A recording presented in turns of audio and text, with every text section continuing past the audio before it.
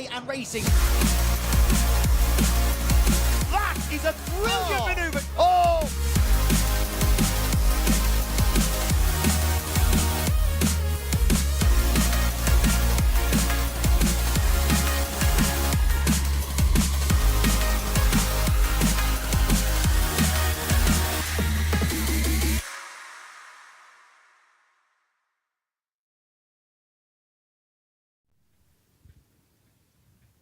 Welcome along everybody to our TCR UK racing weekend here at Croft circuit, entering the second half of the season. You join us today in something of a reflective mood. Motor racing can be full of great days and sad days, and we're here really to think at the opening of our meeting about a sad day that occurred a few weeks ago when we lost a very valued member of our paddock. When we think about what brings us into racing, many of us have the same answer. And sure, we all enjoy the sport. We love the sport that takes place on track. We also love the outside elements of it, the people, not just the racing drivers, but the teams, the engineers, the families, the race officials, the marshals. They all add to a wonderful personable experience that we all share and enjoy over every racing weekend. Racing weekends can, as I said, be good and bad, and they can be happy and sad. And it's a sad occasion today as we would like to spend a few moments collecting our thoughts over Bill Kirkpatrick, who we very sadly lost a few weeks ago.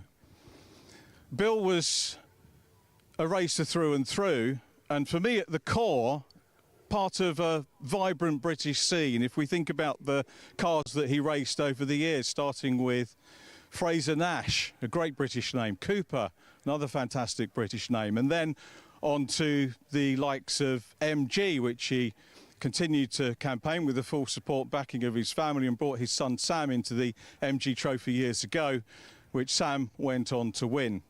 Sam, of course, part of the Milltek Civic Cup, which is part of our programme here with TCR, and we're delighted to welcome Sam and his mum Michelle back here this weekend, and of course we send our love and very best wishes to Bill's family, many friends inside and outside of the paddock. In order that we can spend a little bit of time reflecting on Bill's contribution to his family and the sport, I'd like you all now to join me for a minute's reflection and as a mark of respect to Bill.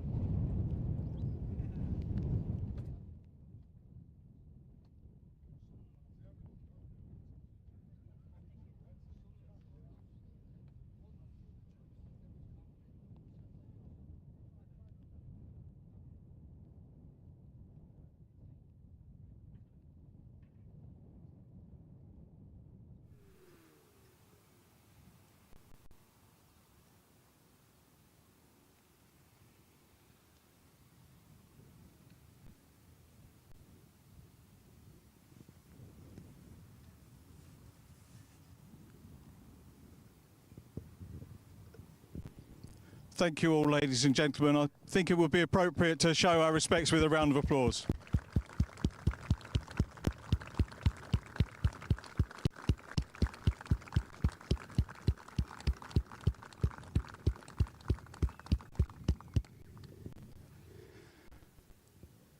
Always the most difficult of times at a racetrack, but we've got some racing to look ahead to today.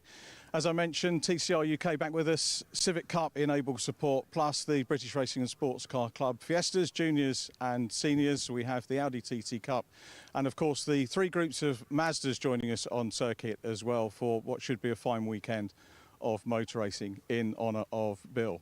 To set the scene for the first race, joining us in the commentary box, I'll be back up there in a few moments too. Let's head over to Scott Woodwis.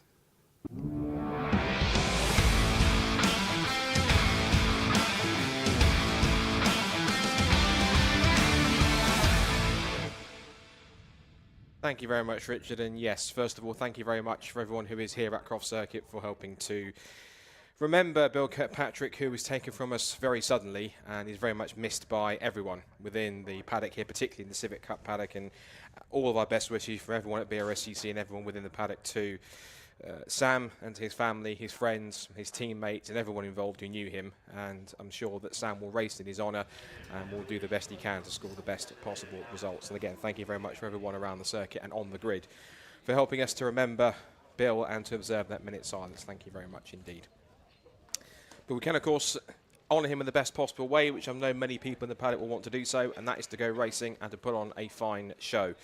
And that's exactly what we've got this weekend, hopefully. By the way, Scott Wood was here again in the commentary box. Of course, you've just heard and seen from Richard John Neal, who'll be joining me for the support races. Aside from TCR and Civic Cup, we'll be joined by Henry Baudet. And we'll have Paul O'Neill here tomorrow alongside Henry for both the Civic Cup and TCR races tomorrow. As in terms of today's programme, effectively, it's one championship taking a turn each, if you like, apart from one which is racing twice today. And that championship racing twice today is actually our first race of the day this afternoon. That is the Downforce Radio Mazda MX-5 Clubman Championship. The rest of the timetable looks as follows. We have the Milltek Sport Civic Cup coming up as our second race after the MX-5 Clubmans. Then we have our first Brscc Fiesta Junior race that comes up after that.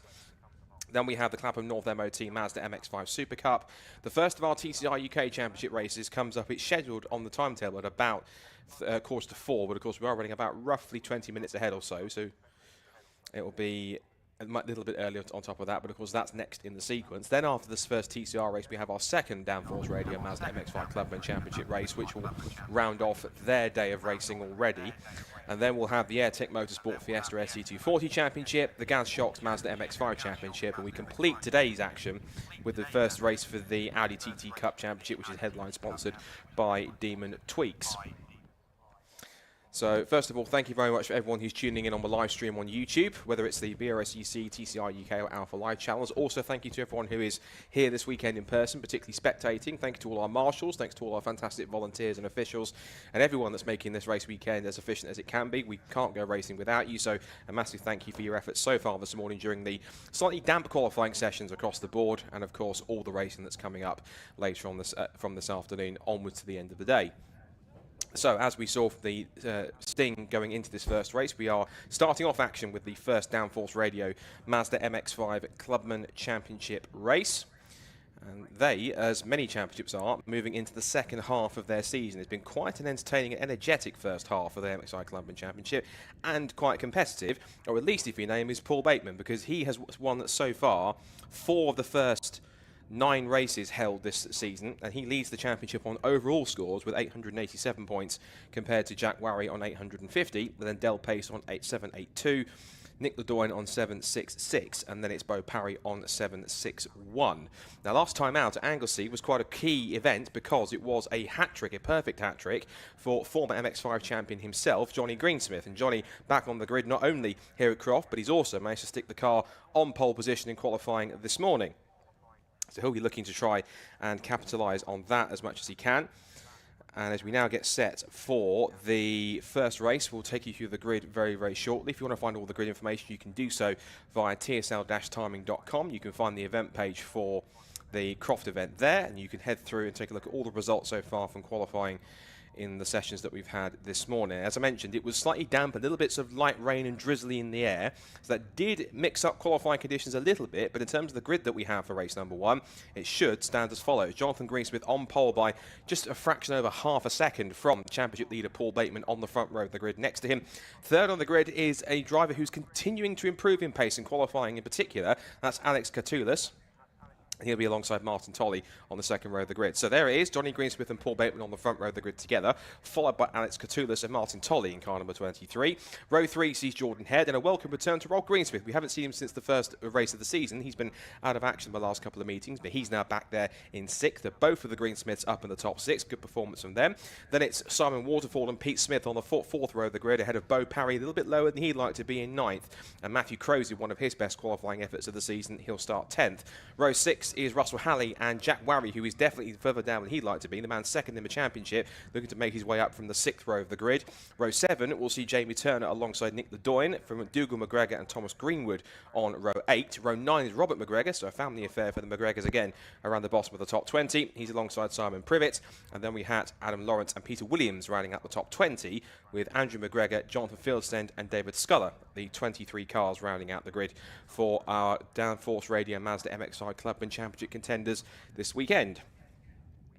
So drivers to look out for alongside the championship leader. Well, of course, Jonathan Greensmith is the man in form. He's on pole position, won the last 3 races at Anglesey, a complete clean sweep of a hat-trick in beautiful sunny conditions. I can't say it's exactly the same here at Croft. It is rather overcast and grey and a bit wet, but the circuit is still damp in places, and that can make it a little bit tricky in terms of setup choices. Which direction do you go in terms of setup? Do you go left? Do you go right? Do you go much better in terms of a more dry setup and hope that it actually gets drier as the race weekend goes on and hope the conditions get better? Do you look to see if there's possibly going to be any... Do you look to see if there's potentially any chance of more rain coming through? We'll have to wait and see how people work their setups. I did see in the MX5 SuperCup qualifying session this morning that before the session we had quite a few teams, as it started to rain, who were scrambling to change tyres and change setups in the assembly area just before they went out. They were all switching to wet tyres in the hope that it was either going to get wetter or the track wouldn't dry out as quickly as it potentially could do. And that has slightly scrambled up the grid in that session, but these are the kind of conditions which no driver really wants. There are some who do like the intermediate conditions, but there are others who either prefer it in terms of setup choice. Ideally, you want it either one of 2 ways. You want it fully dry or you want it fully wet, because you know exactly what parameters you need to change, to what degree, and how much softer or how much stiffer the car you need to make, what change to suspension, if you do make any tweaks to anything like the diff or anything else on top of that. All the parameters that you're able to change, you will then go forwards and try and sort out where you can. So looking at the rest of the grid, some drivers again further down where they should be. As I say, it was not a great qualifying for either Bo Parry or Jack Warry. Bo himself has won a race so far this season, and that was at Snetterton at the second meeting of the year. And then we look further down the order, Jack Warry, who also has a race win to his name last time out at Alton Park. So Jack himself has been a regular podium finisher. He was on the podium all 3 times at Anglesey. In fact, he's only finished off the podium. He hasn't finished off the podium in the last 5 races, because he took second in a win at Alton Park, and that was inherited in the second race by the fact that Paul Bateman got a time penalty, which pushed him behind Jack as a result. Then there was 3 second places. 2 second places and a third, including a fastest lap. I was getting confused by the points table for a second, and that's now helped him to get quite high up. He had a bit of a steady start to the season, a couple of top 5 finishes, got a bit quicker as Alton Park went on, and so he'll be hoping for some good results, but he's going to have to really work his way through from the 6th row of the grid. As for Bo Parry, he is 5th in points overall coming to the weekend. He's a little lower down than he felt he probably should be, due to the fact that he had a DNF in the first race at Alton Park. And before that, he was never off the podium. He took a victory at Snetterton and then 2 second places with fastest laps and a third, and that was through Silverstone and Snetterton at the beginning of the season. Since then, he hasn't finished higher than 4th after his DNF, which means he'll be hoping to try and get some better results in the top 10 and the top 5. He's going to have to do it from the 5th row of the grid, a bit further back than he would like to be. Just hear in the background that the cars are making their way around to the grid. So I believe this will be their formation lap from the green flag. Yes, the green flag lap. So Johnny Greensmith in white with the 2 blue racing stripes down the middle will bring them round towards the grid for our first of 2 Downforce Radio Mazda MX5 Clubman races today. And it's Paul Bateman in blue, number 42, who will be starting alongside him on the front row of the grid. So in 3rd place, car 51, Ewan Thomas there with the grey car with the orange roll cage. Alongside him, there is that's Nick Ledoyen on the 2nd row of the grid. His car is red with the little fluorescent yellow lip in front of it, so watch out for that car. And as we now make our way around on the formation lap, there's some very fast, high-speed sections on this Croft circuit. You've got the long back straight down towards Tower. This is certainly, if you're watching on the stream, a fantastic part of the circuit. The Jim Clark S is a very flat-out left-right section. You then approach at incredible speed up towards the first part here, the flat-out right, or the very high-speed right at Barcroft. and then the two right-handers at sunny in and sunny out. You've got lots of momentum going through in that sense. And then they wind their way back towards the bottom into the complex. In terms of my view out of the commentary box, the only parts of the circuit I can't see are the exit from the Jim Clark S's and sunny in and sunny out, and the back straight back around towards the complex, but I'll get them back in my sight. I lose them as they come just off of the Jim Clark S's and towards Barcroft. They come back into my sight as the leaders on the grid come around now through the complex. They'll come back around through the hairpin and past my commentary box position at the top of the tower.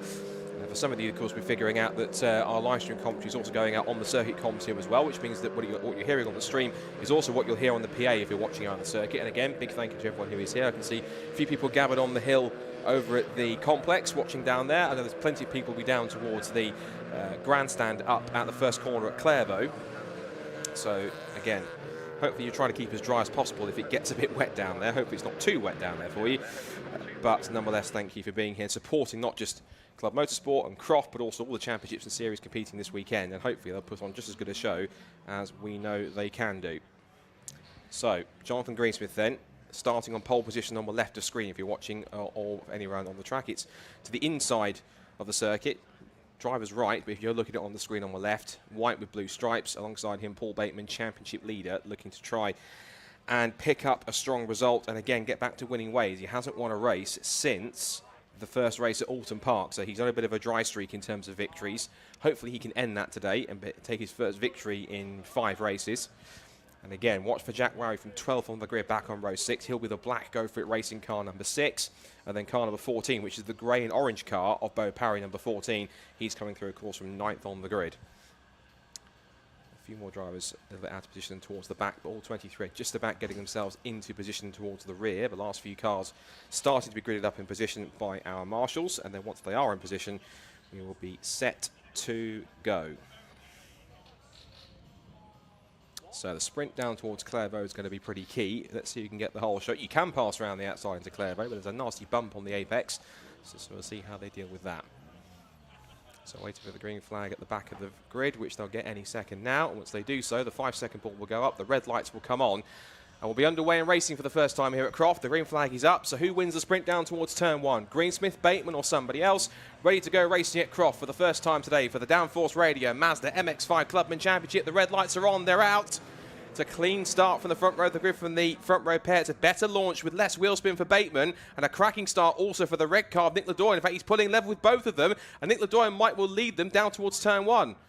I think it's number 3, in fact, as we come towards turn 1 for the first time. It's Jordan Head, in fact, forgive me. So Jordan Head around the outside in the red car. Wide over the gravel goes Bateman, side by side with Greensmith, turning in through the right-hander. They're wheel-to-wheel, exiting through Hawthorns. Everyone turns their ways. They tiptoe through the right-hander and up towards the S's for the first time. Very tricky, very squirrely here as they turn right and then left onto the back straight and up towards Tower. Looks like I think one of the Pacers skipped the chicane, as it also possibly one of the cars in the background. But it is going to be Bateman who leads it then from Greensmith in second place.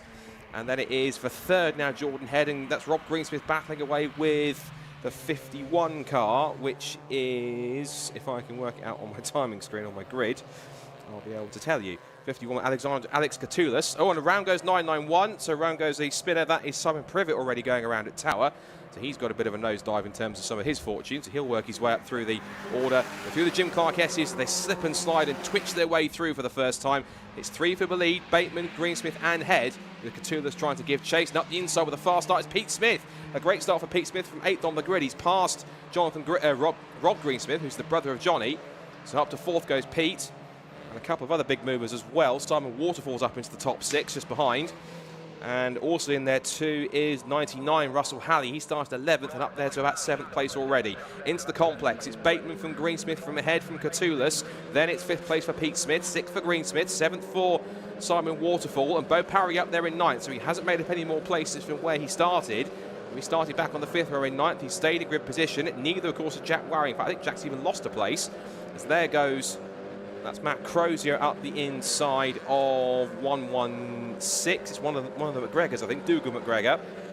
So Crozier's dropped back a couple of places. But at the end of lap number 1, it's Bateman who leads. It's then Greensmith in 2nd place, Jordan Head in 3rd, Pete Smith up to 4th after that move into Sunny Inn. And then Rob Greensmith in 5th position, Waterfall in 6th, Halley in 7th place. And it's Parry up into 8th, so he's made up 1 place from where he started. Turner 9th and Crozier rounding out the top 10. Make their way out through the S's for the first time. And now onto the back straight. Nose to tail. Greensmith lining up for a move down towards it, and Bateman tries to defend initially, but he knows Greensmith has more momentum down towards Tower Corner. Turns his way through the right-hander, and into the lead goes the pole man. Jonathan Greensmith straight in through, and a huge sideways moment through Tower Bend. That was full Tokyo drift style from Jordan Head. Full opposite lock that was from the number 3 machine, and gathered it up beautifully. It is those kind of conditions where literally you're pushing as hard as you dare, and it might look flamboyant, but it loses you a heck of a lot of time if you keep on sliding around like that. So there's a noticeable gap now between second and third. In fact, more than that, Catullus is looking up the inside in towards Button, sunny in. And that huge mistake has not just cost him car lengths, it's also cost him 1 place and perhaps 2, because Catullus has got through and trying to also work his way past appears to be, yeah, that looks like that is definitely, yes, that is Jordan Head going through. And then Pete Smith in 5th position, Rob Greensmith in 6th, Waterfall 7th. So no more changes going through, but it's looking pretty intense up there towards the front. To the complex for the second time at the hairpin. A little tap in the tail there from Jordan Head, just trying to get himself up at the apex. As they come down the pit straight, further back, huge slide for Bo Parry. On the grass there was Russell Halley. He was battling away with Rob Greensmith, and that's them fighting now over, that's now 4th and, that's 5th and 6th and 7th position now, because the timing screen's changed around a little bit. It's definitely Greensmith ahead of Pete Smith now, so there's a bit of a change there. Somebody's a bit out of position, I think, in the timing screen, because the timing screen showed Greensmith ahead of Halley. Yeah, it's now 7th and 8th now between Greensmith and Halley. It's Johnny Greensmith who leads, Bateman in that 2nd place, and then Catullus, Head and Smith in the top 5. And that's Catullus, in fact, actually. We've just seen Catullus battling with Jordan Head. We caught it off camera, but round he goes. So the man from 3rd place is now down towards the back of the field and he's going to be scoring not as high as he'd like to be. So he's got some work to try and get back to the tail of the field. He's got 10 and a bit minutes to do so hopefully he hasn't lost too much time. But the pace he was showing in qualifying might help him out a little bit. You can see by a couple of the cars that are still squirming and moving and wiggling around. You can tell these conditions, as I mentioned, drivers usually like it either fully wet or fully dry. When it's mixed like this, there's little sprinkles of rain and there's damp patches around the circuit. It's so difficult and so tricky to find a proper direction in the setup. Do you go softer in the bid that it'll get wetter? Do you go stiffer in the bid that it might get drier? Do you try and find a bit in between? It's such a difficult time. There are some drivers who are very good at racing in mixed conditions and can find that sweet spot, but others will tell you I either want it fully wet or fully dry, so I know exactly which direction I'm going on the setup, and that can make it so much easier. That was Pete Smith going wayward into the first part of the complex. Lock up from Jordan Head in front of them also. So a little bit all over the place for some of the front runners, but they are holding on as best they can. Now down towards the right hand, around the hairpin they go. Again, almost trying to give Pete Smith the hurry up here, and also twitching his way out of the hairpin of both Parry and Russell Halley as they go down the front straight. Greensmith now extends his lead with a new fastest lap of the race. That's now just under a second ahead of Bateman in 2nd place. It's then Jordan Head in 3rd, Pete Smith in 4th position. In fact, yeah, Jordan Head hasn't going down the timing screen just yet. I think it's waiting for TSL to update because it's still him showing in 3rd place, but there's like a red marker next to his name on the timing screen, which probably suggests that he is... No, that's... I need to look at the actual timing screen there for a second, because there is... It appears to be... There's a red mark next to Jordan Head's name, but for reasons I'm not 100% why. I'll look and see if on my laptop here on the race control app will tell me the reason why he has that. Is it a time? It's a time penalty, in fact. So it's a time penalty for Jordan Head. Now, it must be 10 seconds pending, which usually suggests either a jump start, which might explain why he was so quick off the line, or sometimes it can also mean an out-of-position start. But given the fact he got such a quick launch off the line to pull level with both Bateman and Greensmith, that would suggest to me it's possibly a jump start, but we'll leave the clerk of the course and Jordan to argue that one out to see what it's for. Lots of battles going on here further back. There's just some nice dueling going on between 4 of these cars in the mix. You've got Jamie Turner in the dark blue number 9. The purple and yellow machine is Russell Halley. Behind him is Jack Warry, who's not making as much progress as he would like to. He's currently sat at the moment in showing as being in 11th place. And then he's also battling with Dougal McGregor, but I think he's just got past Dougal. Running wide into the complex once again, halfway through this race. And now into the hairpin again. Looks as though that Halley's going to just try and work his way past if he can. Over the curb on the exit. Better run, better grip from the hairpin there for Halley as he comes down the pit straight. This will now give him an easy move up into what he's now become. That will have been 8th position. So up into 8th goes Halley, as Pete Smith now sets the fastest lap of the race, using all the clear air he's got. Little puff of smoke there from Halley as he locked the outside front wheel to get it stopped for Clairvaux. Into Hawthorne, you can see that the white car 116 of Dougal McGregor just closing up a little bit on their rear end of Parry, second in the championship, but much further down than he'd like to be, only in the fringe of the top 10. They've got the top 2 in the lead. And as they head down the hill towards the right-hander at Tower Bend. Bateman's closed back in on this one. They were very evenly matched in terms of pace on a 148.4 last time out, but in terms of their ultimate fastest laps, Greensmith is quicker by about 4/10. But again, still in that first part of the Jim Clark S, as you saw the car to take a couple of bites of the inside curb on the first part of the S's to get that car in. And through Barcroft, it seems as though that Greensmith is a little bit faster and more comfortable, and he's trying to find the drier patches of the circuit to push a little bit harder.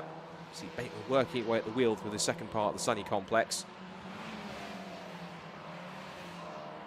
Now they make their way up towards to the actual complex now before the hairpin. This is on lap 5. And coming around towards the end of this first... Towards the end of this first race, we're in the second half now. And Bateman again closes up in those last few corners. Jordan Head is going with them, and so is Pete Smith. Remember, he just set the fastest lap of the race. So watch for the purple number 17 car, Pete Smith. Is charging along. New fastest lap of the race now goes to Jordan Head now, 1:45.662. But remember, he has a 10-second penalty hanging over him for either an out-of-position start or a jump start. My suspicion is possibly more a jump start, given how quickly he got off the line.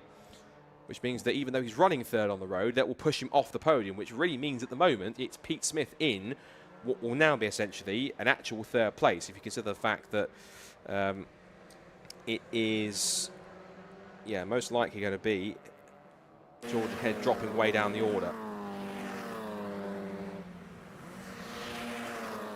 Down the back straight. And now we've got a scrap developing here on screen between Simon Waterfall and Rob Greensmith, and also just behind them, Bo Parry and Russell Halley are fighting over 7th place at this point. And that could be a few more points. You get 100 points to win in this championship, and it goes down in increments of 2. So at the moment, given the fact what they're battling over, that will be from 5th, 6th, 7th, and 8th. So it's 92 points currently for Simon Waterfall. It'll be 90 for Rob Greensmith, 88 for Bo Parry. And Russell Halley will score 86. We also get a point for fast lap as well, so that will currently go to Jordan Head. But unless anyone else steals it away, as the track appears to be getting a little bit quicker as the race goes on.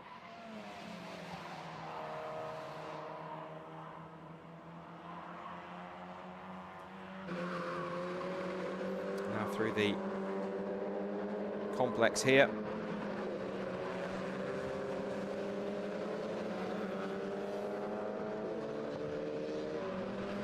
Still Rob Greensmith just tailing on. And as I mentioned going through the grid, we haven't seen much of Rob Greensmith this season, as Johnny Greensmith now sets to be fast lap of the race. That immediately gets taken by first Jordan Head and then immediately by Pete Smith, who is motoring along. He's gone sub 1:45 now.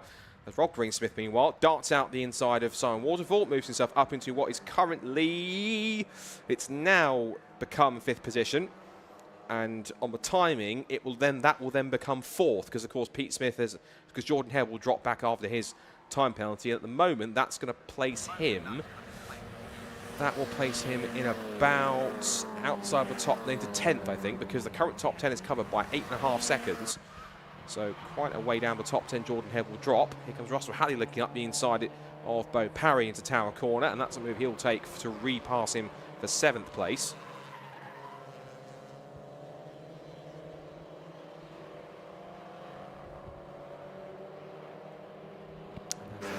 Towards the Jim Clark S's again. Greensmith now, he's released himself from behind Waterfall. He's starting to pull away a little bit now. And this is where it's really going to count in terms of pushing forwards. Just Waterfall now has Halley to deal with this time. A rather rapid Russell Halley. So a few cars seems to be setting up for what could be slightly drier conditions, and that's starting to come in now once now that the rain is still a threat of rain around. It's still very overcast and grey, but they're starting to work out the track is getting drier and drier, and I think those going more towards a drier setup are starting to benefit from that a lot more. Now, looking at the leading group, I'd say that's really closed up between the top 4 on the road now, because Jonathan Greensmith is leading. Bateman in second place he was a 10th slower on the last lap. As they go across the line now, lap times go, it's 44.9, then 44.8, 44.8 for Head, then 44.5 for Pete Smith. So Pete's by far the fastest man on track, and now it is a leading quartet, because Greensmith did a 44.9. That was then bettered by, and that was for the moment a new fastest lap of the race. That was immediately bettered by Bateman, then Head, and then Pete Smith. So Pete Smith then is currently sat at the moment in 4th position. It's a net actual 3rd place, given the fact that he is now going to be dropping down the bottom of the top 10. They make their way onto the back straight. Here comes Halley again, so Waterfall in danger of losing another place if he's not careful. They turn in through the right-hander at Tower Bend, and the way with there is Waterfall couldn't get the grip down. This is all the chance Halley needs. They're practically kissing wing mirrors on the approach towards the Jim Clark S's. If you're going to go around the outside and be side by side here in these conditions, you're a brave man. That's exactly what Russell Halley is. He backs out a bit of a last moment, slots in behind the number 24. And this, in fact, his teammates at play, of course. You've got the two close racing cars. It's good they're battling in 6th and 7th place, but I think the last thing that Mike Close needs is for these two to be giving him heart palpitations between these two battling amongst each other. I'm sure the instruction is race clean and race fair, but just don't take each other out.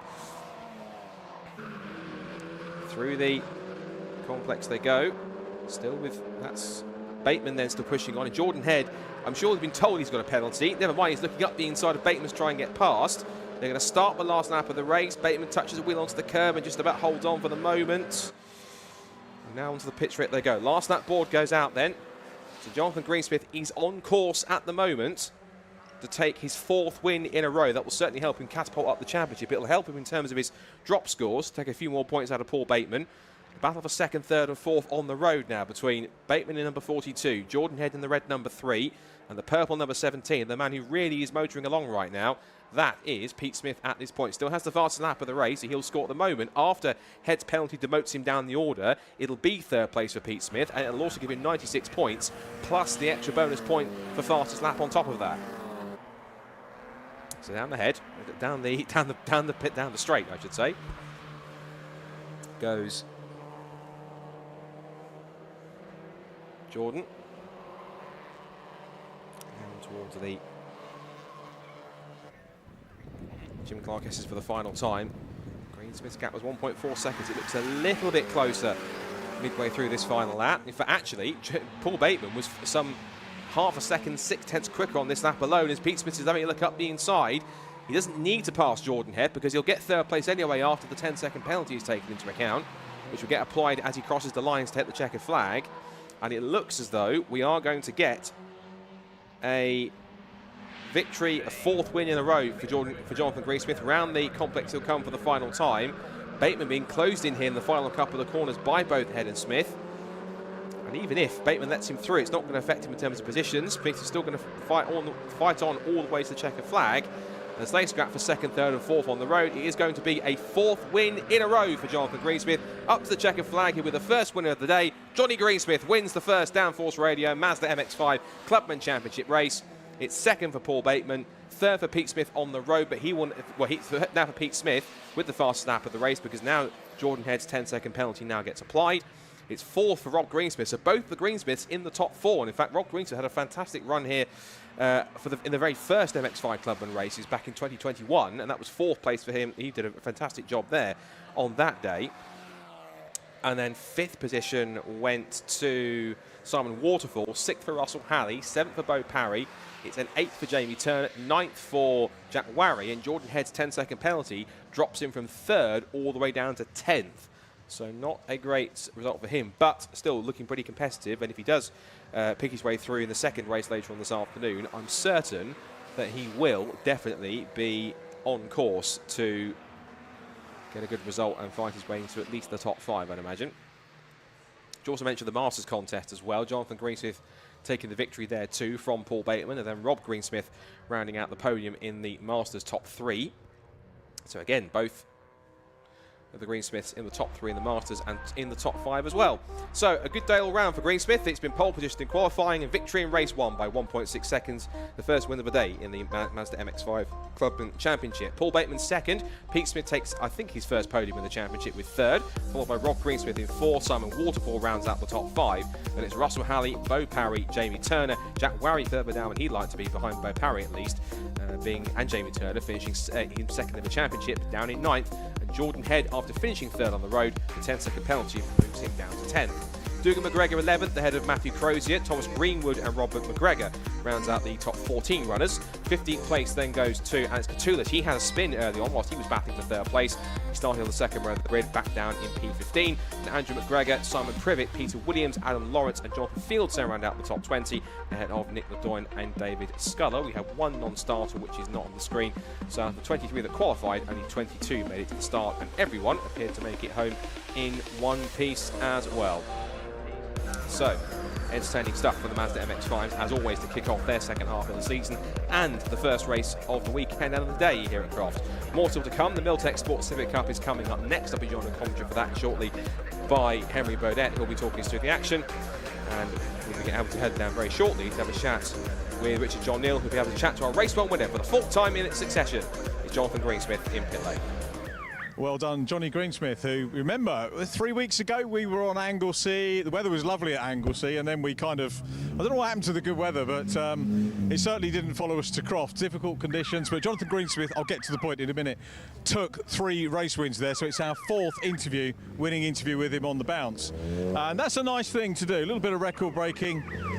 And we meet again, Mr. Greensmith. How you doing? Many congrats. I'm very well, thank you for asking. Congratulations. Cheers, thank you. Yep, tough one that. I was going to say, the Paul was ahead, wasn't he, at the start, and then you got him back, and from there on, just looking back. Yeah, just it's so treacherous out there. The conditions kept changing each corner, and it's starting to drizzle again.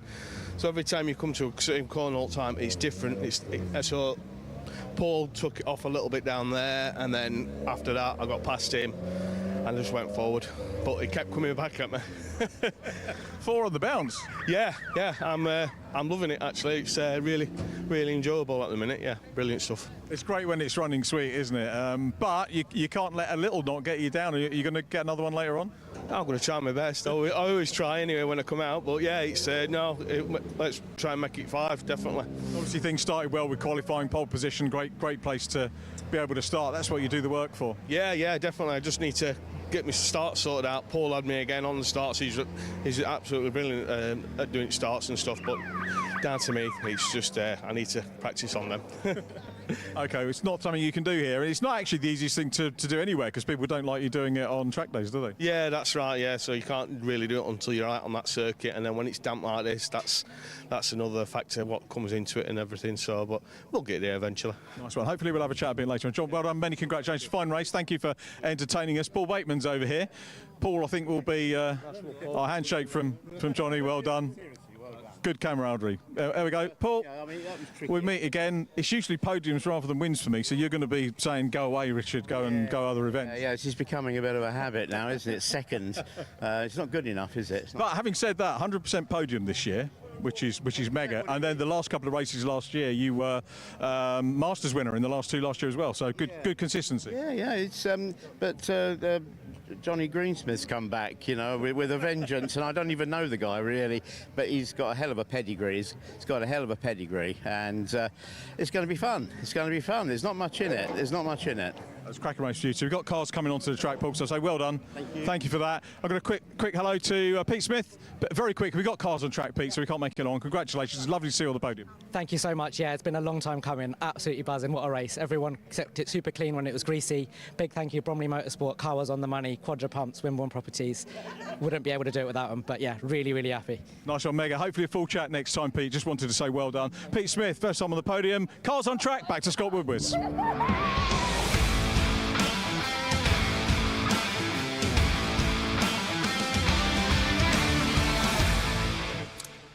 Thank you very much, Richard. Cars are indeed on track for the first of our Milltek Sports Civic Cup races this weekend. Always a fun and energetic and competitive grid, as it has been all season. It's been a few weeks since we saw them last at Alton Park, but they're out in force once again with a great entry, 28 cars here this weekend, including, of course, championship leader Max Edmondson, who is back on pole position. Alongside me for the first time today, and of course the first time commentating on Civic Cups and TCR this weekend, is Henry Baudet. Welcome back to Henry. Thank you very much, Scott. And we're going to head through with the grid very shortly for our first Milltek Sports Civic Cup race of the day coming up. It's been quite an interesting qualifying session in damp conditions, but this is how they're set to line up. So on the grid, on pole position, it is set to be, if I can bring it up on the screen in front of me, there we go. So pole position goes to championship leader Max Edmondson. He starts on the front row alongside Harvey Caton in P2. Then it's Liam McGill and Josh Files, who came close to victory in the race at Alton Park in row 2. Then it's Lewis Kent and Sam Kirkpatrick, of course, who's racing here in honour of his late father Bill, who sadly lost shortly after Alton Park, and best wishes to him and best of luck to him too. Row 4 sees Will Redford alongside Alex Kite on the 7th and 8th positions. Then as the camp former champion in the FN2 Civic, alongside Daniel McDonald, who rounds out the top 10. It's Spencer Stevenson and Jamie Petters on the 6th row of the grid, Wesley Swain and Jack Riddell, and Dave Marsh and Jordan Bredon, followed by Harry England and Owen Hillman, Nick Charlier, and a welcome return to David Buki in Kinetic Motorsport. He starts back in 20th. Then it's William Butt and Trevor McConnell from Josh Bromley and Aidan Hassan, and Anthony Gannon, Mark Hughes, Jackson White and Simon Welch. 28 cars on the grid. And the key thing is, of course, Henry, championship leader on pole position, go for victory once again. Yes, championship leader on pole position, Max Edmondson. You can see him there on the left-hand side of your screen. 15 minutes of action on a damp but drying circuit. I say drying, you can see one or two of the cars with their wipers going because it is spitting with rain. So the key is going to be getting off the line cleanly and then finding that all-important bit of clear track for the run down to Clairvaux, which is harder than it thinks in dry conditions. So what's it going to be like in damp conditions? We set the one or two cars at the back of the grid just being manoeuvred into position by the incredibly hard-working Orange Army here at Croft. And of course, have to pay tribute to the Orange Army. Without their dedication, none of these drivers would be able to go racing. However, things are looking good. Max Edmondson comes into today with 276 points. Josh Files on 243, but dropped scores means that Files is a little bit closer, but that will come into play later in the season. This is race number 9, first of 2 outings for the Milltek Sports Civic Cup this weekend. And under grey skies, we now have a green flag at the back of the grid. And the engine notes rise. They look to the starting gantry for the green light. And we are off and racing. It's a great start from Edmondson, who gets the power down nice and cleanly. And as we look back, Scott, everybody off the track, off the grid, nice and cleanly. Edmondson with a big lead going into turn number 1, side by side for second place, however. And just looking back, believe it or not, everybody looks as though they behave themselves. Oh, with the number 54 car of Caton there running a little bit wide, he drops to 4th position. It's 3 abreast going through the S's. It looks like it's Caton, Files and Kent up towards the back straight for the first time. And Max Edmondson, in what's becoming now increasingly wet conditions, absolutely trying to streak away already in the early sides. Nick Charlier off into the gravel. It looks like he is off the road, I think it looks like at the first corner. Yes. You can see the rain imminently coming down. It's tipping it down towards Tower Bend, which means they'll be tiptoeing their way through the right-hander. It's 2 by 2 like Noah's Ark as they come up out of it and through the Jim Clark S's. And 2 cars big sideways. That was one of the Pro Alloys cars and David Buki getting sideways. But in damp conditions, as he just simply flicks the tyre stack on the inside of the second part of Jim Clark S's. It is Edmondson who leads it from Caton second place. That was Dave Marshall running wide in the FN2 Civic as he lets a few cars through, including what looks like, I think, one of the Pro Alloys cars, and Dave McDonald on top of that too. Going around the outside of the first part of the complex. And as for the stricken car, Nick Charlier, which has very quickly been snatched away. It's a good job by our recovery and snatch teams to get that car quickly off the road. In fact, there you can see it is being dragged back in. So Kinetic Motorsport with a slight nosedive in their fortunes, but the early signs seem to be that it's Area Motorsport will have this race pretty much in command. It's now 1, 2, 3, 4 for their cars because you see Lynn McGill having a look up the inside of Lewis Kent, but it is Max Edmondson who leads the way, Henry, with Kent McGill and Files giving a chase here with both Harvey Kate in 5th position. And that's the camp in P6, the leading FN2 for Paralloys. And of course, one thing we didn't mention was tyre choice. Of course, the drivers, when they went into the holding area, as we look at the number 62 of McGill, up the inside at Clairvaux, gets it sideways on exit. He somehow saves it, has to cut across at the exit of Clairvaux into Hawthorne, and that is going to give an even bigger advantage to Max Edmondson as Lewis Kent in the number 38 car. Oh, and a spin. Max Edmondson. That was Edmondson. That was Edmondson. He get crossed up coming out of the S's, and he's slow. Is he getting it back up to speed? I believe he is. So that must have been a mistake exiting the S's, and now it's a mad scramble for the lead. It's now Liam McGill who now leads the way, but they're sliding all off the road in what is becoming ever increasingly damp and wet conditions. Off the road went Jordan Brennan. He's getting back on him with Liquid Molly Civic, but it is now what's happened to Max Edmondson. This has now become a mad dash, almost like a dash for the cash for the lead, because now it's Lewis Kent in the lead, but the gaggle coming through the Jim Clark S's, one after the other, like bullets from a machine gun. This is fantastic. So we try and read them through. It's Kent from McGill from Files at the moment. Files going on the attack in the first part of the Jim Clark exit up towards Shunny and Sunny out, and that was both Will Redford and Astor Camp going into a move, and that seemingly as a result of that gave Max Edmondson 2 places for the price of 1. He's now moved up back into wherever he is now. He hasn't updated on the timing screen because he's obviously way down the order, but he's back into roughly looks like, I think somehow 5th position, and he's still in contention of the lead. Up the inside for Harvey Caton, and it's back to an area motorsport 1, 2, 3, 4, but not the area it was before. As McGill looks up the inside and taps the back of Lewis Kent into the hairpin. There was contact between the 2 area motorsport teammates. Files getting involved. The recovering Max Edmondson's at the mix. It has all kicked off after barely 2 laps, Henry, and we've still got 11.5 minutes to go. Exactly. Side by side for second place. There is Files to the inside. Windscreen wipers ablaze into turn number 1, Clairvaux. There's Edmondson now back into 4th position. So Lewis Kent leads an area 1, 2, 3. Area 1, 2, 3, 4. In fact, just a couple of corners ago, it was McGill and Kent squabbling over the same bit of area on the track. Now, there's yellow flags waving as one of the FN2 cars coming wide out of the S's down towards Tower, and you can see nobody knows exactly which line to choose.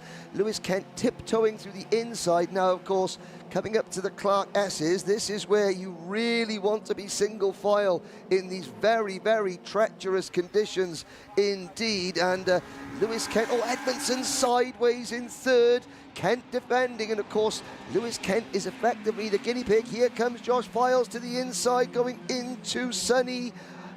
I think that's Sunny out, but Josh Files now in to the race lead. Kent seconds and Edmondson back up to 3rd. So after the spin, it could be the spin and win a la Danny Sullivan in the Indy 500, I think, because he's now going to pick his way through, and in fact he was lucky to get himself back up the order, and all the battle that was going on around. In fact, Max Edmondson diving up the inside of his teammate, spooking Lewis Kent, and incredibly he's back up to 2nd place. Now behind his main rival for the championship, teammate Josh Files. Just cocks a wheel into the hairpin, but through he goes in 2nd place. Kent tries to fight back on the exit. In fact, does try to fight back, gets better traction. And look at the McGill on the inside line. 3 wide. 3 abreast, and McGill got himself onto the grass. It's 3 abreast now. Max Edmondson slots back in behind him. It's now side by side for second with Kent on the outside, McGill on the inside, darting and struggling at the undercut. Next, Edmondson takes a huge chunk of curb on the inside line. You can barely breathe all the action going on here. Edmondson back into 3rd place. Caton getting himself into the mix now. Everywhere you look at the front of this field, there is action in the Civic Cup. Up towards 4th goes Harvey Caton, and 3 goes into position. And now down the back straight towards the right-hander at Tower Bend. It is all action, but still now, through all of that, Edmondson is still in 3rd position. Got the place back for Liam McGill. So Liam McGill got the place back. Back up the inside. He goes into Tower Bend before I was going to hand over to you. I was going to do a rundown of the order, but it's all changed. Every single corner, there is a position change somewhere. Redford up the inside. It looks like Alex Kite, who has the fastest lap of the race. Sam Kirkpatrick also is in 8th position. He can still get a podium. Where do you look? There is so much going on, and we're not even at half distance. And we're side by side going through the Jim Clark S's there. That was Alex Kite in the number 97 car, who's actually the fastest driver on circuit at the moment. He's there ahead of Sam Kirkpatrick there in the number 22 silver and black and a sort of green area motorsport car. Then it's the 42 of Will Redford, and then the red car of Dave Marshall. Now, of course, there's only one championship this year, you know, between the two models, the FN2s and the EP3s. The FN2s are still sort of outnumbered by the EP3s, but there are more of them. The FN2s are the newer shape Civics, driven by the Dave Marshall car there in red. But here we go, side by side once again. This is McGill. No, it's not. It's Files and Edmondson round the outside into Clairvaux for the race lead. Now, it's going back to where we were at the start of lap number 1. Now, all Edmondson has to do through the Clark chicane. This is where he got the mother and father of all tank slappers on earlier on, but keeps it together now, and it's actually Edmondson who somehow managed to make the fastest lap of the race whilst overtaking Josh Files for the race lead. 7.5 minutes to go. There's Harvey Caton trying to hold off early race leader Lewis Kent, and I can understand why Kent was so tentative in those early laps, because with the grip level changing, the leader is effectively the guinea pig. He's testing the grip levels for everybody else. They're still side by side. Oh, that's Alistair Camp sideways into the Clark S's. He gathers it together. Now, we have had a couple of pitters for... sadly, it looks as though William Butt might be one of them. I think 3 cars have come into the pits, but we've been so transfixed. Oh, and sideways again, that is Liam McGill. Now, being a newcomer to this championship, Scott, I'm wondering, the yellow rims round the tyres, that's not a difference in tyre compound, is it? Or is that just, well, he likes the colour yellow? I think that's a design choice rather than designation or anything else. So it's a neat-looking car. And area motorsport cars are some of the neatest turned-out cars. All the cars in the Civic Cup look fantastic in terms of their standard and the livery and how well they're turned out. And Area Motorsport just seems to try and turn the wick up just a little bit more to make their cars look that little bit extra kind of effort in terms of delivery. Speaking of extra effort, Max Edmondson now sets another new fastest lap of the race. Did so setting the fastest first and third sectors of the race at this point in time as you come up the back straight out of the S's for the sixth time. And Edmondson now, of course, trying to pull away with Files in second place. These are the top 2 of the championship. This is going to be advantage, of course, Edmondson. Files will take as many points as he can out of the cars behind him to try and make their way up the order. But it's now Files in second place, McGill third, Caton fourth, and Lewis Kent in the top 5, running wide there on the exit of Tower Bend. It's Kite in 6th position, Patrick holds 7th, John Redford 8th, Dave Marshall 9th, and Camp rounding up the top 10. Now, of course, sorry, Scott. I was about to say that, a little bit of bodywork flying there off the back of the number 97 Pro Alloys Racing car of Alex Kite. Behind the leaders, we're looking down the order. Marshall runs 9th, Alistair Camp is 10th, and it's Jamie Petters in 11th, Daniel McDonald, and the number 12 car of Spencer Stevenson. Wesley Swain runs in 14th position. As you can see, we've lost, sadly, Anthony Gannon and William Butt. Also, Jackson White still running, but at the back of the field, as Marshall now sets his sights on the number 42 car of Will Redford coming out of the hairpin onto the start-finish straight. Edmondson goes quicker again. The gap to Josh Files grows to 1.7 seconds. And, of course, we're only talking about race 9 of the championship. But with Edmondson holding a handy advantage in the points over Files, well, Josh Files will not be happy letting Max just cruise away. He has to start chipping away at Max Edmondson's points lead. And I have to say, after that mistake from Edmondson, Josh Files will be kicking himself ever so slightly, because that was a real opportunity for Files to gain ground on Max Edmondson. But I have to say, Edmondson has been simply irresistible in his recovery drive. The fastest lap of the race is into the 1 minute 33s. We've got 4 minutes to go. The track is drying out. There are no more spots of rain. I think that Lewis Kent has just left the wipers on just because he doesn't want to look down off, because he's staring at the rear end of Harvey Caton's car. He doesn't want to take his eyes off the road to fiddle with the wiper blade switch. But into the last couple of corners now on this lap, and wheels cocking in the air left, right and centre as we watch McGill holding off Caton, then Kent, and coming up behind them Alex Kite, and of course Sam Kirkpatrick in P7. Redford is 8th, and then the first of the FN2 cars, that's Dave Marshall, just a wee bit in front of Alistair Camp, and another new fastest lap for Max Edmondson. He's pulling away at the rate of 0.7 of a second per lap, Scott. It's quite astonishing given that he was in the middle of the road having spun exiting the S's just a few minutes ago, and now of course he's leading the race once again, and he was several places back down, what was it, 8th or 9th position. I have a theory.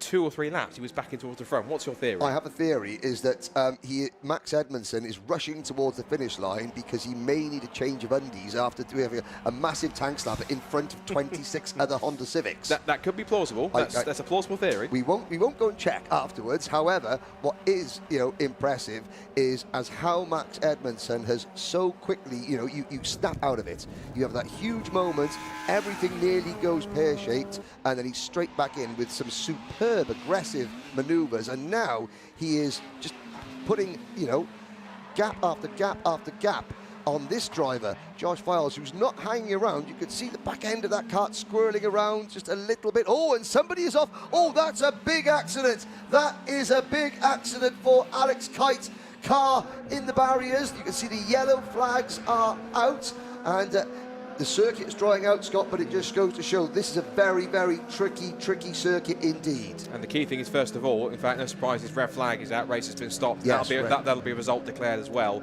In fact, actually, immediately, I think Max Edmondson he is going straight into the pit lane because of that, because that looked like it was quite a hefty accident. In fact, no, he's been told to stay on the circuit, and they'll pause him there.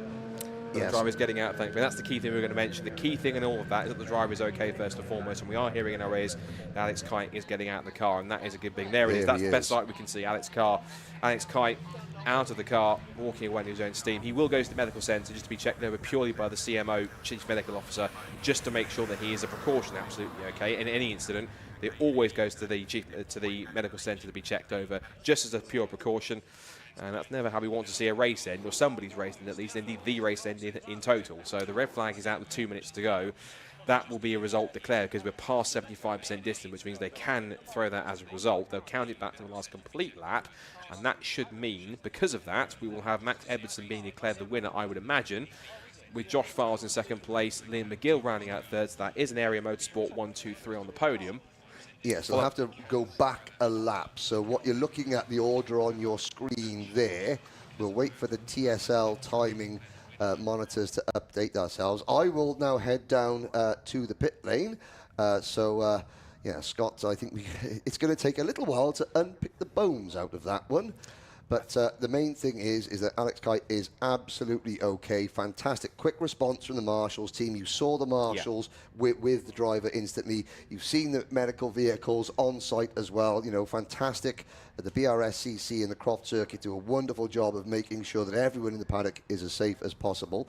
And we paid tribute to the Marshals earlier on, the Orange Army, and that is why we paid tribute to them. So Mr. Kite will now be looking and saying, am I going to get out for the next race? It's going to be a mighty effort, but the main thing is that if the car is fixed, the driver is good to go. I will go and speak to, I would imagine, to be a very happy Max Edmondson.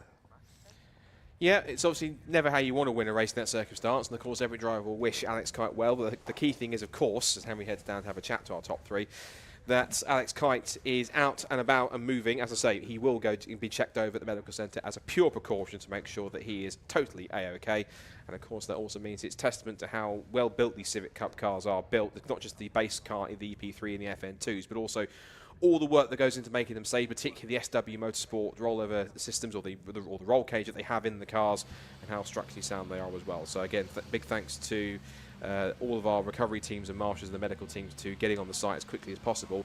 It's never how you want to see anyone's race end, or a race end for that particular matter, but the key thing is that those involved on the surface are okay. And as I mentioned, with the results going back a lap as they were at the end of that red flag, in fact, it's actually gone back further back. In fact, it looks though it's changed around because of that being the previous lap, although it was shown McGill ahead of Caton, but I don't think that's completely correct. We'll have to wait and see.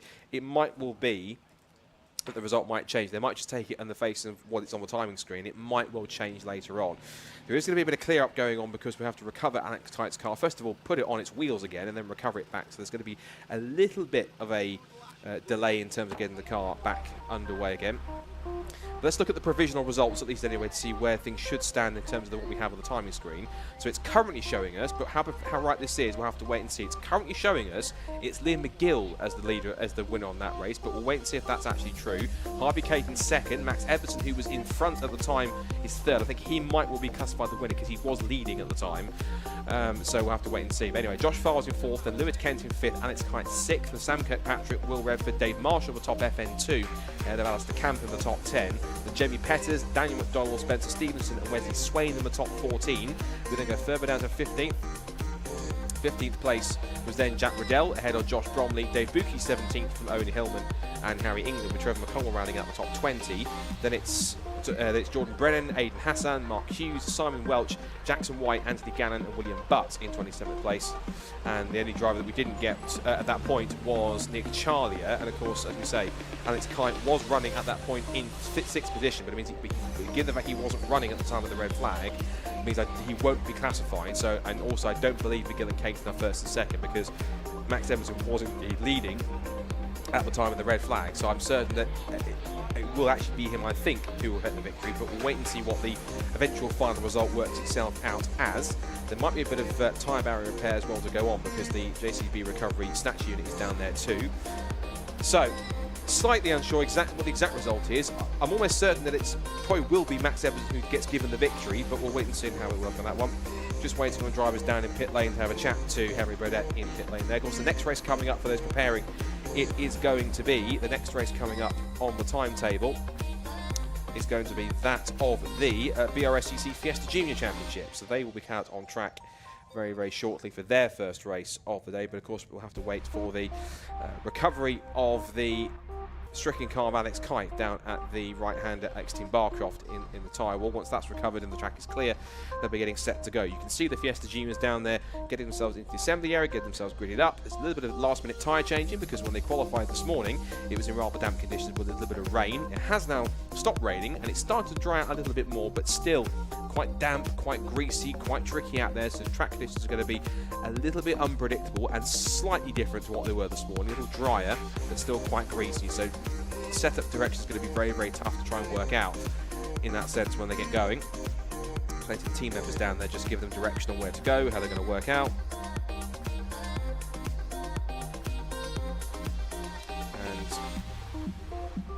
Go through some of the main contenders for Fiesta Juniors very shortly. It was a slightly jumbled up grid order in terms of qualifying, given that there are a few drivers who qualified in terms of where they've normally been so far this season, a slightly bit out of position, some a bit higher than we expect, including a surprise, a positive way, a pole sitter in Archie Davis. It's his first Fiesta Junior pole. He will start after he mastered the tricky conditions.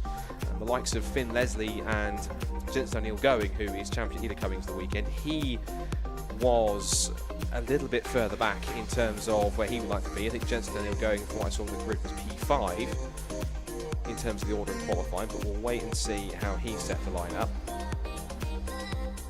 Still waiting on drivers down in pit lane, so again we'll grab our top three from the Civic Cup shortly once Henry Burdett is ready to have a chat with them down there in pit lane.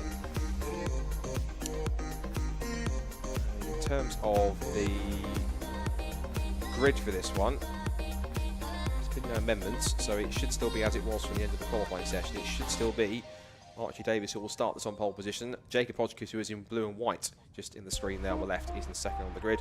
And then Tommy Harfield and Henry Foote, a really good effort from Henry, who starts fourth on the grid on row 2. That's a great effort in the mixed conditions. And then current championship leader and Mark 6 class leader, Jensen O'Neill Going, he will start in P5.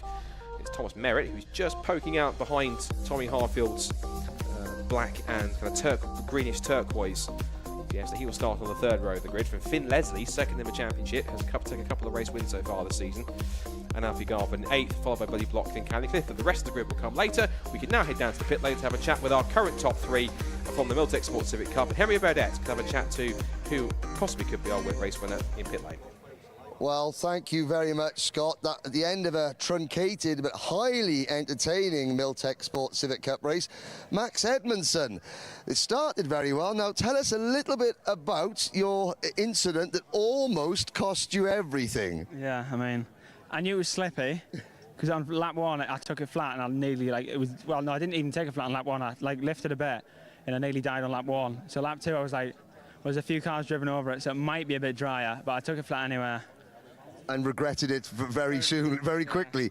But I mean, so after that recovery, dropping to 5th or 6th position, then talk us through the fight back, because there were some very impressive moves. When you had the pace on the brakes, but yeah, I kept making mistakes. I was so angry with myself after bending myself out the lead, but luckily I brought it back, didn't I? You did indeed, very impressively. Fastest lap of the race, you were 7/10 of a second a lap quicker than everybody else. Track conditions improving as the race went on? Yeah, it was drying. I mean, like the first half of the lap was drizzling a bit, but the back end of the track was completely dry basically, so yeah, I was just trusting and hoping, to be honest. So, of course, after after sort of your championship hopes flashing before your eyes almost at the first couple of laps, how do you feel now, having sort of driven up to and caught and passed your nearest title rivals, to take another win? I mean, it feels good, but I'd prefer to have done it without binning myself, but yeah. And the question that everyone wants to know, do you need to go and change your underwear now after that? It was quite scary, yeah. I might need to. Thank you, congratulations, well done. Your Civic Sport Race 1 winner, Max Edmondson. Now, of course, several of the drivers that passed Max Edmondson eventually finished behind him. Josh Files coming through. Josh, you had a grandstand seat of that incident. I mean, talk us through the opening couple of laps where you know, there was drivers. Lewis Kent was leading, you were leading. You know, it was pretty hectic, wasn't it? Yeah, we were just saying we think it's probably made good TV. But yeah, no, I got a rubbish start because I thought it was slippier than it was. So I was in second and it didn't work out for me. But other than that, it was just crazy. People were swapping positions all the time. Obviously, Max Verstappen lobbed it by his own, coming through the chicane, which made it interesting as we're going either side of him. And then in his pooey pants moment, he just drove back through past everyone. But I don't think he's got any life preservation on him. I was going to say, with age comes experience. And your sort of self-preservation mode kicked in, because of course it was very hectic, and of course you do have 2 races. The track is half dry over here, but it's still wet round the back. How tricky was that for you to then manage the car as the race progressed? It's always hard. Obviously, I led Max for a few laps or whatever. It's always hard when you're the car in front, because every time it's changing and every time you're like, you know, what's coming up next. I mean, Max got a wicked run out of the hairpin, and obviously his car's very fast. I did think about giving him a bit more hell into turn 1, but I thought, do you know what? Today's not the day. He wants this more than me, because it's his home track. So we'll give him hell tomorrow from the reverse grid instead. I was going to say, tomorrow is a new day. Obviously, we have to talk championship. You know, losing a few more points isn't good, but tomorrow, different day, different track, slightly different attitude. You say, like, you know, time to give a bit back, maybe?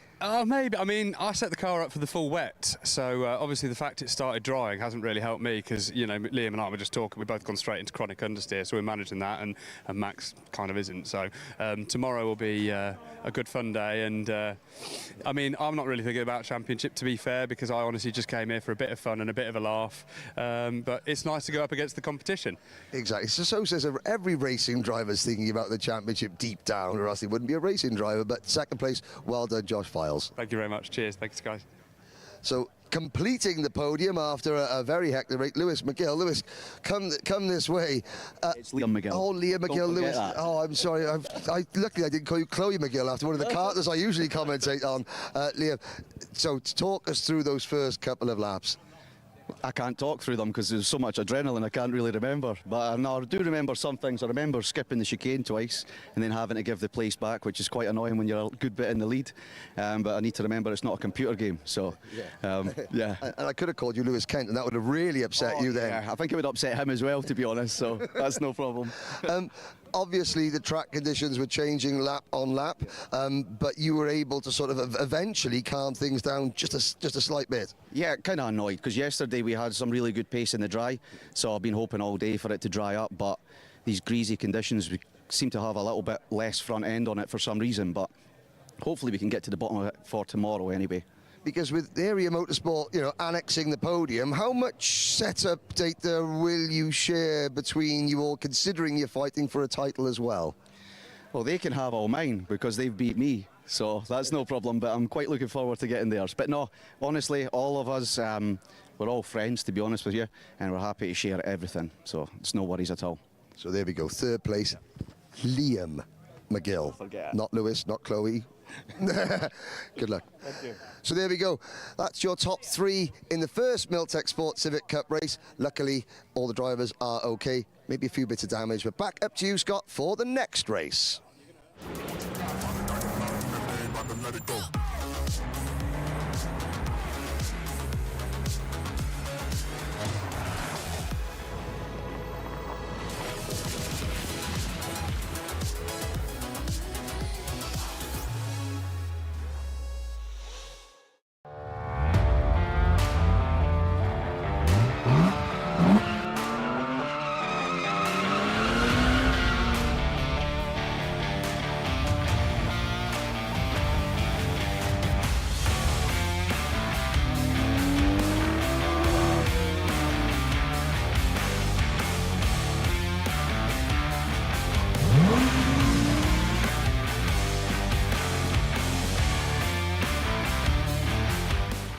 Is your business ready to switch over to cloud telephony before the BT analog switch off? If you're not sure, you can get a telecoms and IT health check from Maximum Networks for free, covering broadband, phone systems, IT support and more. Arrange your free audit today at maximumnetworks.co.uk.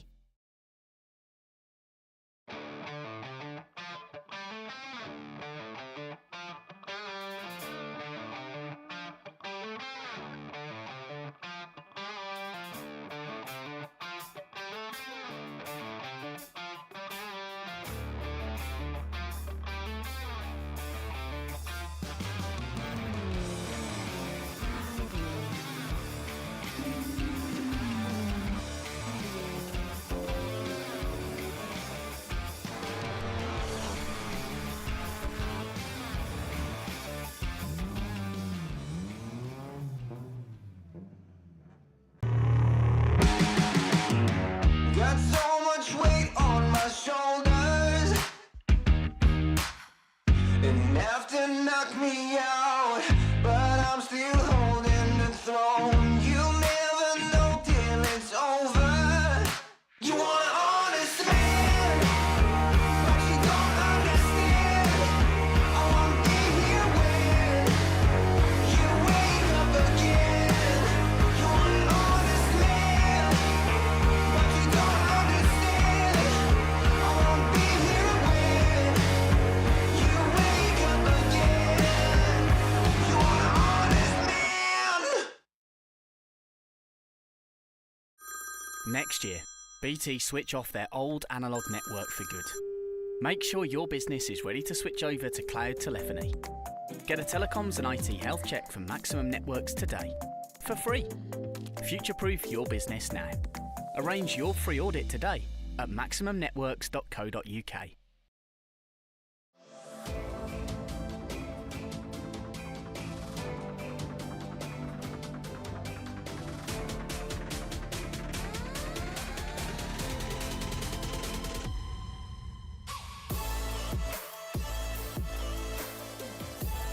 He's all the way around the outside. Miles for the lead. Side by side, who's going to be the bigger man?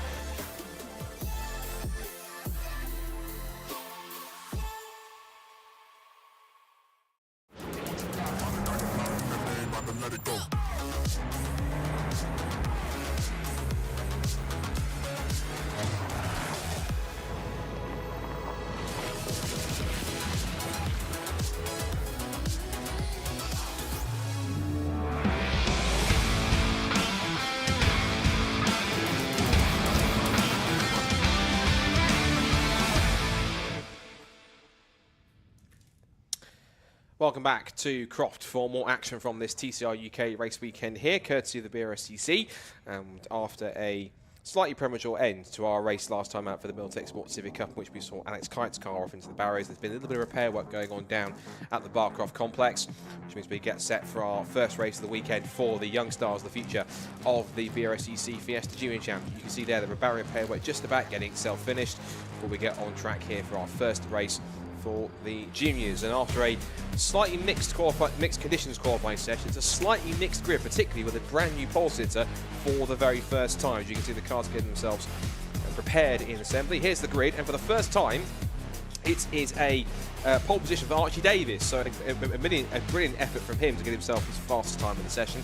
He will start alongside Alton Park winner Jacob Hodgkiss on the comeback trail after a nightmare weekend at Snetterton. Got a win the podium, and that puts him on the front row of the grid in qualifying. Tommy Harfield and Henry Foote, again, brilliant effort from Henry to put himself fourth on the grid. He starts on the second row next to Harfield. Then Jensen O'Neill Goen, the championship leader, back in 5th position, and the highest of the Mark 6 cars starts in P5 alongside Thomas Merritt, who's back towards the front in 6th position.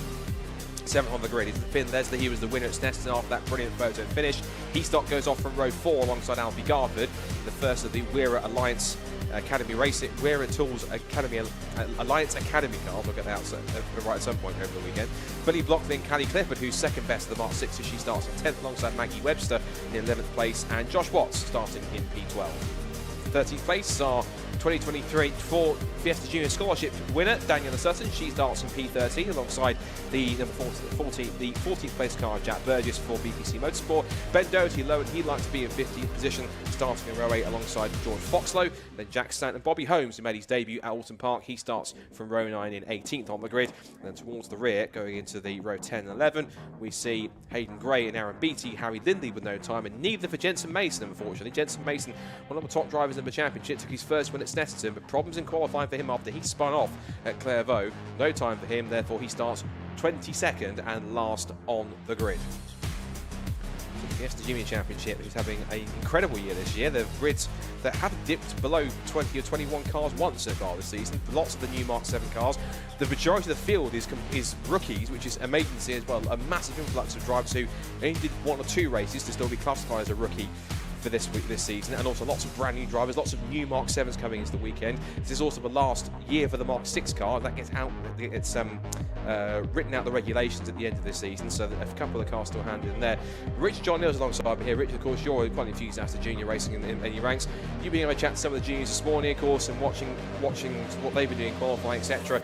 But so far this season, in terms of competition, racing, driving standards in particular, on top of that, Fiesta Juniors, what a year they've had so far. Yeah, always exciting to see. I was going to name check Esther Tcruk, the championship coordinator, who's just gone out of shot. She almost knows that the microphone is approaching her and then she'll disappear out. We haven't managed to get her for an interview so far this year, but she exited screen right. We might see her again in a minute, very possibly, but absolutely right, Scott. Been a super championship so far. We entered the second half of the season here. We had a non-championship round at Silverstone to kick things off. I say non-championship, it was pretty much a warm-up event. A lot of the championship regulars didn't take part in it. Well, not a lot of them, a few of them opted out, but the British Racing and Sports Car Club are running that round as part of the Champion of Silverstone, or Silverstone Trophy, because we have 3 visits over the course of the season to Silverstone, including the overall championship, non-championship round, the first one that we had. Winners there, Jacob Hodgkiss and Jensen O'Neill Goen. So they have good Silverstone points. We're back there. That's our next meeting actually for the juniors. I'm looking forward to that one. I think it's the 17th and 18th of August. On the national circuit, yes, on the national, yeah, which is my actually my personal favourite, and that is just a personal opinion. That's my favourite configuration at Silverstone, the GP circuit for regular club racing, which I'm a big aficionado.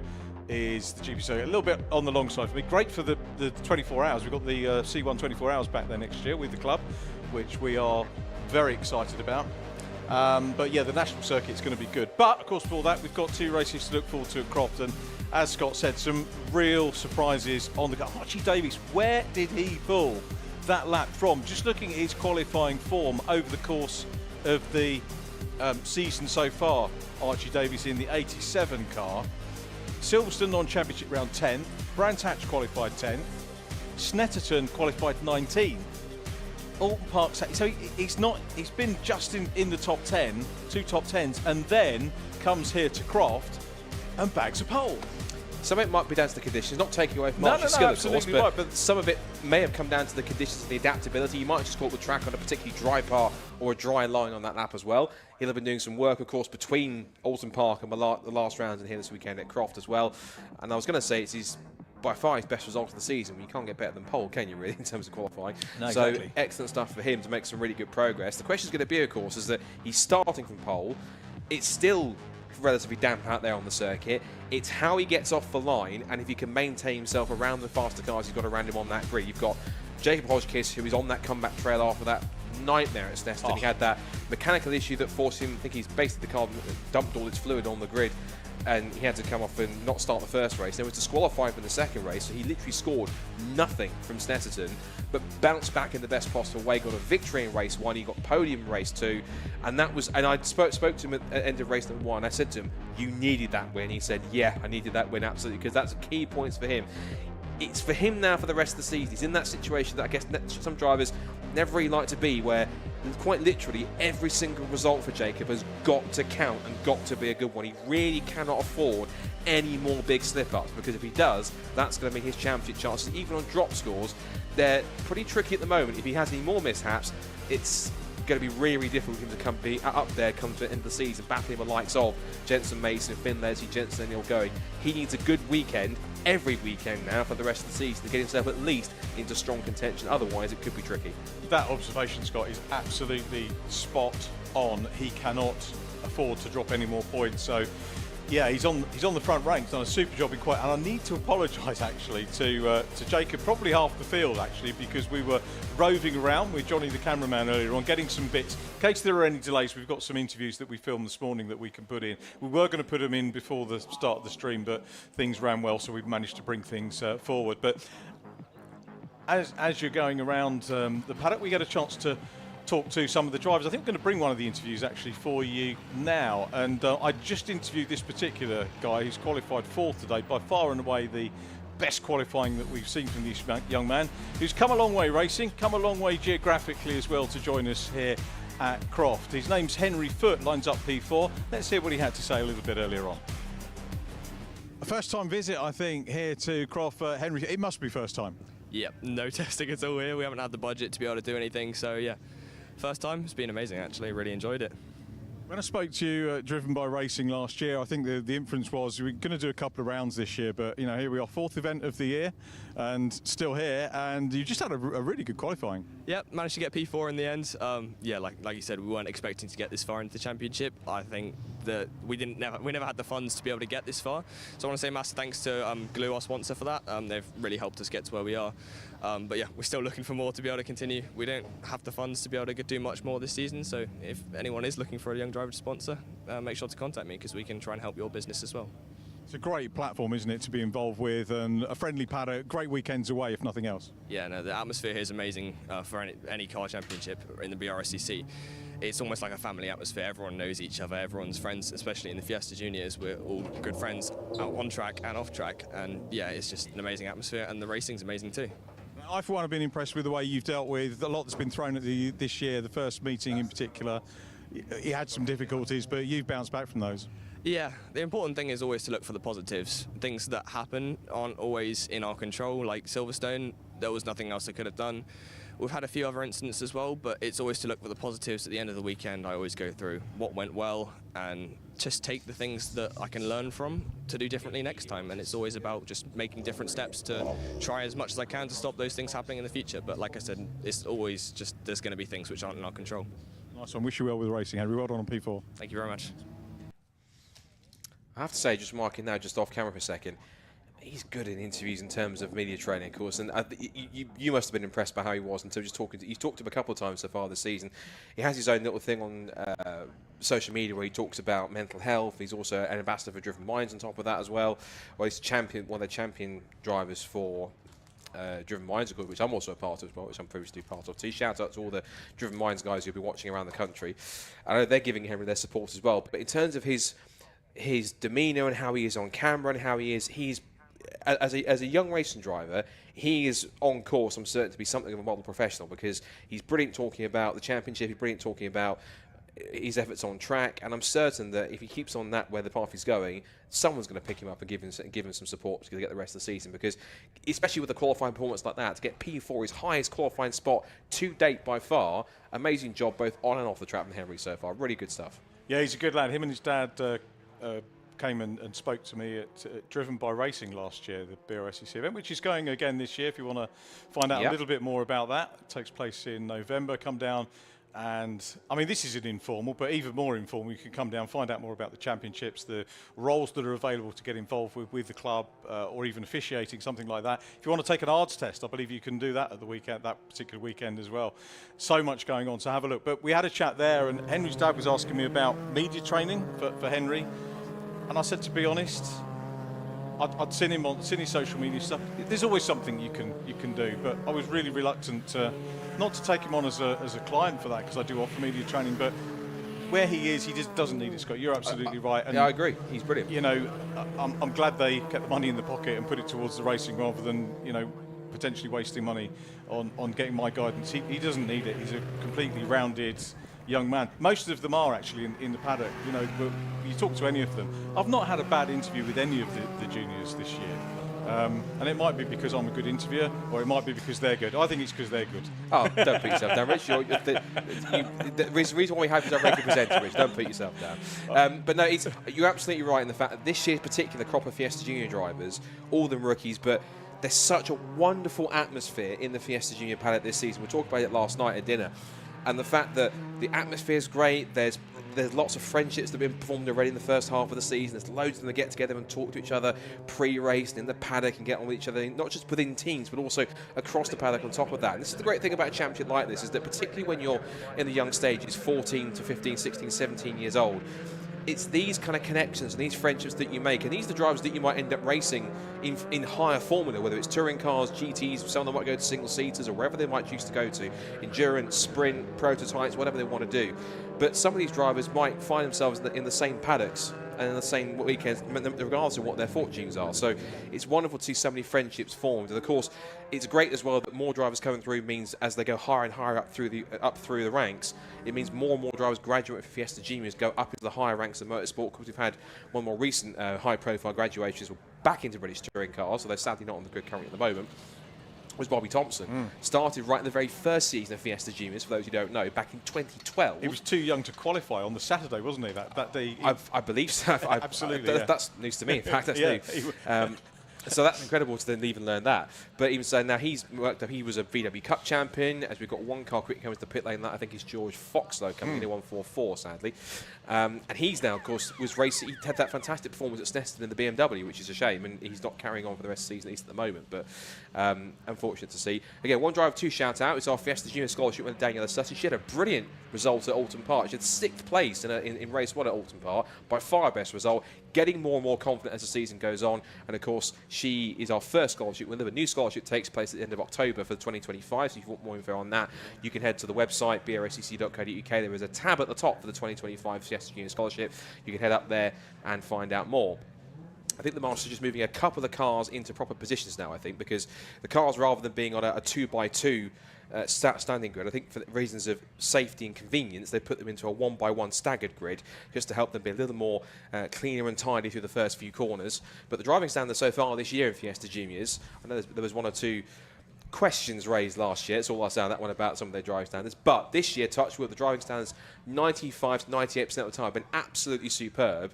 But it's worked by the Brscc, the clerks that have involved, and even Esther as championship coordinator. Everyone involved has been doing some fantastic work to bring this championship up to the level that it is. Of course, now TCR Sport Championship, lots of new cars on the grid. There's even more cars we know we're getting inquiries on, and cars in build for next year. So there's cars which haven't been built yet, but there's lots more coming for next year, of course, particularly with the fact that the Mark 6 is essentially written out of the regulations at the end of the year. So it's all going to be Mark 7s from this year. And that's a really nice evolution and transition of the championship from where it was with the older Mark 6 cars.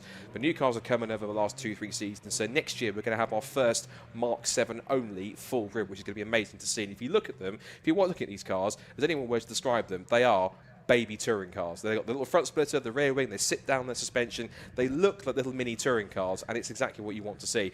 About to see them racing in a moment's time. The green flag at the back of the field. We are all set for junior racing then. The first race of the weekend for the Brscc Fiesta Junior Championship here at Croft. Archie Davis on his first ever pole position. Can he convert it to a first ever win? The lights go out and away we go. And he doesn't move. Archie Davis doesn't move. I think he stalled it on the grid. They all somehow miss him at the off the line in the first few rows, but he gets away. That's a nightmare situation for Archie Davies, but for Jacob Hodgkiss, it's dreamland. Down towards Clairvaux for the first time.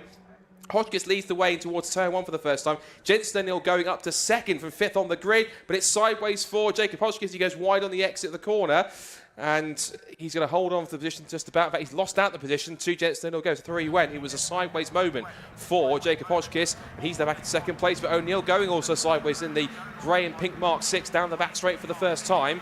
Everyone mind their P's and Q's exiting through the S's down towards Tower Bend. And it is going to be O'Neill going who leads the way as the wipers come on. So it's starting to rain a little bit more, I think, down towards the right-hand end of the straight. Harfield third, Merritt fourth. Then it's 5th position for Alfie Garford. The rest of the pack goes streaming through. And there is Archie Davis. We've talked about so much. Unfortunately, that's not a great start for him. What is a great start, I've noticed, Jensen Mason from the back of the grid. He's into the top 10 already. How's he done that? Jensen Mason, incredible stuff. We last time I was with him, of course, a couple of rounds ago, and he got the post-judicial win, and we did a virtual podium interview with him midweek after the event to catch up and give him the moment of glory. We have got the safety car being scrambled, though. Jensen O'Neill going in the lead, trying to spot, okay, it's for the car being recovered down at Clairvaux. And I hate to say, I'm afraid it looks as though, unfortunately, it's Daniel Sutton, I think, who's off down at Clairvaux. That's a real shame. Shame for Daniel Sutton off the road at Clairvaux, and hopefully there's no issues to that car not going again. That's clear now, so we're going to get a lap of safety car. I did wonder whether they might just withdraw it. Nip and tuck for the officials here, and safety says, yeah, we'll run the safety car for a lap, calm everybody down, make sure that Daniela's car is clear, make sure that Daniela is okay, and it will just calm everybody down. Reasonably long lap, so they could have maybe cancelled it. That would have probably signalled a bit of confusion to the drivers had they withdrawn the safety car before it was needed, to be fair. So great shout from race control, our officials doing a super job there. But what about Jensen O'Neill going? Spoke to him. I was going to talk about apologies earlier on. When I'm going around the paddock with Johnny the cameraman getting interviews, like a lot of drivers come over and sort of hover. I think they maybe want their interviews. We were trying to get away and talk to other classes once we'd done a couple in each class. So apologies to those that if I didn't interview you, it's not a personal thing. We just wanted to get around as many of the classes as we could. And also we probably tried to avoid talking to the drivers we might get an interview with on the podium as well. So that's another thing. We did speak to Henry, who of course was, where's Henry Foote come through on the first lap? Down in 6th. So there was a possibility he might have been up on the podium. But Jensen O'Neill came down on his scooter and was having a quick chat, and he doesn't like this place. And I've said, well, do you know what? In the course of a season, you get ups and you get downs. If this is one of your downs, it's not going to be a big problem, isn't it? And look at this, it's not a down at all. He's leading after lap 1 from Jacob Hodgkiss. One thing I've said recently, where it's something I picked up from Andy McEwen, admittedly, but it's a true thing. It's the races where you don't win is what wins you the championship, essentially. Because if you can still bank good, solid points, whether it's a 2nd, 3rd, 4th, 5th place, you might initially think about it, oh, it's not a win, it's a podium, or it's not a podium, or it's a top 5. But it's a top 5 that you may not have had if you come off the road and had a problem. So all those points really do add up at the end of the season, particularly when you get drop scores into account. And the better that you can score means that, yes, you're dropping more points towards the end, but it also means that you've got a better chance of being higher up, which means that those scores that you've got, even after drop scores, put you in a better position for the championship anyway. So keep on performing as best you can in order to try and get yourself as high up the order. I'm going to quickly run down the order under safety car at the moment then. So it's Jensen O'Neill who leads, Jacob Hodgkiss in 2nd place. Tommy Harfield is 3rd. It's Thomas Merritt in 4th. Alfie Garfield is 5th. Then it's Henry Foote down to 6th. Finn Leslie in 7th position. 8th for Canny Cliff. That's a good run for her so far, the Jam Sport Scholarship winner, in 8th. Then Archie Davis, the pole man, in 9th. And Jensen Mason from the back of the grid in 22nd up to 10th position. Wow. That is damage for Billy Blockley, meanwhile, on the front splitter.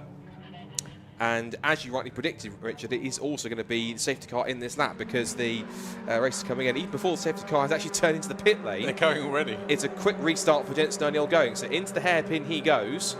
And onto the pit straight he comes, and to get the race restarted. So back under racing once again in the Brscc Fiesta Junior Championship. We've got 10.5 minutes on the clock, green flags around the circuit, and now O'Neill is going to set off to try and take victory here in race number 1 at Croft. Side by side across the line, that would have been, Foote and Leslie, and thankfully, Finn Leslie was smart there. He had a good run off the corner, a little bit faster than Henry Foote, but he held back until he crossed the line, because the rule is you're not allowed to make the move until you pass anyone until you cross the start and finish line and actually get racing back underway. There's Jensen Mason looking up the inside, take another place off the pole system this time. Archie Davis is going to go wheel to wheel into the S's. Careful, boys. And Jensen does get through clean as a whistle, so up the place he goes. Next target is going to be the Mark 6 in front of Callie Cliff. Clifford. That's going to put him up into what will now be 9th position. Gets past Callum, they'll be up into P8. So really strong run from Jensen Mason. Not hanging around here, trying to get up the order. And ahead of them, it looked like it was Henry Foote and Finn Leslie swapping places. Archie Davis, meanwhile, is possibly losing more ground. He's got now up the inside of him Benjamin Doherty. Just behind him, he's got both Jack Burgess in black and yellow, Josh Watts in black and yellow, who himself has passed Jack Burgess, which is the BPC Motorsport car in silver and white. So through the right, the Jim Clark S's they go. This is a great example here, even in the mid-pack. Lots of battling going on as Benson shows a nose up the inside of Caddy Clifford. Oh. That's close. But Clifford holds their line and holds on to the place and thinks, well, you might be in a Mark 7 and high in the championship. You ain't getting past that easy, Jensen. Go around a long way.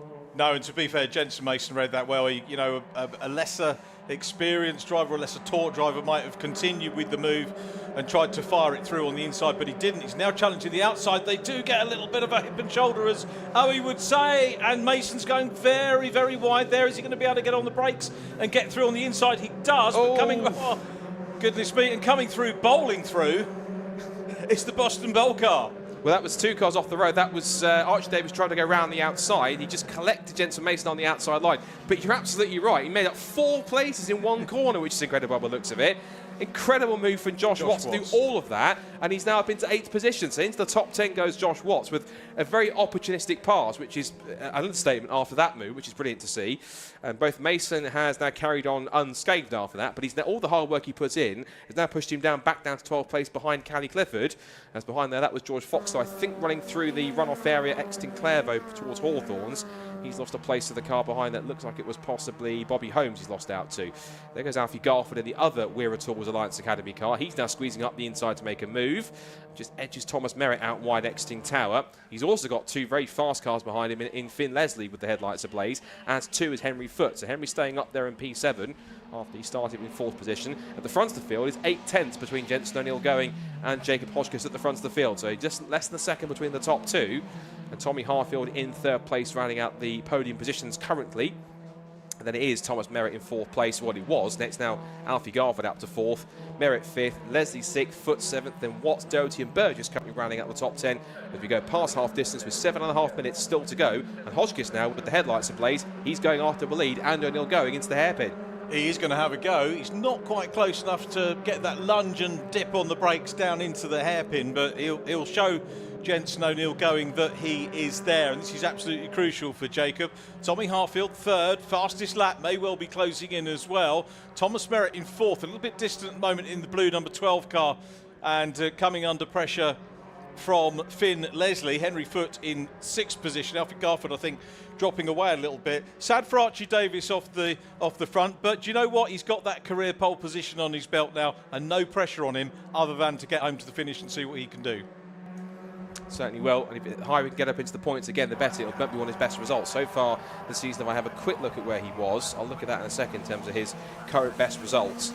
But certainly, if he can stay in the top 10, that will certainly be one of the best results that I've seen him take. And he'll want to try and get as many points as he can to get himself up there. Now for the lead, you can see Jacob Hodgkiss looking a little more racy. He was having a little look up the inside into Tower Bend, but he looks as though, at least on this part of the circuit, he had the pace in qualifying in mixed conditions. In the race here, it seems as though Hodgkiss is there too. I think the dark horse to watch out for, though, is Tommy Harfield in 3rd place. If he keeps his powder dry and just watches the 2 cars in front, he's in prime position. Obviously, we don't want anything to kick off, so to speak, but if something does happen, he'll be in prime position to pick it up and possibly go for his first Fiesta Junior race win. But Hodgkiss might feel as though he's been doing this for the last few races, staring at the back of Jensen O'Neill Going's car. He's been trying hard to get past him in terms of pace. He's up there with him in terms of actual speed, but to get around him is going to be quite a tricky one. As the old microphone master himself, Murray Walker, said, catching's one thing, passing's a whole other different ballgame. Unless I'm very much mistaken. Yes, indeed. Hopefully we're not, but let's wait and see. Jensen doesn't like this track, but I'll tell you what, he's driving it like a man who does, and really having a very good go there is Jacob Hodgkiss. Started P2 at the moment, stays in 2nd position, fastest lap on the last tour as he closed in on O'Neill Going. That's Jensen Mason with a front puncture. So unfortunately, what was a great start has gone from a negative dropping down the order, and now it's, I'm afraid, come apart with a right front puncture. He will limp back to the pits with that one. Now hopefully there was no issue with contact. It could potentially be. These tyre stacks are quite large, so he may well have just clipped one at the wrong angle. It might have caused it to delaminate the front right, but either way, unfortunately Jensen Mason's weekend has not started well in terms of race results. He'll go tumbling down the order. back to the leaders, and it's still Jensen O'Neill going who leads the way. Just under 5 minutes to go now in this first Brscc Fiesta Junior race. O'Neill going leads the way. He's got Jacob Hotchkiss second right behind him. And if you're wondering, if you're watching on the stream or around the circuit, why the hazard lights keep coming on for some of these cars, as Highfield uses all the road a bit more, that's because it's the ABS system in these cars. When they push the brake that hard, when there's 2 cars off the road, I'm afraid. That's Jack Santon, 86, and George Foxlow, who had an issue earlier on, is off the road too. So 2 cars off at the exit of Clairvaux. And unfortunately, that's now throwing the red flag, I'm afraid. So race is going to be stopped. Now, we haven't gone past 75% distance, so they won't declare a result, I don't think. So they'll take that back a lap, the last complete lap, and we might well get a short, maybe 4 or 5 minute restart. We'll wait and see what race control decide to do. But I'm afraid red flag is out here at Croft after a...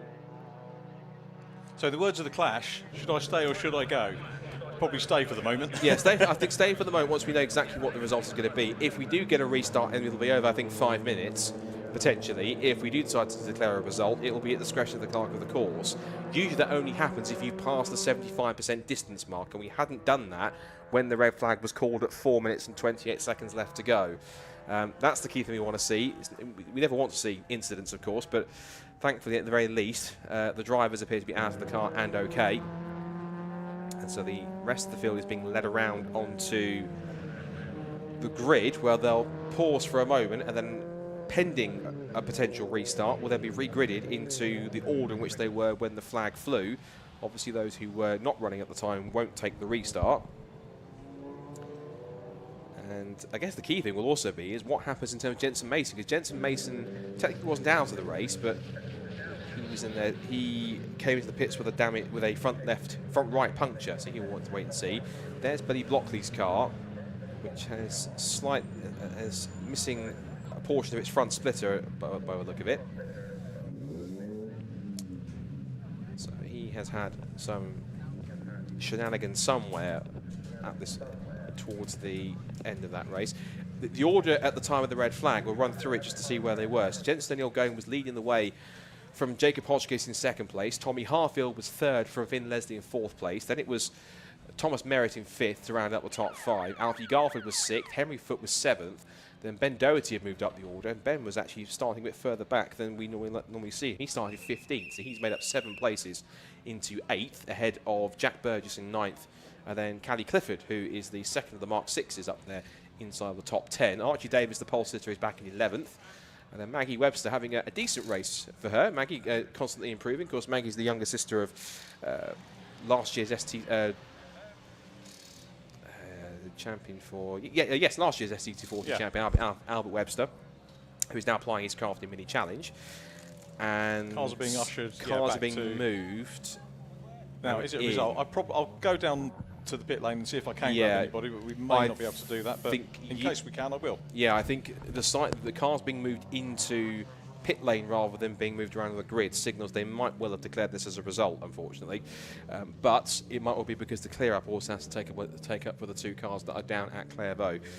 So whilst that happens, again, we'll take it obviously as a provisional result, because of course we have to work out the final result at the time of the red flag. In fact, the checker flag has now been thrown on the screen. Sometimes that doesn't always mean in some situations the race is over, but given the fact you can see at least on the screen, and those around the circuit, that the Fiesta Juniors are being moved into pit lane, would suggest that that is a result that they will declare, I'm afraid. So that will mean that also you might see 1 or 2 odd look results on the screen. That's only because some cars are coming in. So what you'll see, there might be 1 or 2 cars on the screen looking a bit further than they should be, but it's only because it's what the timing screen shows. So it should be, in terms of victory, Jensen O'Neill taking the victory from Jacob Hotchkiss and Tommy Harford. I think it's only because they're crossing the timing line that's moving them down, as you can see on the screen. So it should be Jensen O'Neill who wins, Jacob Hotchkiss in second place. It's then Tommy Harfield third, Finn Leslie in fourth position, Thomas Merritt should be fifth, from Alfie Garford, Henry Foote, Benjamin Doherty, Archie Davies, and then it should be, I think, on top of then Jack Burgess, because the next cars in the order are Jack Sant and George Foxler, but they weren't running at the time of the red flag. Jensen Mason was in the pit lane, but wasn't essentially out of the race. Again, we'll let timing and scoring figure out exactly the order exactly. But then after Archie Davies, it should then be Jack Burgess, Callie Clifford, then Maggie Webster, then Billy Blockley, Josh Watts, Harry Lindley, Bobby Holmes and Hayden Gray. That should be the finishers. And sadly we lost from that race. Jack Sant and George Foxlow after they came together down at Clairvaux. And Jensen Mason was also out of the race, or at least in the pit lane at the time, after he suffered a right front puncture. So that will be victory for Jensen O'Neill going. Of course, he is by far and away the runaway Mark 6 in their particular class, but also that will give him big points in terms of the overall championship, and of course, big points gained on his main rival Finn Leslie. Jacob Hodgkins also will have gained a good result with second place, provided that he stays there with the result. He should do. I don't see any reason why he wouldn't, but we'll wait and see. We are going to wait on essentially drivers to come through so that Richard and John Neal can have a chat. That will also mean we've got some clear up to do for the cars down at Clairvaux, which gives us a chance to look ahead to the next race, which on the timetable means that we are getting set for more Mazda MX-5 racing, and that being for the Clapham North MOT Mazda MX-5 Championship Super Cup. And that is always a championship that guarantees action, and in the damp conditions, one or two drivers are a bit out of position, including the championship leader Aidan Hills, who is, I think, starting at the upper top 10. We'll give you the grid on that very shortly. But as we wait now for the race going on, but right now the result has actually been quickly reset on the screen, so I think we can give you at least a more definitive provisional result. So yes, it's now been switched around as the Jensen O'Neill going at the end of the last complete lap, which was ahead of Jacob Hodgkins in second place, then Tommy Harper in third. So that should be your top three that we'll get with Richard John Neal down in pit lane. Then it's Thomas Merritt fourth, Finn Leslie fifth, Henry Foote in 6th position, then it's 7th for Alfie Garvin, 8th for Benjamin Doherty, 9th for Jack Burgess, and 10th for Callie Clifford, who's also second in the Mark 6 class. Then Archie Davis finishes 11th after he started on pole. It says 12th for Jack Sant, but discount him because he wasn't running at the time. It should be 12th for Maggie Webster. Then next in the order comes George Foxlow, but he wasn't running, so he won't be there. I'm not sure about Jensen Mason, but if he is or isn't running, he either will be classified as 13th or possibly not running because he was in the pit lane and not actually racing, not moving. Then it'll be Billy Blockley, Bobby Holmes, then Harry Lindley, Hayden Gray and Josh Watts. The result gets wiped off the screen because we're getting set now for the next race, which is the Mazda MX-5 Super Cup, which is getting underway very, very shortly once the repairs and recovery is complete. Again, big thank you to all of our recovery teams and our marshals and volunteers for all the hard work they're putting in to ensure that this race really can run as trouble-free as possible. You can see on the top right of the screen, or across the top, the Clapham North MOT Mazda MX-5 Super Cup cars who are waiting in the assembly area. If you're also watching down at Clairvaux, if you look to your right, you'll be able to see the cars in the assembly area right next to you. And we will give you an idea of who is starting where in just a moment's time. So we'll be getting set for action very, very shortly.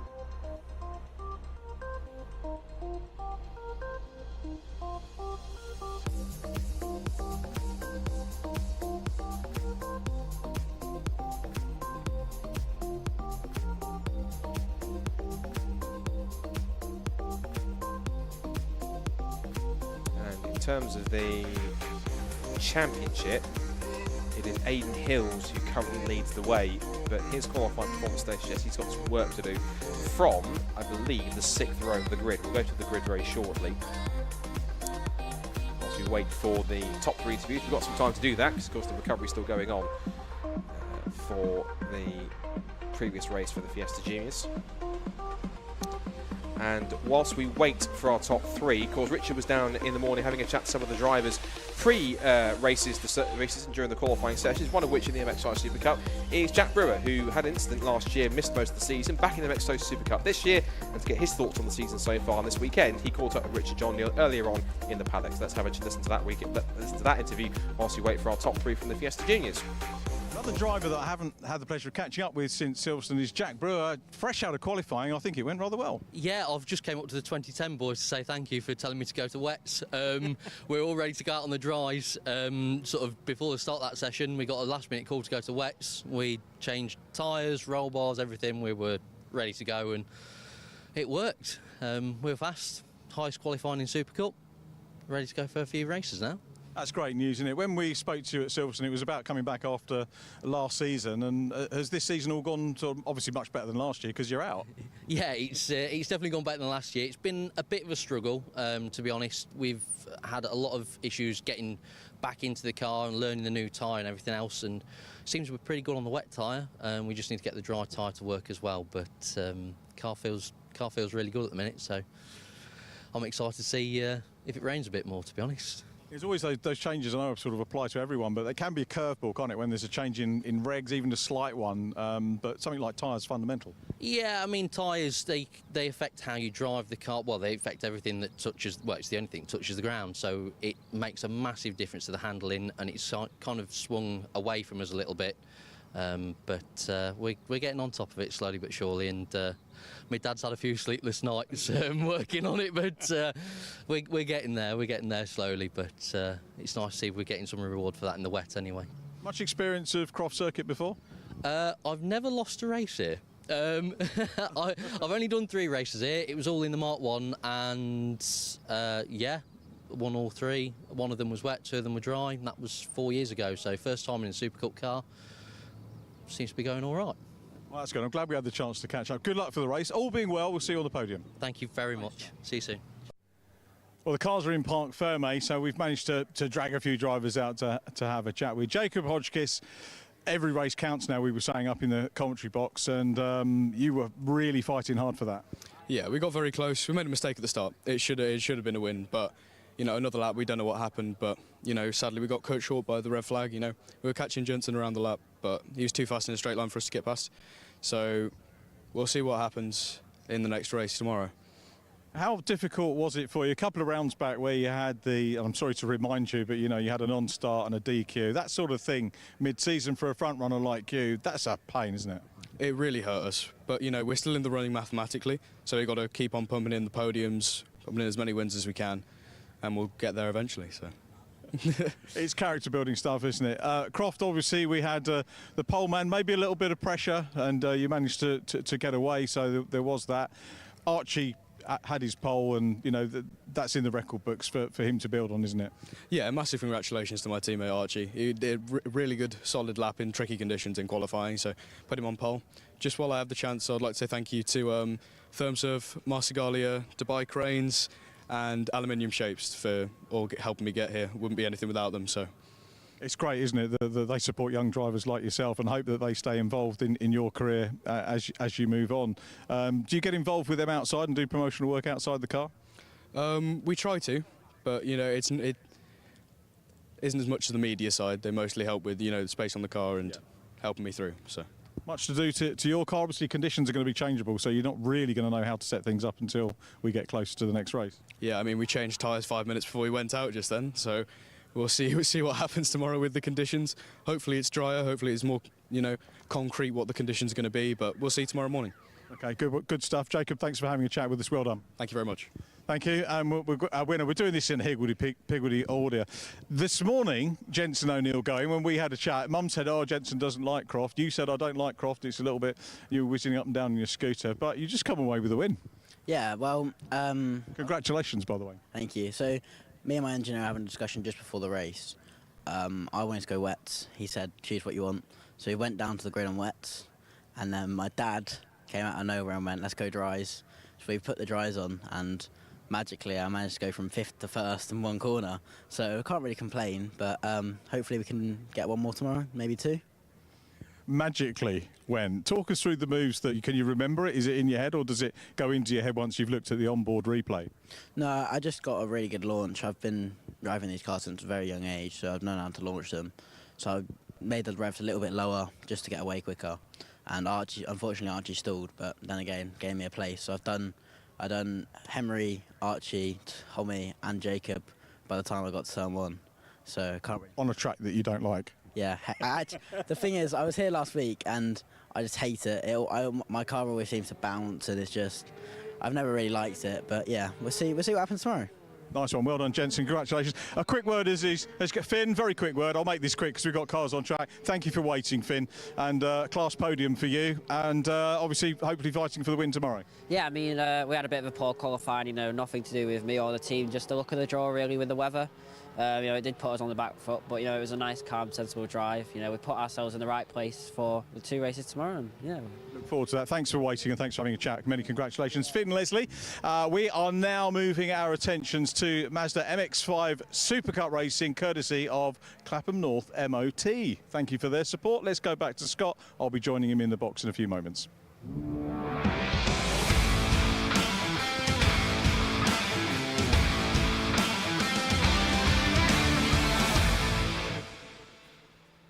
Thank you very much, Richard. Now from Fiesta Juniors to our next Mazda MX-5 action, as he rightfully says. It is the Clapham North MOT Mazda MX-5 Super Cup. Always entertainment here, and it should be, given we've got the grid in front of us. Patrick Fletcher, who starts on pole position alongside the returning Jack Harding. Watch for him from the front row of the grid. Then Jack Brewer with his best qualifying of the season so far, starting up in 3rd place alongside double Alton Park winner Joe Wiggin. Tom Griffiths, who won at Snetterton, starts on row 3 alongside James Cousins. He had better performance than he's had after a tough year so far. Then Jack Sycamore, an incredible AM-class pole in 8th in mixed conditions for Amy Watts. She starts from the 4th row of the grid. She's in the battle for the AM class, for the club class at the moment, with Ollie Hall, who's just behind her on the 5th row of the grid alongside Amy's teammate Will Batali. So Tiley 9th and Ollie Hall in 10th. There's Alex Jones 11th. Aiden Hills, though, is the big story, back in 12th. So not like in the mixed conditions, he starts back in row 6. Then it's Kamal Kelsey and Jim Barrett, ex-BMW Compact Cup racer, Alex Stott, and then it's Clive Powles. Chris Ginn and Bruce Robertson then come next on the 9th row of the grid, and then towards the back of Alex we have Steve Kite and Alison Dendy, the 2 Misty Racing drivers, right at the back of the grid in row 10. Quick run through the championship coming into this weekend, and on overall scores, Aiden Hills who leads with 1,073 points, and Joe Wiggin on 1,037. Then Patrick Fletcher in 3rd on 986. No Oliver Orwood here this weekend, who's 4th in points. So that means it's a good chance for the likes of Tom Griffiths, who's going to start he's 5th in points, who can move up the order. No Lee Britton either, or Nick Grindles, so the next highest driver behind Tom Griffiths is Alex Stott, who's in 8th in points, then Jack Sycamore and Jack Brewer. In the club class, it's much closer. There's a single point both on drop scores and on total score separating Ollie Hall and Amy Watts. Amy led the class for most of the way, took a trio of victories at Snetterton, the perfect hat-trick, and now she has a chance to claim some points back and retake the points lead possibly as soon as the end of this race, provided she can stay in front of both her teammate Will Batali and her main rival currently Ollie Hall. Will Batali on the comeback through the table after a rough Silverstone, which he was involved in an incident with Will Blackwell Chambers, who we wish well after his incident back in March. And he has been coming up the order. He currently sits 6th in points, but a lot of work still to do to get up the field. So, in black and red, on the left it's Patrick Fletcher. On the right, in grey and red, is Jack Harding, of course a former championship contender. He's been racing in the Civic Cup, but making his 2nd reappearance this season after he came back at Alton Park. MX5 Super Cup, always fast and furious with some of the front runners in the mix, but also watch for Aiden Hills back on row 6. He won't stay there if the conditions start to suit him. So, green flag at the back, and we're ready for our first of 3 Mazda MX5 Super Cup races here this weekend. Patrick Fletcher on pole position. Can Jack Harding and co beat him down towards turn 1? The red lights go on. The sprint to turn 1 begins any second now. It's a decent start from Jack Harding. Better start on the outside of the front row of the grid. So Jack Harding from the front row leads, but what a start from Joe Wiggin. He's come up the inside from the 2nd row of the grid. He's come alongside Patrick Fletcher. They'll be side by side for 2nd down towards Clairvaux for the first time, but it's Jack Harding who gets the whole shot. He turns in 1st from Wiggin in 2nd place as he wiggles his way through Clairvaux and Hawthorns. It's 3rd for Fletcher. 4th has gone to Tom Griffiths, who goes round the outside of Jack Brewer. James Cousins, who had a really rough year, is up in 6th, and all out of shape on the exit of Hawthorns there was in fact Amy Watts, but I think she's still leading the club class. Yes, I think she is. It might be Ollie Hall, in fact, actually made up a couple of places. We'll wait and see. Onto the back straight for the first time. It's Harding, Wiggin and Fletcher. That's the top 3. And the tyre stack's been clipped by somebody. So that's down the middle of the track. But cars are 2 and 3 abreast in the mix. There's James Cousins going wheel to wheel with Jack Brewer. A little bit of a hip and shoulder there from Jack out exiting tower bend, and out of shape majorly there, I think, was Alex Jones. But he's held on to it. He's got Will Batali, Alex Stott trying to pick his way through. And the rain started to come down now through the Jim Clark S's. You can see it there, wipers of blades as they go through the Jim Clark S's for the first time.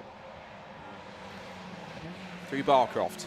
Now towards the sunny and sunny out. That's Jack Sycamore up the inside of Jack Brewer. And there, in blue, orange and black, is number 1. Aiden Hills, defending Pro Class champion, As Jack Brewer runs out wide, he loses out to both Jack Sycamore and Jack Sycamore's team boss, which is Aidan Hills. They're both running, of course, in the Hills Motorsport stable, if I remember correctly. Through the complex, and Harding now, who, it's been a while since we've seen him in the field, but good to see that he really is going for it, and a great start from the front row. It seems as though that outside of the front row is the stronger option to get a better start off the line. We saw that from the Fiesta Juniors earlier on, and it's certainly proving true here in this first race of Super Cup. Cross the line to end lap number 1 then. So it's Harding who leads, Wiggin in second place, and the gap for the lead is now already 1.2 seconds. So this is pretty Jack Harding of old already in this first lap. Jack, of course, a former championship contender multiple times before. Sadly, always missed out on the championship, but he was always up there battling with the likes of Luke Herbert and Patrick Fletcher and co, and indeed Aidan Hills. So he's lost none of his touch in an MX5 Super Cup car. He's more recently, prior to this short little cameo comeback, he's been racing mainly in the Civic Cup, where he took a couple of wins, but had lots of up and down fortunes, unfortunately, for Jack, and he's trying to hold on and just come back and just test the waters again, see how quick he really is. And he's certainly proving himself to be quite the capable MX5 Super Cup racer, as he always was. Now through the right-hander and up towards Jim Clark S's for the second time. It's still Wiggin in second place, leading the train that's chasing after Jack at this point. Through the S's we go. It's favourite part of the circuit for me, left and right. That flat-out Jim Clark S's. It might be not totally flat-out, but it'll certainly be quite high speed. Barcroft here has been tricky for a couple of drivers too. We saw Alex Kite, of course, come off and have that incident in Civic Cup. Patrick Fletcher runs wide to the first part, and that's going to put him on the grass, and under threat from Tom Griffiths right behind. They turn out through Sunny out, and now the short straight towards the complex here, where they'll wind their way back towards the hairpin and back to the start and finish straight. And Fletcher again was a little wide to the first part, trying to find the grip, find the slightly grippier, slightly drier parts of the circuit. But the fact the rain's coming down is not going to be helping all that much. Griffiths goes on the attack, looks round the outside and forces Fletcher to go defensive into the hairpin. And watch for car number 1, watch for Aidan Hills, the defending champion. He's trying to get himself in the mix too. He's got James Cousins, his teammate, right behind him. And now as they sprint down the pit straight, this is now for third position. It's got Fletcher on the right in black and red. It's blue and yellow for Tom Griffiths. He has the inside line into Clairvaux, breaks that little bit hard that later into the right-hander, and through he goes into podium place. And now Patrick Fletcher under threat from his main championship rival Aidan Hills, who really needs to get past him and take some points off him here as they come through the S's now for the third time and onto the back straight.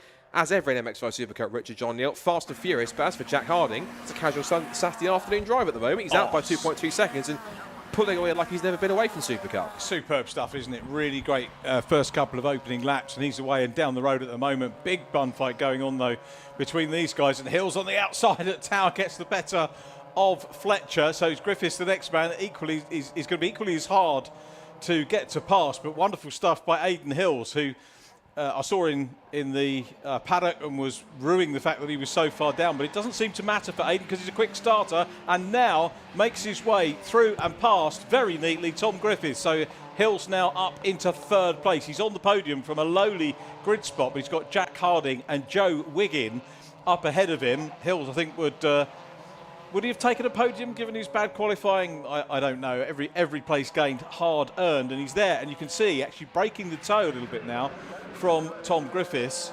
Although Tom now closing up as they come back. The concertina effect comes into play as they come into the complex towards the end of the lap. Wipers working hard on the cars. Wiggin immediately ahead of him. They come neatly out of the hairpin down the straight to head towards Clairvaux once again. 9 minutes 41 on the clock. They pick up the signals from the pit crews on the wall. Harding, Wiggin, Hills, Griffiths and Fletcher. James Cossins next up in 6th from Jack Sycamore. Jack Brewer, who qualified well. Jack Brewer telling me that he'd actually never been beaten here in Mark 1s. Mark 3s, of course, Super Cup, a different thing altogether, but he was very happy with his qualifying today. Yeah, we played that interview just before the start of the race, cool. So good to hear from Jack, of course, and good to see him having that full season after that really rough, premature end to his season, after that really awful incident he had at Brands Hatch. He's fully recovered from it, now trying to push forwards. Speaking of pushing forwards, this is now the top two in the championship, side by side and wheel to wheel and towards Tower Bend, and that is Aidan Hills, who, should remind you, is a former junior rallycross star, junior rallycross champion. And because of that, I was slightly surprised that he was back in 12th in qualifying. He started back on the 6th row of the grid, but certainly wasting no time in picking his way back up the order to second place. And now he's going to be battling away with Jack Harding shortly if he can catch him. This is like 2019 all over again, I think, isn't it?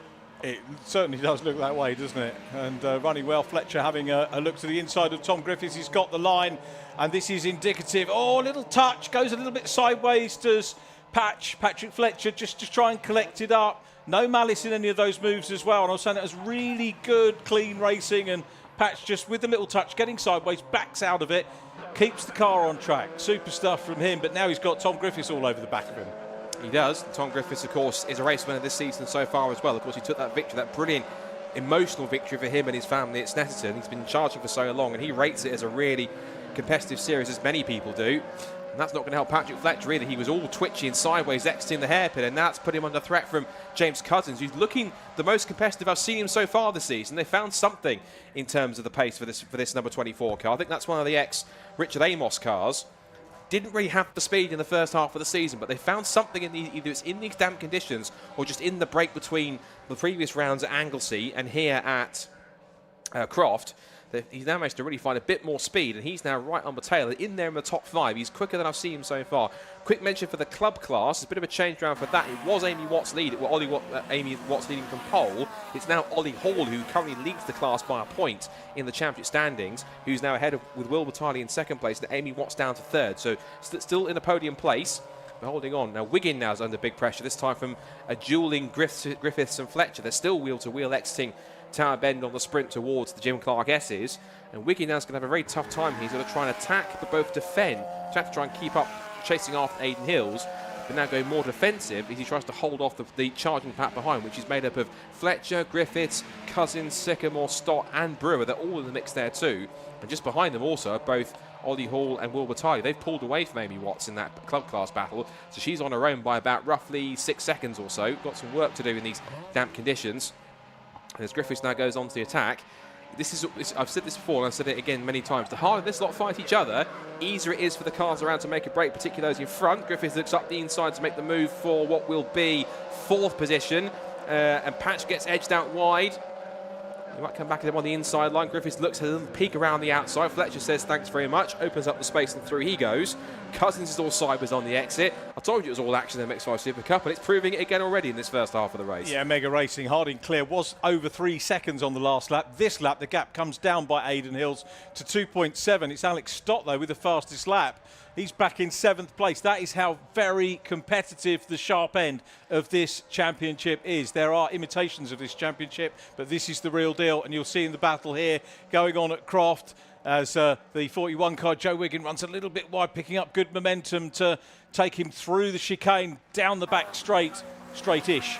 We have to call it because it's not strictly straight as such, but Harding, 2.7 the gaps. Hills will be trying to close him down. This the battle for 3rd. Talk about closing down, look at the timing screen. Hills is already not just 8/10 quicker than Harding on the first sector alone. He set the fastest first sector of anybody. He won't be doing that if you're Patrick Fletcher running over the grass on the XD. No. He gets really shuffled out wide, and he really has been shuffled out of the queue, because look at the train of cars he's got around him.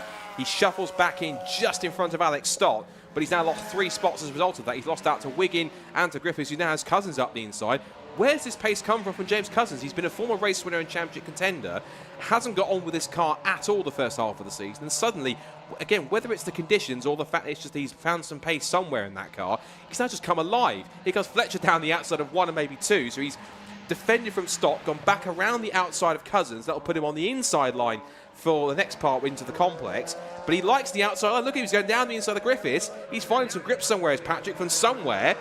But Griffiths fights back on the inside. It's now 2x2 like Noah's Ark onto the hairpin. Through all of this is now Joe Wiggin. Fletcher dives up the inside, Stott's up the inside of all of them. Tags back and Wiggin, round goes Wiggin, it's tagged by Stott, and again the second time. And Ollie Hall, the club class leader, has nowhere to go, it's straight into him.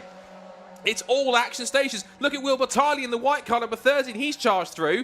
And that was all caused by Alex Stott. There's, I think, either water or smoke coming off the front of the 88 car, so he's possibly out of it. Fletcher back up the inside, defending from what is currently Will Battaglia. That's going to be 5th position now. So Will Battaglia leads the club classes in 6th place overall. Punching, isn't he? He is punching a little bit. He's got Jack Sycamore to his inside through the complex, and now they both go around wide. Over the runoff area goes the 30 of Tiley. Meanwhile, for the lead, before that happened, I noticed that on the last lap, it was the fastest first sector of the race for Aidan Hills. On the last lap, he was a full 2 seconds quicker on the last lap. So no wonder he's on his tail here, looking for the lead with just over 3.5 minutes to go. It is all kicked off, and it's only their first race of the weekend.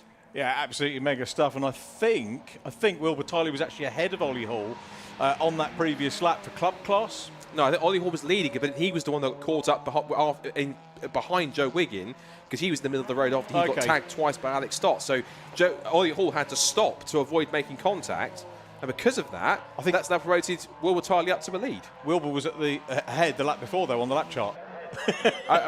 So they'd swapped again. Okay, fair enough then. There you go. But he took full advantage whilst Ollie Hall fell backwards in that case. But either way, Ollie Hall's hit trouble. He's now way down the order. He's now down in, he's off the, is he off the, I'm trying to see where I think he's still ahead of, he's still ahead of Amy Watts somehow, despite all of that, because Amy was quite far back by several seconds. So because of that, he's now got some work to do. Either way, we're looking at the leaders here as Aidan Hills goes on the attack, down the outside towards Clairvaux. He'll look for the undercut and the switch back here on towards Hawthorns. Trying to just try and hoodwink and just try and confuse Jack a little bit. Apply that pressure all the way through Hawthorns, back through the S's. And add on to the back straight now. He'll be right in the slipstream in terms of lap times. Hill was another 4/10 quicker. James Cousins, meanwhile, on the last lap, set the fastest first sector of anybody, so he's motoring along. As here comes Hills on the attack, down the outside, with Jack Harding again, driving like he's never been away from the championship. Hasn't lost any racecraft in these cars, runs a little wide over the curb, but keeps the power down. I might lose him a touch momentum up towards Jim Clark S's, and Aidan Hills is on his toes. He's right there, locked onto the rear bumper of the 65 car. We normally called him 43, Jack Harding, but somebody else has 43 this season, so because of that, he had to pick his second number. Through Barcroft, wiggling around with no grip, and here comes Hills up the inside, but Jack Harding again throws that block straight to the inside line. That was really good defensive driving from Jackie. Held him up, parked his car right on the apex of that first corner. Is forcing Aidan literally to go around the long way, but given the conditions, that might not be such a bad thing, because of course on the outside there's more grip, so therefore if Hills can get himself to the outside line, he might well find himself in a passing place. Superb stuff. The other thing I like about Aidan Hills, and I'm not denigrating anyone else, but completely plain white as I can see it, crash helmet, doesn't do the, let's go off and do a fancy livery or anything else. It just puts on a plain white helmet, gets in and races the car. He's now reigning champion, still putting pressure on, but this is good defence by Jack Harding out front. We've got 1 minute 10 on the clock. So is this is last lap board going out, or are we on to penultimate lap? Just trying to have a look down, can't quite see. Here comes Hills though, onto the outside, coming down into Clairvaux. Has a look here, is he going to be able to go for the cutback? Cousins gets the fastest lap as Hills looks for the lead, thinks better of it here. He might have to do the chase through the chicane. Now he's got the inside run as they come through Tower. Hills has got the lead, he's got in front. Excellent racecraft from Aidan Hills, slipping up the inside and making the move stick. So Aidan Hills on the final lap of the race hits the front in the MX5 Super Cup, and from 12th on the grid, I remind you, that's a really good charge through the order again. In these adverse conditions, we remind you, he is a junior rallycross champion before he came into circuit racing with the MX5 Super Cup. He's also done a little bit of genetics on top of that too, but really showing just how quick he can be, particularly in these adverse conditions, and pushing on to what could be another win in the season. He's only taken so far for a defending champion, which is unusual, 2 wins this season. It'll be win number 3 if he can hold on, but he was all arms and elbows exiting the second part of the Jim Clark S's. But it's enough confidence and pace, it seems, to just pull away enough to put Jack Harding and that victory out of reach for the 65. Through Sunny and Sunny out. Behind them, it's looking still pretty close for 3rd and 4th position. Griffiths and Cousins are together. And if James Cousins, with the pace he's going, could possibly get onto the podium, what a story that could be. He's been out of it pretty much for most of the season, and in terms of performance, but if he can get onto the top 3 in the last couple of corners, that would really be a great story. Through the final couple of corners come the top 2 out of the complex. It's the hairpin. A final look from Jack Harding. He has a little look up the inside line, tries to put himself sideways, but he's a little too twitchy on the exit. Can't get the power down on the sprint to the checker flag. It'll be a 3rd win of the season for defending Pro Class champion Aidan Hills. Victory in race 1 from 12th on the grid in the MX5 Super Cup. Now this is for the lead, I think, in the club class, and somehow Ollie Hall is back to the lead on the final lap of the race, despite getting held up by a spinning and tagged Joe Wiggin. There's some evidence of the little contact he made there after having to stop. but somehow Ollie Hall on the last lap of the race has retaken the club class lead and wins in the class on the final lap. Incredible. Will Batali's car crawls across the line in second place in club class, and third place will go still to Amy Watts, but she's several seconds back after taking pole and getting the class. Across the line she goes. She will get the podium position. And behind, and look at the, oh, that's off the road, has gone 72, Steve Kite, so he's had a bit of adventure. And he crawls back on in front of both Jim Barrett and Joe Wiggins. So Joe Wiggins struggled round after his damage. He's lost out to Jim Barrett, so that will have pushed Joe Wiggins down to, I think, 17th, I think. We'll look across the line. There goes Clive Powles. Robinson comes across the line next. Then it'll be Jim Barrett, and then Joe Wiggins. So Wiggins comes across in 16th.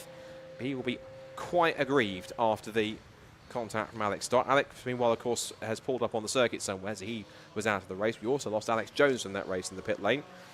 Last car to come across the line is Chris Ginn, and he will take what will be 18th position in the end.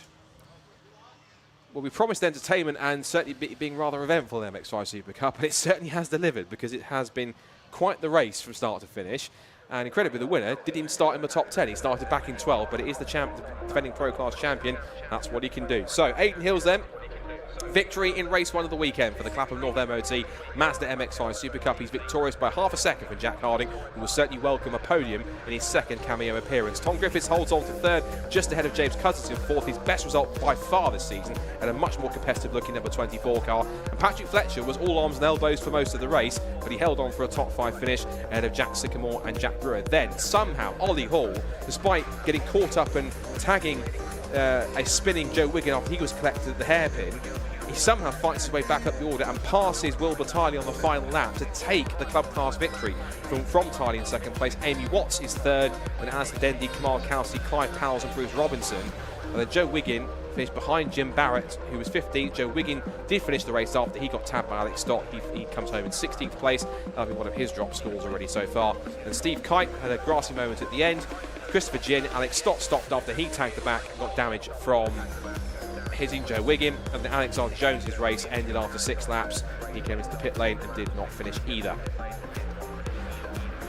So the cars make their way into the pit lane. They'll be heading down to where an expected Richard John Neal will be, and I'm certain we'll be getting ourselves set for our next race.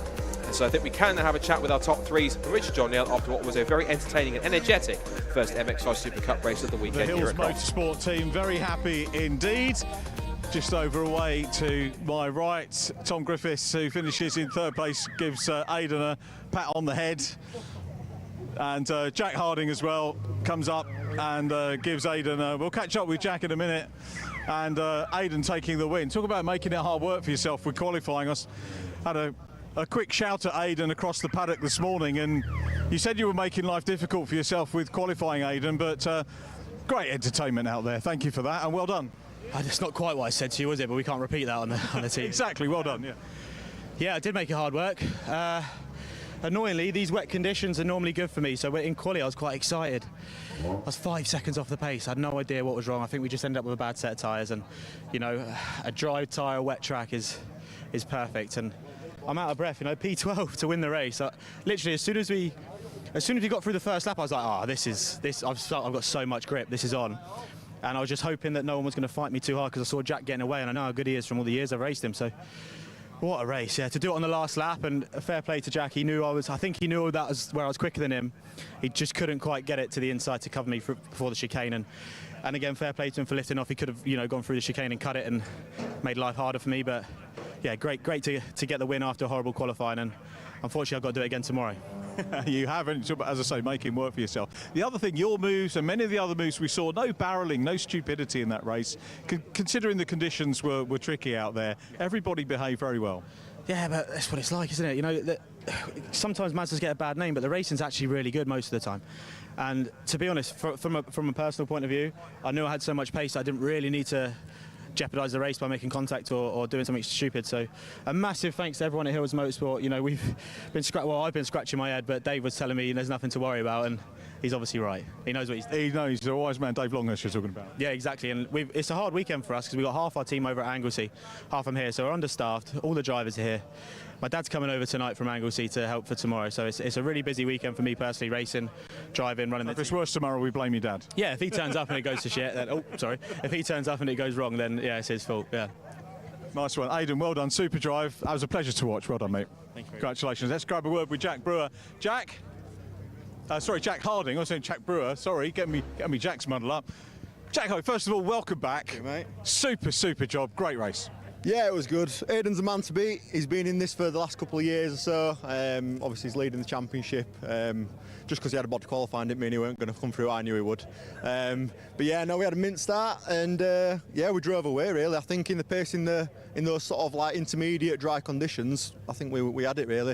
As soon as it started to rain, you become the guinea pig. So obviously, I was going a bit slower than he was, and I could see him catching me. But obviously, as soon as we swapped positions on the last lap, I could follow what he did then. It's just like it's been hard to be in the front, but honestly, the team's done a fantastic job. AK Motorsport, honestly, can't thank them enough. We've brought the car from an unknown to a competitive car. Will we see a bit more of you now?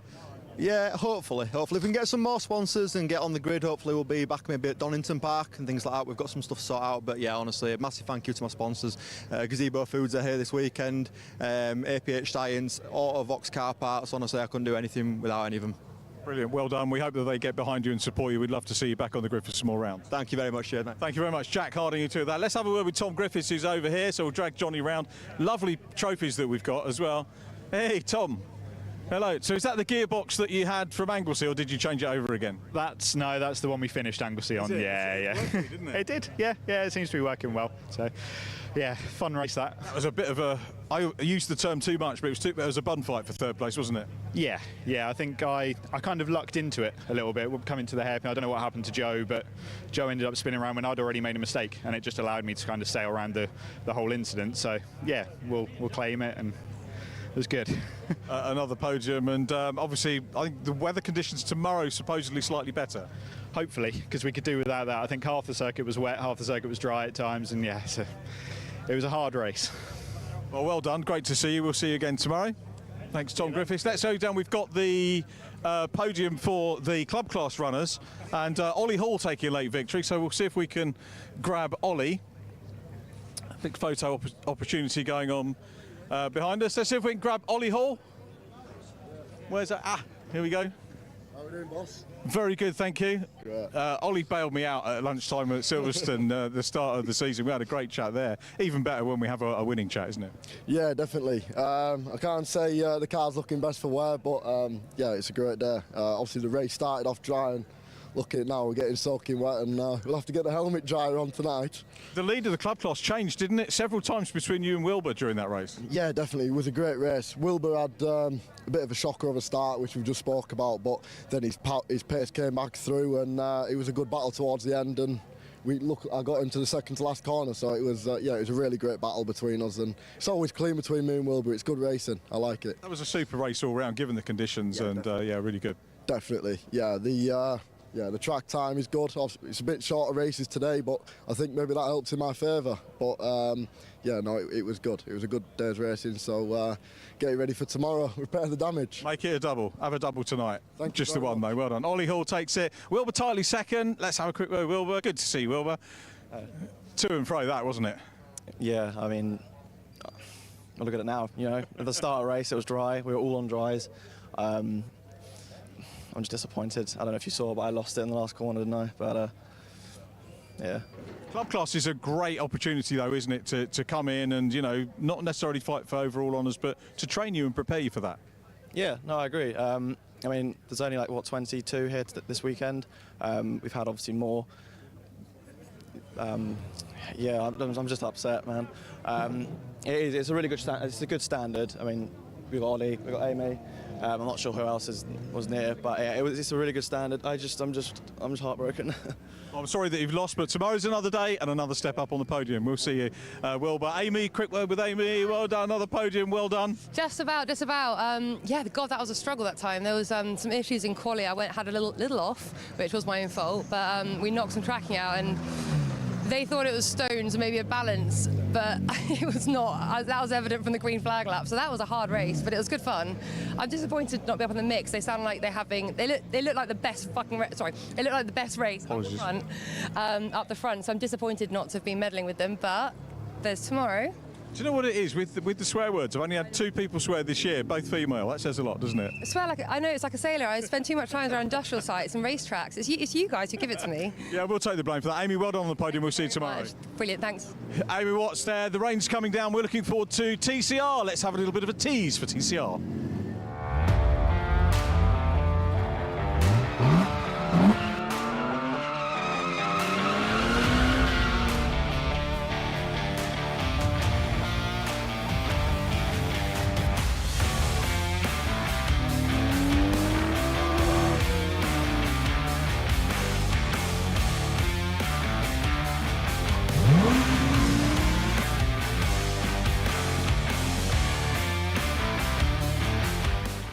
Is your business ready to switch over to cloud telephony before the BT analog switch off? If you're not sure, you can get a telecoms and IT health check from Maximum Networks for free, covering broadband, phone systems, IT support and more. Arrange your free audit today at maximumnetworks.co.uk.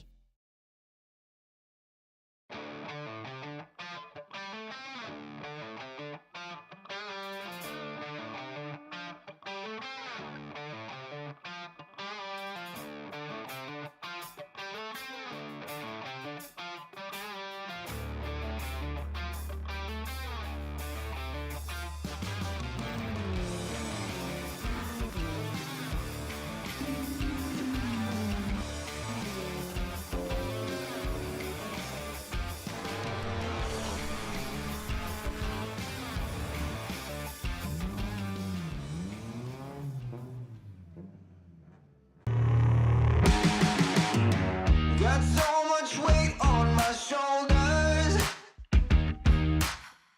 enough to knock me out, but I'm still holding the throne. You'll never know till it's over. You want an honest man, but you don't understand. I won't be here when you wake up again. You want an honest man, but you don't understand.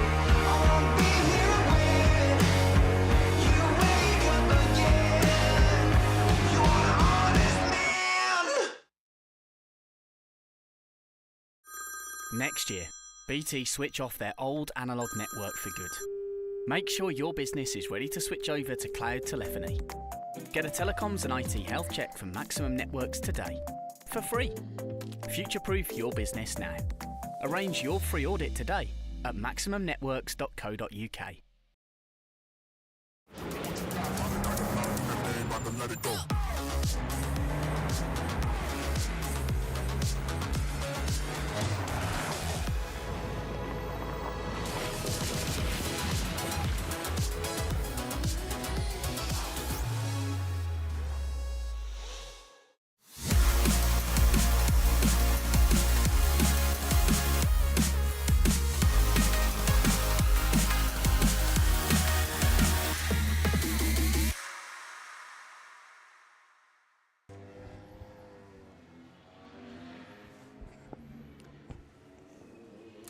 Time to go touring car racing for the first time this weekend. Race 1 of 3 here at Croft for TCR UK, the TCR UK Touring Car Championship, lining up on the grid ahead of their first race of the weekend here in what is increasingly damp conditions. So it's similar conditions to what we had in qualifying this morning, but still it's going to be very tricky and very treacherous out there. Scott Woodwis and Henry Burdett on commentary here to go through all the action for today's race. And Henry, I think it wasn't as wet as it was this morning as it is in qualifying as it is now, so there might be some setup changes, but there was a bit of debate before they started coming to the grid over what tyres they were going to go for. Some had recently planned to go on wets, others were going to start on dries. I imagine everyone's on wets now, but from what we see here, it could be a very jumbled up race, particularly when we have Callum Newsham on pole, the Carl Bordy, the defending champion, starting in third place, and a few other cars out of position. But for all of that, the biggest story is there's one key car missing, not on the grid today at least, and that's the championship leader, Adam Shepherd, not on the grid today for various reasons. Yes, it's been a day and a half from hell for Adam Shepherd and his team. Firstly, the van broke down on the way to the circuit yesterday. Then, after testing yesterday, they had a problem. The car just would not run. They diagnosed it as a possible ECU failure. They had packed up and they were on their way home when Adam's dad sort of went, well, let's go to a garage and just fiddle around with some of the wiring. They believe they have the car fixed. However, because Adam hasn't done his 3 laps, he didn't do qualifying because he hasn't done 3 laps of practice. He's not allowed to race today, but all things being equal, he very fired up.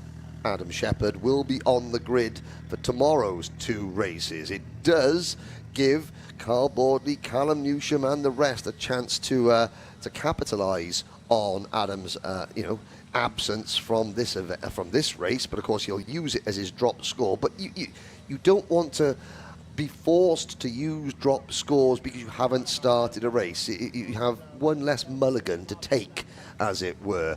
But you said earlier, yeah, as I wandered down the pit lane before the cars went out, there was a mixture of tyre choices. The rain has since returned in abundance, and I believe that the tyre debate is a short one, and we will be seeing lots of blue lettering around the Goodyear Eagle tyre compounds. You can see Darren Lewis, who qualified a fantastic 4th in what, as you said, is a mixed-up grid. Qualifying earlier today was held in slightly drier conditions, and there is a newcomer to the championship, number 101, Sam Laidlaw, graduating from the Audi TT series, along with his dad Steve. Now, Sam is driving the car that Steve drove at Alton Park. So Sam's in the Hyundai, and Steve spoke to Steve earlier. He said he really liked the look of the Cupra.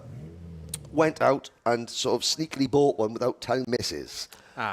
But he gets to race with his son on the TCR UK grid, and I have to say, the camera, the Alpha Live camera angle there is not really, well, it's very, very gloomy here. The cloud is extremely low here at Croft in North Yorkshire, and it seems as though the weather is set in for the duration. I have a feeling that the 20-minute race is going to be run in completely wet conditions. In qualifying, the track started to improve towards the end, but this is the most consistent amount of rain that we've had all day.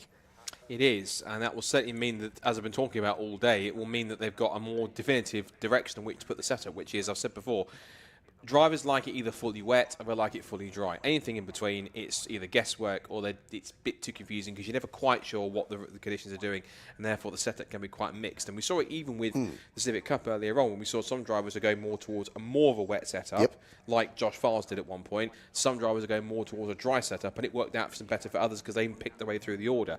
So for them, it's going to be pretty tricky to see if they can make that work. So, but between all that, Callum Newsham took pole position by a full second this morning. So the driver who won his first race in the TCR UK standings earlier this year at Brands Hatch comes into the day 3rd in the points table in that number 16 JH Racing Hyundai i30. Of course, Callum, said that the championship was his goal this year, and he's got a little bit of work to do, but of course with he's starting in front of Carl Bordley, and with Adam Shepherd not here today, at least, then Callum was trying to capitalise on this. And of course, Adam Shepherd doesn't know if the problem is fully cured. He's going to be going out tomorrow driving half blind, as it were. But as the drivers weave their way down the back straight towards Tower Bend, I think it's about time, Scott, that we tell the viewers the starting lineup. Yeah, so here's the grid then for race number 1 of the weekend for TCR UK here at Croft Circuit in North Yorkshire. Here's Callum Newsham on pole position in the number 16 Hyundai i30. He will start on pole alongside Brad Hutchinson in the Cupra for the Bondit with MPH racing team. Then it's 3rd place for the defending champion Carl Bordley in the Cupra, and 4th place for Darren Lewis. He had his first podium at Alton Park, looking to try and replicate that for the 2nd row. Sam Laidlaw on his first time out in the Hyundai, not a bad effort, 5th position for him. He'll start alongside Bradley Thurston, making another appearance in the on the Civic. Then it's 7th place for Will Beach, who ended Alton Park standing facing the wrong way after getting collected by Joe Marshall. That Golf is now back to full strength. He's now 7th for Capture Racing, alongside Rick Kerry in the Cupra. Then it's 9th place for Mark Smith, 10th for Stephen Laidlaw, who is in his first race in the new coupe, which is going through shot there. 11th place in the back of the grid in a Hyundai run by Jansport Racing. Some chap called Stuart Lyons, who was out at Alton Park. Never heard of him. Back out again. One thing we should mention is that both Steve Laidlaw and Stuart Lyons, as per the champion regulations, are starting at the back of the grid by default, because the regulations state that if you change cars mid-season, you have to start from the back as a result of that. They have done, because of course Steve was in the Hyundai that Sam is now in, and Stuart was in the Brad Hutchison's old Mark 1 or Gen 1 Audi RS3 TCR, which means that because he's changed to a Hyundai, he's now having to start from the back of the grid by default. And there is a look at the back end of the circuit there. So we're coming into the complex, and you can see no dry line available. Very, very greasy. Like you alluded to just a moment ago, Scott, drivers prefer it when it's soaking wet. It's either bone dry or soaking wet. You know where you are. When the track is like this, it's greasy. The surface is very oily with all the rubber coming up. And yeah, you can't do right for doing wrong. What it does mean, though, is that getting these cars off the line is going to be critical. It's a 20-minute race, and there goes Carl Boardley. Brad Hutchinson, of course, this is his home circuit. The whole Bondit with MPH Racing team have got a huge hospitality area here. We're going to be doing a feature on them. He's got 8 players from the Huddersfield Giants Rugby Super League team coming here tomorrow. Which is excellent. A good crossover there, and lots of other good things going on. But now, for round 9 of the 2024 TCR UK Championship, the green flag at the back of the grid waves. The 5-second board goes out, and we are about to go racing. It's a good start from Hutchinson. It's a good start from the pole sitter, and in the middle of the pack, somebody doesn't go anywhere at all. Sam Laidlaw, that's in the Hyundai. He doesn't get anywhere, but down towards Clever for the first time. Callum Lucian's been swamped by Brad Hutchinson to his right-hand side. Carboy to his left and sideways for the Hyundai. He's down from first to third, but it's Brad Hutchinson from the front row of the grid. He hits the front. It's a Cupra 1-2, a Hyundai 3-4, and Bradley Thurston through all that. He's up to 5th position, side by side for 2nd and 3rd, and across the runoff area goes Carl Board. There was a little bit of contact between the two of them, but they're now running down the back straight for the first time in the spray. Hutchinson leads side by side for 2nd between Newsham in the inside line, Bordley on the outside, and watching on is Darren Lewis in the 2nd of the Hyundais in the mix. And Bordley doesn't want to give it up here around the outside, keeps his foot in. This will put him on the inside for the first part of the Jim Clark S's. They're going to go wheel to wheel. You don't want to go side by side here. They're brave if they do so when they are going for it side by side, but eventually Lucian capitulates, and through goes the defending champion into P2. And look at Lucian wiggling around over the curve, looking to try and get back, but Baldy holds the defensive line, and through he goes. You can see it's definitively pretty wet now, so anyone on anything like other than a fully wet setup is probably going to be at a massive disadvantage in these early stages. Yes, Callum Newsham will be kicking himself. He knew this was a golden opportunity to kickstart his title campaign, but it is Brad Hutchison who will lead at the end of the opening lap, and he will lead by a convincing margin as Darren Lewis comes into the picture in 4th position. Darren was the top qualifying Goodyear Diamond eligible driver, and there he goes doing that multicoloured number 285 Hyundai i30. That's the Darren Lewis Racing with JH Racing entry. There he is with the blue and orange tips on his car, as Hutchison, though, clearing off 2.3 seconds up the road, and Brad Hutchison has clean vision. He has no spray, and Bordley almost drops a wheel off the circuit there, and sadly we've already had a pit visitor, Will Beach, who grabbed Gen 1 Cup pole position at the very last lap of qualifying, has already brought that Golf into pit lane. And I'd say that Brad Hutchison was pretty substantial in the wet last year at Donington Park, when in a Cupra, no less. He was there before he fortunately got disqualified, but he proved the pace in the wet conditions that certainly worked out for him. So Brad Hutchison, if there's ever such thing as a Rainmaster, certainly possibly one of them, that he could be a contender for that. But it's a great start from the front row that gets him up the order. 2nd, 3rd and 4th together, though, as they come out of sunny in and sunny out, and now onto the back straight. There is Will Beach. You can see how hard the rain's coming Yes. down now. It really is full-on torrential rain here, so wet tyres in full effect for everyone. I believe this is the first wet race of the season, because I don't remember it was dry at Brands Hatch. I don't remember any. It was definitely quite warm and sunny at Snetterton. There wasn't any wet weather from what I remember at Oulton Park either.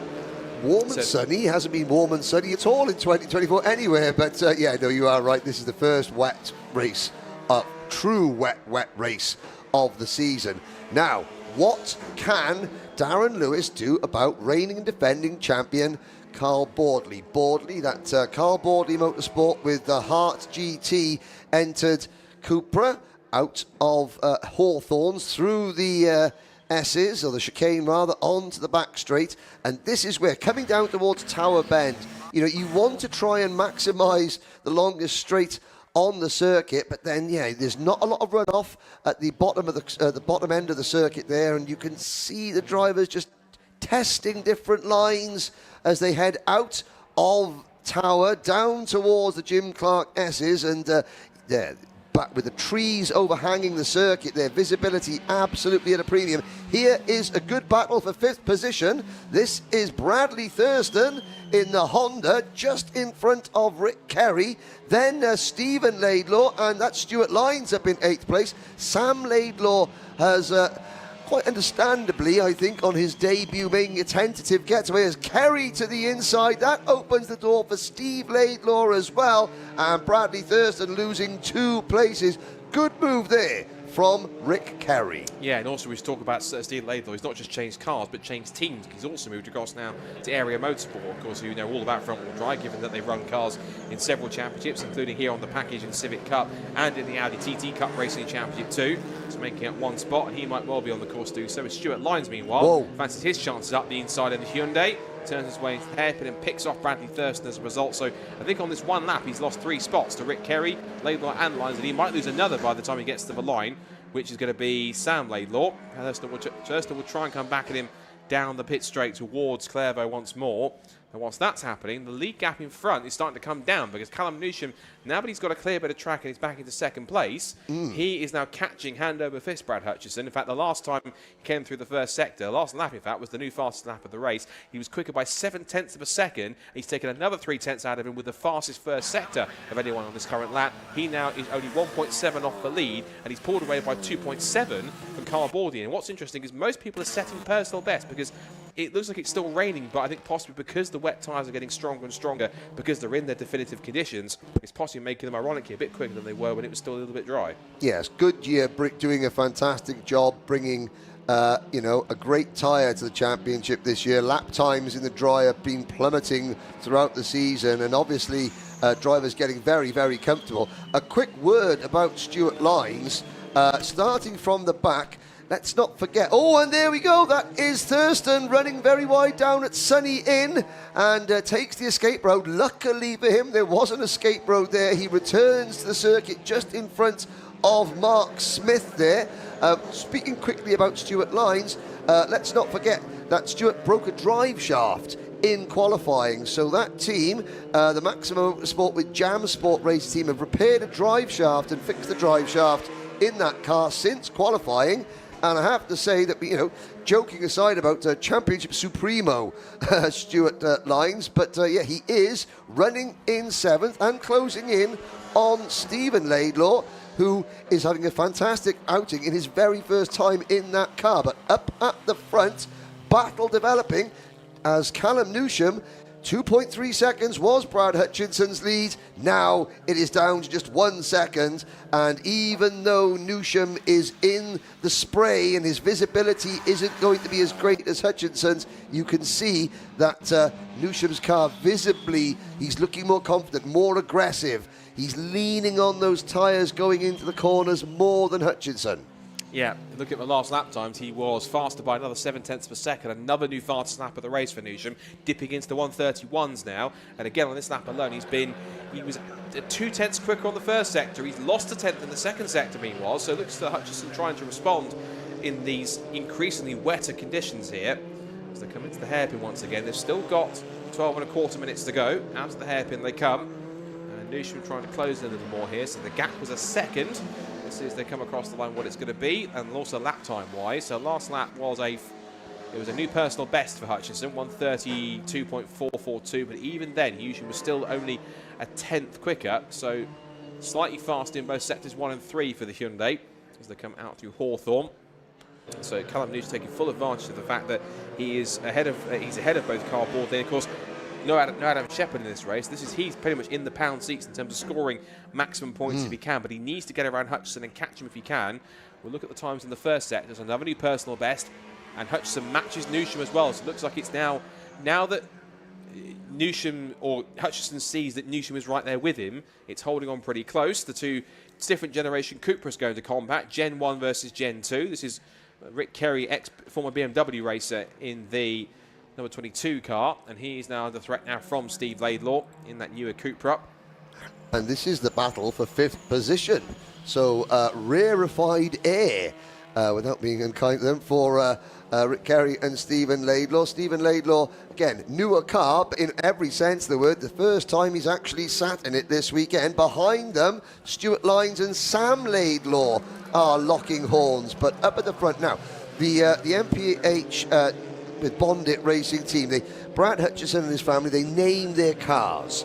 Every car that Brad drives has to have a name, and this is Lola we are looking at here at the moment. They've called their Cupra Lola, but I'm not going to do any singing, but Lola is being encroached upon by Callum Newsham's Hyundai through Clervaux. And you can see Newsham, he's getting on the power earlier without using as much curb. He's got better drive off the corner. Great drive there. Now, you would expect Hutchinson to have better exit speed through the chicane down Tower Straight, but Newsham is able to peg him back. And I've just, out of the commentary box window as we look at Newsham having a little look up the inside. Oh, that was a deep dive. That was a very, very deep dive, and not quite on the money, but this could be on the money. This is Stephen Laidlaw up into P5, passing Rick Kerry. Yeah, smooth move through Hawthorns, and through he goes. And as Brad Hutchinson steers Lola, as he's affectionately named the Cupra, through Barcroft and through the sunny in, sunny out complex, Newsham is just keeping as tight a line, as tight a pace as he can. In fact, the man that's really on the move now, fastest first sector, has now gone to Carl Bordley. He's now set at 27.917, and he's got some 4.5, 5 seconds to make up on that point. So he's lost the time in the first half of the race, but the second half, certainly coming into it and maybe coming into his own. Newsham then had a small look up the inside into the exit of the complex, into the hairpin. They'll come once more. They were getting around Will Beach whilst they had that, so the Volkswagen Golf GTI TCR way down now to 11th place after he had an early visit into the pit lane. Across the line they come to end lap 7. The gap is still half a second between the top two, Hutchinson and the black and blue Gen 2 Cupra, and it's still Callum Newsham who's in the, I presume it's a Gen 1 Hyundai i30. The one thing I'm not quite sure about is that Callum Newsham is in what I can see, a Gen 1 Hyundai i30, but isn't in the Gen 1 Cup, which is a little bit confusing, but I'm not quite sure. But again, not 100% sure why that car is, but other Gen 1s are, but we'll wait and see.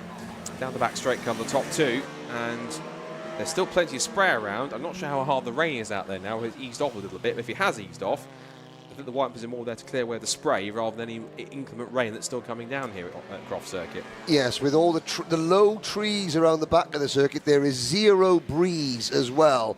So the residual water, the wind isn't there to sort of dry the track quickly, but here comes Newsham, and Newsham is looking aggressive. He's had a couple of half peaks, but I have a feeling he's going to take a full-on glance at Hutchinson before long. Hutchinson, though, can control the pace. In these conditions, the more you move offline, the trickier it is, and the more risk you run of potentially getting on the grass, which is like a skating rink. We've seen already today a couple of drivers in some of the support races take the grass, and there is zero traction. Now Newsham will try the crossover move. Hutchinson on the inside, side by side for the race lead. Hutchinson will have the racing line, but can Callum Newsham capitalise and go around the outside? Yes, he can. No, he can't. Good racing there from our two leaders, but Newsham certainly on the offensive. Let's look at the gap back to third place, Carl Boardley. It was 5.1 seconds as Hutchinson defends from Newsham. Boardley is starting to close in, and with 7 minutes to go, Scott, it's a three-way battle is not beyond the realms of possibility. It's certainly possible. 4.2 seconds is the gap now between second and third place. Now, on that last lap, Boardley was 7/10 quicker than leader Hutchinson, so that could certainly be a contest if he closes in the last few minutes. Look at Rick Kerry here, who continues on in 6th place in the Tcruk. Ahead now, Sam Laidlaw, who is on a recovery after he stalled at the start. The top two here, as they run their way through the Jim Clark S's. It's still Hutchinson holding on, but Callum Newsham just using all the road and a bit more, using every little bit of tarmac and curb and even grass he can get away with. Out through the right hand of Sunny in and Sunny out, and now on that short straight towards the complex again before the hairpin. Running out of time, 6.5 minutes just under to go, and it looks as though the Hutchinson is really isn't comfortable in the slow section. Looks at the Newsham's Hyundai looks much stronger in the slow stuff, in the slow corners here, it's much better. Has a look up inside, thinks about a dive, but isn't far enough alongside. Little tap of the tail to remind him he's there. He got good traction off the hairpin last time by. Not so this time, but he'll stay in the slipstream, and of course in the wet, the slipstream isn't that strong because you've got a face full of water that's causing all the turbulence rather than the air in front. But back in towards Clairvaux they come once again, and Hutchinson feels comfortable on the racing line enough to hold on. But it looks as though that, at least in these conditions, Newsham's car looks much more suited. The Hyundai looks better than the Cupra in the slower corners, particularly that complex when it winds through towards the hairpin. Much closer, much tighter turning circle for that car. He's able to get through and hold on to him as we come to 5.5 minutes to go. And the battle of the lead is still pretty hot, as the gap between the lead and so second and third place is now 3.8 seconds. Leader to Hutchinson, leader to Boardley now, first to third, 4.2. This is an absolute masterclass at the moment from Brad Hutchinson. Positional awareness. You're correct in what you're saying, Scott, is that Newsham's car is much better through the slow parts. But Hutchinson knows it's impossible for Newsham to get past him during the slow sections, provided Brad just positions his car in the right place, and that's the wrong place as Newsham dives at the inside, wheel to wheel, side by side, through Sunny out. Newsham clips the inside curve and just gets the move done, and now he's coming into the part of the track where he is stronger. Can he pull away, or will Hutchinson fight straight back? He's going to try, and look at that, actually it's now that the hunter becomes the hunted, because Newsham, who takes the lead of this first TCR UK race of the weekend with a great opportunistic move through the Sunny in and Sunny out complex, now he becomes the pursued, as Brad Hutchinson has to try and chase after to get back the lead. It's better traction off the hairpin that gives the Hyundai the better run off the corner. And the happiest man of all at the moment is Carl Boardley, who has just taken 1.2 seconds as Newsham runs teetering on the edge of adhesion through Clairvaux. Boardley has come from 4.3 seconds behind to exactly 3 seconds down. You could see him in the back of the camera shot, but you can see Newsham after that sort of brief, nervy moment where he's got to realise, yes, he's quicker, but you can't push too hard. There's a very fine line between race-winning pace and, race-losing, incident here in these conditions. But Boardley, bit between his teeth, he's going to be hoping that Hutchinson could get back on the rear bumper of Newsham, but Newsham is already gone. The gap between Callum Newsham and Brad Hutchinson, well, it was half a second at the end of the previous lap. It's going to be a lot more, and if Brad Hutchinson isn't careful, that man there, Leeds' Carl Boardley, is going to be knocking upon his rear bumper very soon. I imagine so. That last time through the first sector, he was quicker by about a tenth. He set the fastest first sector of the race. That's the fastest second sector has now gone to Callum Newsham. Even though it was a personal best for Boardley, Newsham, now he's out in front with clear air in front of him, is pretty much trying to spread eagle the top three a little more. There's Carl Boardley, defending champion, car number 1, proudly displayed on the rear window. Let's see what the gap is now between himself and Hutchinson, because he will have been closing in the last 3. He took a whole half a second out of him in the second sector, and another half a second. He took a full 1.2 seconds out of second place on that one alone. Callum Newsham has put all the sectors together in sectors 2 and 3 to go the fastest lap of the race. In fact, he and Boardley are the only drivers lapping sub 132. They've both gone into the 131s. Newsham's lap of 1:31.340, so he's now trying to pull away as much as he can. In fact, he's pulled away after 2 laps or so. Boardley on the grass. Sorry, Scott, that was... Yeah, Boardley was off the road, you're right. He ran a little too wide. I think also so did Hutchinson a little bit. So I think Hutchinson tried to push on, but the 2 Coopers ran a little wide on the exit of the S's, and that's only giving Callum Newsham this race on a plate. But look at the different trajectory of the cars. Brad Hutchinson, I think that his setup is going away. Certainly, he hasn't got the drive out of the corner. He's using a much wider line out of the corners. Boardley and Newsham were both able to get to the apex, get the power down a lot earlier and a lot cleaner than Brad Hutchinson. So I think Brad Hutchinson is in, how do we say this, Goodyear conservation mode. Now, here's the battle, however, between Steve Laidlaw, who has just been repassed by... So Steve Laidlaw is ahead of Rick Kerry. Rick Kerry is now having to defend from Sam Laidlaw. So on his TCR debut, we saw Sam quite correctly, tentative at the start, dropped back a little bit, but then gaining confidence lap by lap. And of course, you know, he described that car as a beast earlier on to me. So what's the one thing that you don't want to do on your very first weekend in TCR at a very, very tricky circuit such as Croft? It's you don't want the rain. You know, the difference between success and failure is finite in the rain, but Sam is building confidence lap on lap on lap, and he wants to get up to his dad. You know, they've had a couple of tussles, and even Stephen has said that there's been a few times where father and son have collided on circuit, and even Stephen said he doesn't mind blaming his son for that one, and Sam has said, well, yes, I have on a couple of occasions just crashed into dad, but now that the ante has been upped and they're in the highest level of touring car racing on this package. But here is the battle for second position. Hutchinson looks like he's got a little bit of body work, just sort of flapping, one of the sills. I wonder if that might be an after effect of Newsham's pass for the lead. I can't imagine, though, in these conditions, Scott, that a loose sill would have such a negative effect on performance, or am I talking nonsense? Well, I'm not sure, but either way, he's running out of time because it looks as though the clock's about to tick down to 0, so it will be the final lap of the race. Boardley has one last chance to try and get him on the exit, the hairpin here if he can. He might well not do it. He might be pretty close, but up towards the checkered flag anyway. Is going to come for the second time this season. Callum Newsham, who wins race 1 of the weekend here at Croft. It'll be second place in a headlight flash, only just for Brad Hutchinson, and a third place after a strong drive for Carl Boardley. Meanwhile, further back, this isn't finished. This is a scrap further back between, that is Mark Smith, Bradley Thurston and Stuart Lyons. Now, Stuart was actually 8th going into the final lap of the race. He's now dropped behind both Mark and Bradley, so whatever happens there has happened there for Stuart Lyons. He's dropped to the base of the top 10. Either way, he'll come home possibly in 10th position, whereas even as high as 8th if he can make his way back up there. Darren Lewis, meanwhile, picks up 4th. It'll be Stephen Laidlaw on his first weekend in the Cooper, picks up P5. And then Rick Kerry will just hold off by the looks of it Sam Laidlaw, who should be very pleased with a strong 7th place in the Hyundai in the end. And then it will be, I think, Mark Smith from Bradley Thurston, and then Stuart Lyons rounding off the top 10. The final couple of cars making their way. I have an answer to your what happened to Stuart Lyons. The answer is here. Stuart Lyons, age 61. There's your answer. I'm going to interview the winners.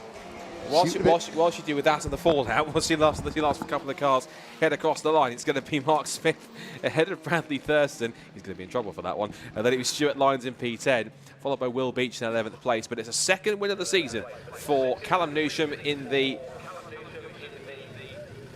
JH Racing Hyundai i30 NTCR. Well, I should correct myself, thanks to Phil Kinch, that car's not eligible for Gen 1, hence why I got confused. That's me being stupid, but we'll come to that later. Anyway, Callum Newsham takes victory in race 1 of the weekend in the wet, his second win of the season for JH Racing in the Hyundai. It's second place for Brad Hutchinson after he started on the front row of the grid, and he had to battle his way to hold them for the lead for quite a while, then lost out in the second half of the race. Carl Boardley was charging in the final stages, but clings on to third place. The defending champion takes P3 ahead of Darren Lewis in 4th, Stephen Laidlaw in 5th place in his first weekend in the Area Motorsport Cupra. 6th place goes to Rick Kerry in the EDF Motorsport Cupra, the Gen 1 car, and he also wins the Gen 1 Cup. Sam Laidlaw in his debut in the championship for Capture Motorsport is 7th in the Hyundai. 8th and 2nd in Gen 1 Cup is Mark Smith in the Cupra. 9th Bradley Thurston. 10th for Stuart Lyons in his first week in the Hyundai. Will Beach, after problems earlier on, he's 6 laps down, but finishes the race anyway in the Capture Motorsport Golf and rounds out our 11-car field. Field making its way around. If you watch around the circuit and around the complex, give them a round of applause in the way, give them a clap because they deserve it after an entertaining race for TCR UK. Still plenty more coming up very, very shortly. We've got more of the sport timetable next. We've got 3 more races left today, one of each for the, no, 4 in fact actually. The next race coming up is the second of the weekend and of the day for the Downforce Radio Mazda MX-5 Clubman Championship. Different conditions than they had earlier on this afternoon. So they'll be coming up for their race very shortly. Then it's going to be the Airtech Motorsport ST240 Championship, get their first race. And then the Gas Shocks Mazda MX-5 Championship will be complete today with the Demon Tweaks Audi TT Cup Championship. And that's going to be quite entertaining to complete day 1 of our Croft TCR UK race weekend adventure here with TCR UK and Brscc. Again, if you like what you see with all the championships and series here, head to the website, brscc.co.uk. You can also head to the TCR UK website on top of that too. So you can head to tcr-uk.co.uk for more information. And of course, follow Brscc and TCR UK on all the social media channels as well. You can follow them all on Facebook, Twitter, Instagram, and at least also you can follow Brscc on LinkedIn as well, which is also quite handy to pay too. So, for our first podium of the weekend for TCR UK, let's have a chat down with our top 3 and race winner, Callum Newsham, with Henry Baudet here at Croft, after Callum Newsham takes win number 2 of the season here at Croft. Start, but it certainly was a great finish for Callum Newsham, who takes the congratulations from Dad Dave, and we'll wait for Callum to get his helmet off and to get obviously the winning Goodyear cap on. Looking at the car, you can see those Goodyear Eagles have stood up incredibly well to that 20-minute race, and celebrations going on behind. Firstly, there you go, sir, there's your victory cap. You haven't got time to size it up correctly. Well, apart from the start, that was a great recovery. Talk us through that one. Yeah, that was a pretty sketchy start. Well done, mate. Yeah, that was a sketchy start from me because I was struggling. It's hard to get these off the line in the dry, let alone the wet. But yeah, I knew I had the pace, but I was just struggling at the start of the race. It was a lot wetter than it was in qualifying, so the setup's just a bit. It wasn't the best for that. But I mean, it was apparent that you were faster than Brad for several laps, but obviously Brad doing an excellent job of just positioning his car. Out the back, you went for the move. You had a couple of half attempts, you know, but then the move got done. Talk us through the move.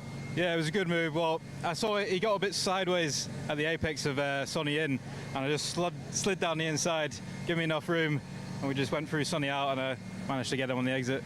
Now, of course, you know, a win today, that means 10th in the first race on the grid tomorrow. Are we hoping for more of the same, or are you just hoping for a nice, dry, smooth run to the end of the weekend? Well, no, I'd like to have another win, you know. I'll try and do that from P10 on the grid. But, you know, it's not going to be easy because these guys are fast. But, you know, we'll see what we can do. But obviously, the first part of the weekend, pole position, maximum points on the entire day. Got to be feeling good because I think tomorrow is the halfway point of the season, you know, so yeah, that's going to hold you in good stead. Yeah, no, it's good for the championship, and that's what I'm here for, so yeah, it's all good. No problem at all. There we go. So that's Callum Newsham. Now, there was a big cheer, obviously a big cheer for Callum, an even bigger cheer for Brad Hutchison over here. Of course, this is Brad's local circuit. The whole Bondit MPH racing team have got a huge hospitality area here. Now, I'll get this right. The Elland Roofing Supplies Cupra by Bondit. Right words? Yeah, that'll do. Yeah, we'll take that. Okay, coming here, but still big smiles at the end between you and Callum. A great start, but at what point did you realise that the writing was possibly on the wall? Yeah, so obviously it's probably the great thing about the championship, really, with the way the bop is and how different the cars are. Obviously, Callum struggled around some circuits, being dominant around others. You know, Brands actually at the start of the season, he was absolutely rapid. So yeah, I think the weather's played into his hands. The faster driver definitely won. There's no doubt about it. But yeah, no, it was just a great race. It was. I knew at the rate of knots he was catching me, it was going to be a bit of a difficult one. But yeah, sort of praying for a safety car or something to get us back in the mix. But yeah, no, I knew as soon as he got past, you know, I made a mistake going into Sonny in, and he, you know, made the best out of the opportunity, unfortunately. But we'll go again. Hopefully, we can make a few changes overnight, and we can fight him tomorrow. And of course, at the end of the race, you had to deal with the attentions of a certain Mr. Boardley as well. It really was a lap of two halves, wasn't it? The first half of the circuit was obviously wet, but then out the back, the spray was a real problem. Yeah, fortunately I only had to deal with the spray for about a lap or so until Callum cleared off, and then it was back to being clear again. But yeah, it was difficult. I mean, by the end of it, I was sort of just coasting. There were fairly new wets at the start of that session. I tried to keep them that way as best as possible. Carl was there, giving me a quick flash of the lights at the end, and I knew he was coming through. He caught me up very fast. Dare say a few more laps, and we might have been a bit closer. But yeah, I was happy enough with the result anyway, and it's the first P2 I think I've ever had as well, which is quite nice because I've been on the podium a number of times and never stood in the second spot. So yeah, that's a new one. Excellent. Well, congratulations. Well done, P2 today. I think we've got time for just one very quick word with Carl Boardley finishing in third place. No, we don't. This is Rick. Carl's down there, and we'd like to thank you, Rick. But we'll just quickly have a quick chat with Carl, who, along with Nick Hart and the Hart GT team, looking over the rear end of the car. Carl, I'm assuming that you would have wanted that race to go for a couple more minutes, and that would have given you time to set about Brad. No, I wanted it to be dry. Well, I mean, you can't have everything. Yeah. Okay, well, we can wish, can't we? Yeah.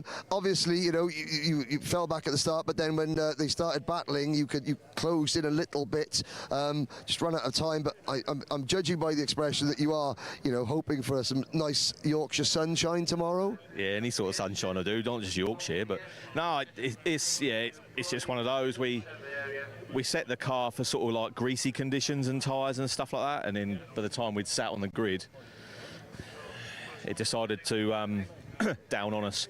So yeah, loads of standing water. So probably took 10, 12 laps for my car to even sort of like start to come on. That's why at the start Callum was so much quicker than me. It's just like, get your head down, off you go. I'll hopefully catch you at the end, but didn't quite have the legs. So all good. All good. A good podium. Thank you very much, Carl Boardley. Cars on track already for the next race. Back up to you in the commentary box, Scott.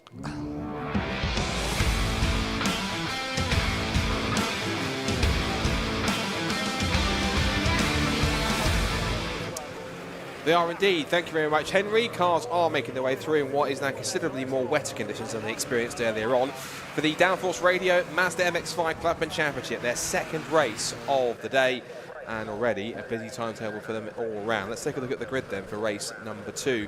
Based on the results of race 1, which means that as a result of that, it is going to be race 1 winner Jonathan Greensmith who will start on pole position. So here's the grid then. Greensmith on pole, Paul Bateman, the championship leader, alongside him on the front row of the grid. Row 2 is set to be Jordan Head, who looks like possibly was reinstated, I think. I look at the results. Yes, he was. He had a 10-second penalty. Looks like he was rescinded.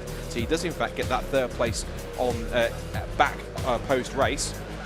And he will start on the second row alongside Pete Smith, who was flying along in the damp conditions and the wet. Let's see if he can go any quicker from row 2. Rob Greensmith starts in P5 alongside Simon Waterfall on the 6th position. Row 4 sees his teammate Russell Halley in 7th alongside Bo Parry in 8th.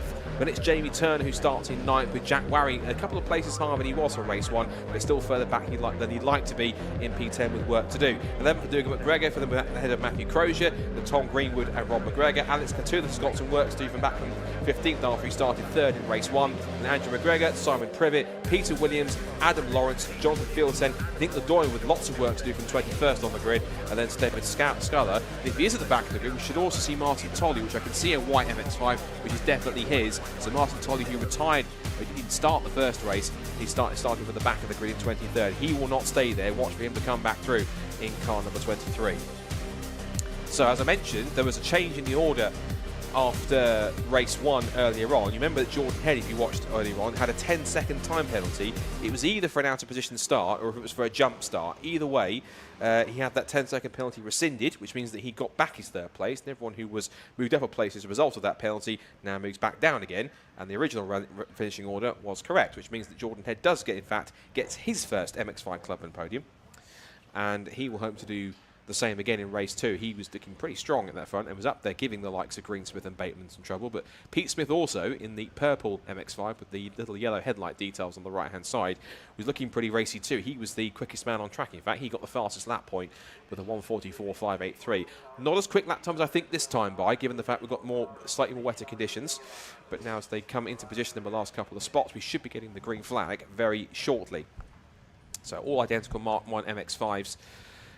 From Mazda. Of course, these cars are 1600cc, very cost effective, lots of great racing. Of course, MX5 racing across the world is always a treat to behold, and as we've seen so far, particularly with the MX5 Clubmans and the Super Cup, they never fail to disappoint. So they never fail to impress, rather than that. We know what you meant. They don't disappoint. Yeah, that's what I meant. Right, whilst I compose myself, let's look at the start. 5 seconds to go then, and the second race of the day for the Downforce Radio Mazda MX5 Clubman Championship begins any second now.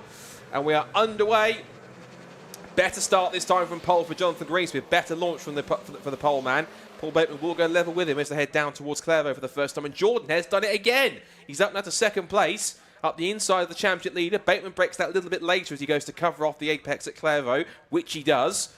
Through the right-hander they go, through Hawthorns. They're bunching up in 2x2s. They come out of Hawthorns, out of Clairvaux, into Hawthorns, I should say.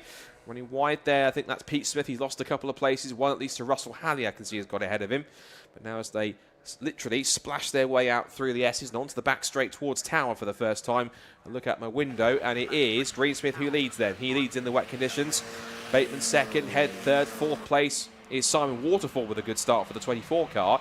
Fifth is Parry, and that's Pete Smith going off the road. Pete Smith off the road into the barriers at Tower Bend, straight into the tyres, and I'm afraid that's his day done early. So the man who finished fourth in race number 1 just gets onto the wet stuff a little too much, may have touched the grass, locks up, or maybe it's not over. He just bounced off the tyres. It'll be slightly damaged on the front end, but if he can carry on and the mechanicals are all okay, he might well carry and get something as Simon Waterfall has a huge moment exiting the second part of the Jim Clark S's, gathers it up, but you can see already Richard John Neal always gets up the outside of Bo Parry. He was squeezed onto the white line. As you can see, Richard, conditions much worse than they were in race number 1, and people are getting caught out pretty quickly on this opening lap. Yeah, very, very tricky conditions for them, but what a start. Johnny Greensmith getting it away very well indeed. Jordan Head working to try and get his proper podium interview this time. He's in third, the red car, and up ahead of him, Paul Bateman. I really do hope, for Paul Bateman's sake, that I haven't jinxed him by saying he hasn't been off the podium. We'd hope not, but he's also got a bit of, ironically, a dry spell in terms of victories, because he hasn't won a race since, and I'll get the points table back up because I had it earlier on this morning, so they come across the lines and lap number 1. Since Alton Park, and that was in the first race. And he did finish the second race on the road in front, but a time penalty pushed him back down the order and gave Jack Warry the victory. So he's going to try and push on. Speaking of pushing, that was Simon Waterfall into the back of Bo Parry, and he gets a little sideways, but he holds on under braking. That was lucky, because sometimes when you get hit from behind, it gives you a bit more momentum that you don't want under braking, and he could have easily been shuffled off the road. But thankfully, Bo was slowing up enough and didn't get any lock-up or kind of wiggle around to control on that car to hold on to the place. But Simon Waterfall's had a eventful first lap. He had that huge moment exiting the Jim Clark S's. Then he bumps the back of Bo Parry's car. It's one to remember so far already. That was a little bit of a thump, wasn't it? Last time I saw one harder than that was in the Formula 2 stock cars at Briscoe. I think we run actually relatively nearby here. That was a thump, so well played. And there's damage on the back. It looks like it's either a bit of trim, or dare I say the exhaust is hanging off the back of that 24 car. So again, that's even more issues for Simon. And I remember back at the Anglesey in that summer celebration race we had, his car stopped in that race, and he was that distraught. I think he was in a good position to possibly win the Mark 1 class. And there was a really kind of heartbreaking shot of him with his car parked up, and he was almost like with his head in his hands in the barriers and leaning against it, just absolutely frustrated that he retired from the race in a good position. So hopefully he's going to come away from this with a strong result. Fourth is looking good for him so far. I'll look at some of his best results throughout the season, and I think this is possibly, if he does finish in fourth place, it'll be one of, if not his best result to date in MX5 Clubman, which if it is, will be an amazing result. That's Jordan Head meanwhile. Jordan Head was third for moments in time. Whatever happened there for him, seeing him drop right down the order. So he's now lost out on a potential podium place. So he got a podium place in race 1, as that's Jamie Turner running wide. Thankfully avoids the tyre barrier against the wall in the mix. He gets back into the racing line. Meanwhile, Dougal McGregor gets into the tail of Robs Greensmith. I know it's wet, but just calm down, everybody. It's the second race, and that's another car off the road, and that is Alex Catoulas off the road. It's either him or it's Bo Parry. Let's see. I fear it's Bo Parry because he's dropping down the timing screen. So Bo Parry, who came into the weekend in the top 5 in points, another car off the road. That's Simon Privett's off. I know it's treacherous conditions, but they're dropping like flies here for a second. There's Simon Crow. There's Matthew Crozier going around the outside of Dougal McGregor, who's getting himself into all sorts of battles so far this afternoon. Through the right-hander at Hawthorns. In fact, safety car has been deployed because there are one or too many cars out on the circuit, which means a chance to regroup and catch our breath, because that was a very action-packed and animated first couple of laps in these conditions. It's not the site that Johnny Greensmith wants to see. It is the site that Paul Bateman wants to see, because, of course, he's now back in contention for a victory, because Johnny had such an advantage pulling away at one point. He was 1.1 seconds up the road, but Bateman on that last lap, on the first proper flying lap, did set the faster lap time by about 6 thousandths of a second. So pace-wise, they're even, but Bateman needs this safety car to try and get himself a possible win, and his first win, as you rightfully said, since Alton Park. Yeah, he's going to certainly try and take the battle to Johnny Greensmith, but Greensmith's got that sort of aura about him of not unbeaten. Nobody has an unbeatable aura, but particularly in Mazda Clubman's, but looking very good on a run at the moment. He will control the restart, so it's entirely down to him to pick when he wants to make the move. As we look across at Simon Privett's car, I was looking at the stats for Bo Parry. You mentioned Bo not having the best. This is by far and away his, I mean, 9th in the first race was his worst finish of the season so far. Had a DNF at Alton Park race 1, and other than that, his worst result was 7th place on Anglesey race 1. So Bo Parry not having a great day. Always tempted to say weekend, but it's day, isn't it, for the Clubmans? It was weekend on Anglesey, but this time out, single day. If you want to race Clubmans, and a lot of people that you talk to around the paddock love the idea that you can, you know, not have to tie up your whole weekend for racing. You could come up on the Friday, maybe do a little bit of testing, or just rock up for Saturday qualifying, 2 races, go home, family Sunday, or get ready for work. A lot of people very busy, obviously, with work commitments, which helps pay for their racing enjoyment. And I think it's a great initiative, the Clubman Championship, by the club to, you know, just offer the one-dayers. And I always remember going back with my late dad, bless him, who got me into racing. They changed the race date of our local stadium from Saturday night to Sunday night, and it killed it for him, because Saturday night he could go and watch the racing, rock up Saturday afternoon, watch it Sunday. Sunday, as soon as it changed to Sundays, I've got to go to work the next day, and he wanted the time to unwind. So it's exactly the same for these guys that are out there now. Yeah, it's good logistics in terms of some drivers if they just want to race on one day, and because of that, it does allow them to have more of a weekend, so they can race on the one day, and it frees up whatever day they race on, whether it is the Saturday or the Sunday. If you're racing on the Sunday, some drivers do tend to come down on the Saturday evening, or they'll stay for the weekend, because of course in many cases, I'm sure like many, they're racing fans. They enjoy racing through and through, so therefore for them they'll come and enjoy the atmosphere. They'll use the day to Saturday to set up, get the car screwed, they get themselves in position. You know, if it's better weather than this, they'll get the barbecue out, or get them going, awnings all going. And well, there's another car we missed that's off the road. That is Simon Waterfall. So that's unfortunate. So Simon Waterfall was having such a good run, but unfortunately his weekend's come to a premature end also. His car being dragged out of the gravel, and that car, it also has a little bit of a slightly scuffed and slightly crumpled front end. Yeah, that's going to need some work from the Close Racing team to get that car back race ready for the next rounds.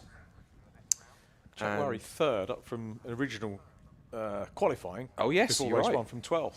Excellent stuff. And Jack will need those points, given the fact that he's finished way back in 10th in race 1. So that'll be one of his drop scores, I'm certain, when we start to properly look into those. At the moment, whenever you look at the points tables, you'll see the total scores and the drop scores, but they're currently sorted by total scores, because the drops only really come into proper effect when we get towards the end of the season, particularly the last round of the season.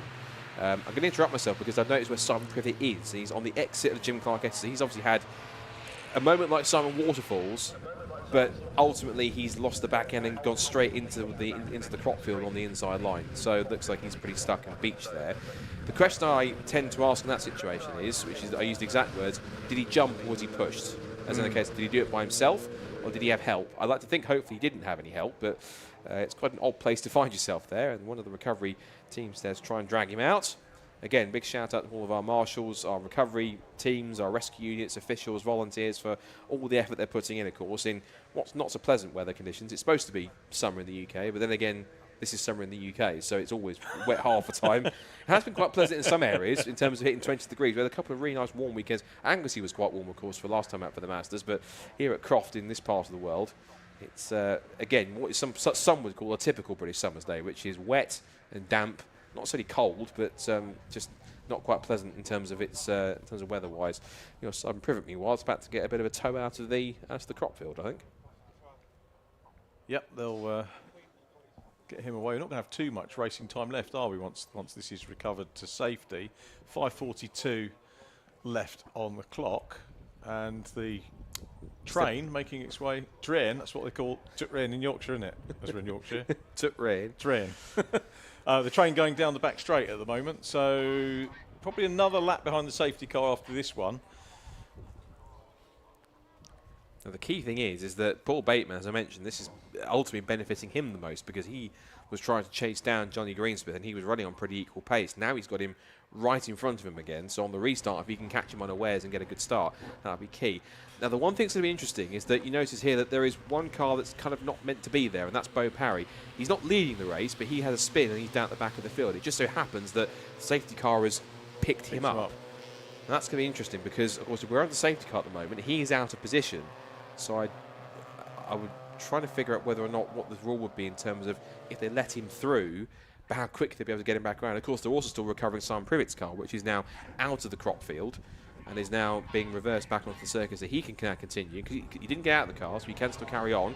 Gives the recovery the thing, thumbs up. Cheers, mate. Thank you. And he does so just as the pack arrives behind the safety car. But I think there's also an element of what to do about Bo Parry, because if they let him go, or essentially the safety car's got to pick up the leader on the restart, not the car that's a lap down.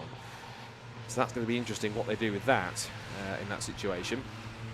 It takes the control away, doesn't it, from Johnny Greensmith for the restart, which we were talking about. I should go do a quick run through of the top 10 because there are some very interesting names up there that are quite high up in the top 10 that are having some good races today. So Johnny Greensmith leads the way from Paul Bateman in second place, as you rightfully spotted, Richard. Jack Warry in third place from where he started back in 10th. Russell Halley's up to 4th. Duca McGregor's up to 5th position. That's a really good effort. He's guesting this weekend, so he's not scoring any points, but he is a guest driver this weekend, so up to P5 in these conditions. So well done for him. Matthew Crozier's having a much better time this one. He had a bit of an issue in race 1 and spun out a little bit, but he's now carrying on in that sense. Rob Greensmith in 7th place. Thomas Greenwood's up to 8th. It's good to see hit another newcomer in the top 10. 9th is Jordan Head after he had that rotation, so he was 3rd at one point. And then it's Jamie Turner who rounds up the top 10, who also had his own moment.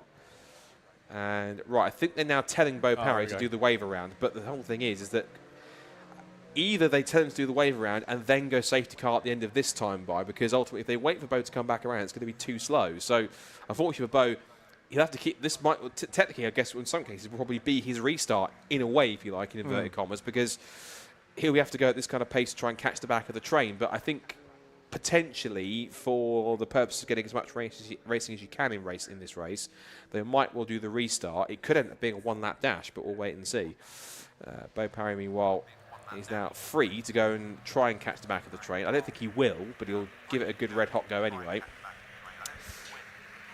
And so Johnny Greensmith might be about to get his possibly easiest win of the season so far, provided it stays where it is. But again, that will, of course, will also depend on what the process will be when we get the race underway again. They've got to get around again back to the line in 2 minutes 20 seconds, and the last safety car lap was 3 minutes. That might have been affected somehow by the fact that we had the wave through for Bo Parry and they slowed up to let him through, so that might have affected the time somewhere. But given the fact we've got 2 minutes to go and a safety car lap's relatively lengthy in itself, I don't like saying this, but I have a slightly ominous feeling, Richard, that we may possibly end this race on the safety car, given the fact that we might run out of time. Yeah, I think you could well be right. 1:52 left. Yeah. Which is what we never want to see it, but unfortunately, it's just the circumstance of where we are in terms of how it's gone with the race. And the fact that also looking at the order, they are still waiting to come. No, here they are. They're at Barcroft. No, they might be okay, but because the pace has sped up a little bit, so we might actually get a one-lap dash here to see who can take the victory. So Paul Bateman's going to have to be on his toes and right behind, like literally on Johnny Greensmith's bumper on the restart to try and make this work. But even then, in these wet conditions, how much of a risk do you take? And it's like we talked about before, it's the races that you don't win who win you the championship. So how desperate is Paul Bateman going to be, really, to get that victory? Because how much does he think 2 points is going to be the difference by the end of the season? Lights are out. He's got nothing to lose because he can afford a drop score at the moment. We're over the halfway point. You've got 3 events left after today. So 6 more races, he could have a go. If it was me, I'd say as long as it wasn't silly, I think mathematically he can afford to have a go. Let's see what he does then. Out of the hairpin they'll come, up to the green flag to get racing back underway. If it was in America, we'd have the white flag as well for the last lap. They slide their way out of the hairpin. So 1 lap dash for the cash then between Jonathan Greensmith and Paul Bateman. It's on for the victory, and Paul has got a decent restart. So 1 flying lap then to see who wins this second Downforce Radio Mazda MX5 Clubman Championship race. And Bateman's there. He's had a good run through Clairvaux. A little wide in the background for Russ Halley. He might possibly lose out to Dougal McGregor if he's not careful. But Bateman here trying to push on. So is Jack Warry in 3rd place. He's gone with them. Out through Hawthorns, now through the S's onto the back straight for the final time at racing speeds. And always a twitch from Bateman. You can tell he's pushing because the body language of that car is pretty active. Out onto the back straight goes the rest of the pack. Sliding their way through. So Bateman's not close enough to have an attack at Tower. He's getting close though, very close. Thought for a second he wasn't going to stop there, but he's all on the back of the bumper now for Greensmith through Tower Bend. So he's close on this half lap. Jordan Head meanwhile goes up the inside of Thomas Greenwood and tries to take 8th place back, but the outside line we know is much better in the wet. It's the karting line as it's called. And Thomas Greenwood does hold on to that position. Jim Clark S's for the final time. Bateman is still there, but he's not close enough, particularly in these conditions, to make a real move. Through Barcroft, one last time down towards the sunny in, sunny out complex. And well, Jack Warry's there as well. If something happens in his last few corners, he could be the main benefactor. He's closer to Bateman than Bateman is to Greensmith. That could be interesting at the hairpin. But I think Greensmith might just about have enough. I'm sure he would have fancied a little bit more green flag racing, but I'm certain that with racing drivers, a win's a win, and some will take it any way that comes. Bateman will push him, though, all the way to the end. He's not done here with the second part of the complex, up towards the hairpin for the final time. Is there a possible move in here? Goes to the inside to defend. Will there be a last-minute switch back? Could it be a traction drag race to the line? Oh, look at Warry up the inside for 2nd place. Warry can snatch 2nd on the line. In fact, do you think he has got it? It's going to be Johnny Greensmith who will win the 2nd race of the weekend for MX5 Clubman. Side by side for 2nd. Warry, Bateman, who gets it? Bateman gets it on the line. Bateman takes it still by 0.2 of a second at the flag. That was a really cheeky, opportunistic move there. And why not? But Warry wanted and needed points, so he went for it right to the end. Just missed out, but got a very valuable 3rd place. So Captain Jack, as he's known by the team, gets himself a very fine podium place, and that's a good run for him. And again, it's the races that you don't win that can go towards to winning the championship. Because if you get on the days where you can't win, get the 2nd places, get the 3rds, get the top 5s. All those points properly can and do make a difference towards the end of the season. So Johnny Greensmith then, still the man to beat. That's now 5 in a row for Johnny. The hat-trick at Anglesey and the double at Croft. He's now won 2 complete events in a row, and that certainly is going to thrust him right into championship contention, given that he's won 5 in a row. You don't do that and not put yourself in the championship fight. So Greensmith then goes 5 out of 5 in the last 5 races, and he wins on that last lap dash by 0.7 of a second, 3/4 of a second ahead of Paul Bateman, who just held off Jack Warry at the line at the checkered flag to take 2nd. Warry takes 3rd, Russell Halley 4th, and guest driver Dougal McGregor, a fine drive in the wet, to take 5th position. Matt Crozier 6th, Rob Greensmith 7th, so a good weekend for him on his MX5 Club and comeback for the 2nd time this season. And Thomas Greenwood and Jordan Head ahead of Martin Tolley in the top 10. That's a drive we didn't spot. Martin Tolley from the back of the grid in 22nd to 10th. Really good drive for Martin. Then Rob McGregor in 11th place. Jamie Turner had a little moment and slipped down to 12th. Andrew McGregor completes the McGregors in the top 13. And then ahead of Jonathan Fieldsend in 14th place, followed by Peter Williams, Nick LeDoyen, Adam Lawrence, David Sculler, and then Bo Parry, who was technically a lap down, but he had to be waved through. And we lost Pete Smith, who was a lap down after he went off into the barriers at the start of the first lap, but then carried on. And we lost Simon Waterfall after he went off at Clairvaux, and Simon Privet after he had a spin, exiting the Jim Clark S's and had to be recovered, but he was 5 laps down. The MX5 Clubman Championship are now done for the day. They will be out for the weekend. They'll be back out next time whenever you see the Mazda MX5 Championship next. And just to double check their calendar, of course they'll be along with the Gaz Shocks Mazda MX5 Championship, which is yet to race today, and the Clapham North MOT Mazda MX5 SuperCup Championship, who have raced today. They'll be back out for 2 races tomorrow. The next rounds for the MX5 Clubman, they'll be out at the Mini Nürburgring, Cadwell Park, which is on the 10th and 11th of August. So the next race is coming up on the timetable. Next is going to be the AirTech Motorsport Fiesta ST240s as they prepare an assembly. Let's head down to pit lane with Richard John Neal on our top 3 for our second Downforce Radio Mazda MX5 Clubman Championship race. So Johnny Greensmith makes it 5 on the bounce. Well done, Johnny. Paul Bateman having that drag to the flag with Jack Warry. What a finish that was. Scott called it a dash for cash. I don't that means Scott's going to get his wallet out. Probably not, but absolutely right. Shame that we had the safety car, but superb stuff. Jack Warry's actually got his crash helmet off already. He's going to come across and congratulate Johnny Greensmith. Jack, as you got your helmet off, you very nearly got it. Oh, so close. But to come away from this weekend with a podium, it's a great result for me. I started way back. So to get up into third is great news. What was the story? Because qualifying was 12th, 10th in the first race, and then from 10th up into P3, very nearly second in that race. It sounds like racing driver excuses 101, but I got a poorly engine, so I could only rev up to 6,000, and then I got a misfire. So the rain was a godsend because it sort of leveled the playing field somewhat, and I was able to make a bit of progress. We saw some great driving from you. Well done. Thank you very much. Brilliant stuff. Jack Warry takes third place. We're going to do a 3-2-1. I think it's Paul Bateman then in P2. We're doing it the reverse way this time, Paul, but second he nearly got you, but you got the better of the drag race out of that final hairpin. Well, and yeah. I just slipped into the mud slightly, and he had a tight line, and but I'm annoyed. I don't know, I couldn't plunge inside Greensmith up at Tower. Maybe I could have had a go, but he blocked me, and we had one lap. So one lap.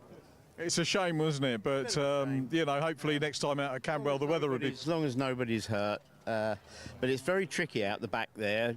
You know, there are some moments at high speed, and if you go off, you're going to hit something hard. And I'm glad everybody's all right. Absolutely. We look forward to seeing you at Cadwell. Thank you. Good luck, Paul. Thanks ever so much for chatting to us. Well done on P2. And Johnny Greensmith, there he is, takes the win. Well done.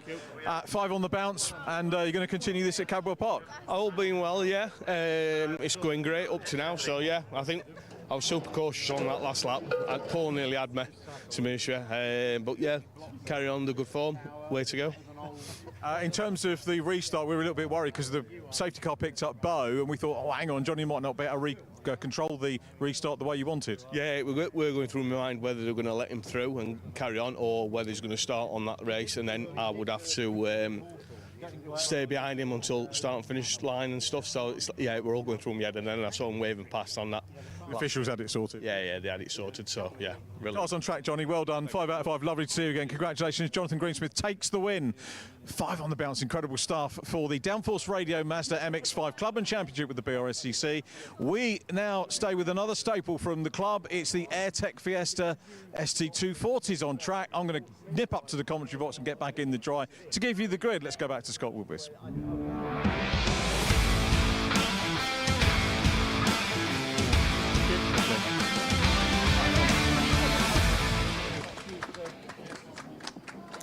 So, from rear-wheel drive Mazda MX-5s to front-wheel drive turbocharged Fiestas, as Richard rightly says, it is race 1 of the weekend coming up for the AirTech Motorsport Fiesta ST240 Championship. It's been a battle of youth versus experience on the grid this season, and in the qualifying, experience beat out youth. It was, in fact, Alistair Kellett, championship leader, who starts on pole position for race number 1. He was on pole by a massive 1.4 seconds, as you can see, for one of his perennial rivals, Simon Horobin, on the front row of the grid. John Cooper, who's been in a good vein of form in the last couple of weekends, he starts third, alongside a really good effort from Henry Howard. He's been getting quicker since Alton Park. And Joseph Knight, who took a podium at Snetterton, he starts in 5th. He was in the top 2 of most of the session, dropped back to a 5th position spot alongside Zach Lucas, who took a victory back at Snetterton. Charlie Ellis, who starts alongside Harry Hayes, 2 rookies this weekend, this season, start on the 4th row of the grid. Archie Johnson, who leads the AM class points, which we'll come to in a second, starts on row 5 alongside Lucas Hayden. And Connor Blackburn and Daniel Lewis, who's one of our Fiesta Junior graduates into the ST240s, starts in P12. Gary Miller, who's 3rd in points, but way back down in 13th place, the Irishman in car number 4, will start alongside James Pope, but it's Sean Reynolds, good to see him back on the grid, and Morgan Kidd, last year's club class champion. There's Caitlin May and a newcomer, Adam Durrant, welcome to him in the championship, racing with Jamsport. Then Luke Moore in the almost kind of Spitfire livery machine. Marco Ricci, good to see him once again back on the grid, and it's then Christopher Blackburn at the back of the grid in car 174 to round out a really solid 21 car grid this weekend for the AirTech Motorsport Fiesta ST240 Championship. So there's an overall points table plus also pro and am classes. In the overall standings, it is Alistair Kellett who, on overall scores, is nearly 80 points ahead of the cars in front of cars behind him. 381 points compared to Zach Lucas on 301. Then it's 304. He's tied with the second place with Gary Miller on 304 each. In fact, actually, then it's Simon Horrobin on 268 and Lucas Hayden in 263, and that's the pro class top 5 as well. In the am class, it's Archie Johnson who leads from James Pope and Daniel Lewis, who has won a race outright this season. That was race 3 at Brands Hatch, and then Caitlin May and Charlie Ellis complete the top 5 in that category too. There's a main points table, but where you finish determines how many points you score towards your particular class. So if you win the am class but are 6th, for example, overall, you get the points for finishing 6th overall rather than a full score for winning your class, if that makes sense. So, on the front of the grid, it is in blue and yellow is Alistair Kellett, in grey and orange is Simon Horrobin, and then it's the black, white, red and green machine of John Cooper on the second row, and the purple Fiesta ST240 with the black nose, that is Henry Howarth. He's the top qualifying AM driver, and he's certainly getting quicker. He was in really good form at Alton Park, carrying it on here at Croft. Let's see if he can possibly even go as far as taking an overall podium. But it is the older drivers, the more experienced drivers in the field, using all of that knowledge to full effect. Green flag at the back then, all set to go for our first AirTech Motorsport Fiesta ST240 race of the weekend here at Croft. Alistair Kellett, the champion leader, looking for another win to try and extend his lead, but can Simon Horrobin and co try and stop him? And the red lights go on, red lights are off now, and we're at Fiesta ST240 racing for the first time. Better start from the outside of the front row again this time for Simon Horrobin. He might well win the drag race initially, but here comes Alistair Kellett in the second phase of the start, and John Cooper with a rocket start from the second row takes off the wing mirror of Horrobin, so he can't turn in and touches the back of the 14 car, but holds on to it. So that was a pretty close moment there for them. 2 and 3 abreast into Hawthorns might not work behind them for 6th, 7th and 8th. They all picked their way through. It's not a great start for Joseph Knight. He started 5th position, but down to about 8th after where he got off the line. So a few cars not getting as well off the line as some in these wet conditions, but the rest of the pack turns its way through. And these fantastic 240 brake horsepower, turbocharged front-wheel drive cars. They are literally like little mini touring cars, these machines. Front-wheel drive, slick or wet tyres, and also, of course, turbocharged, lots of power and lots of acceleration. Even with 240 brake horsepower, these things are rockets in a straight line, and they really are giving some drivers a possible future grounding into TCR touring, other touring car series or beyond. So Alistair Kellett then in the wet continues on in the lead through Barcroft. 2nd for Horrobin, 3rd for Cooper, then Zach Lucas in 4th, 5th place now for Henry Howarth. It's 6th now for Charlie Ellis. So good start for Chellis in there. He got his first couple of AM class podiums last time out at Alton Park, and he's got quite a supporter base amongst his team. It's good to see Charlie having a good, strong opening few corners to this race. As they come towards the end of this first lap, Richard John Neal, Alistair Kellett doing what Alistair Kellett does, which is get into the front of the race and likely dominate.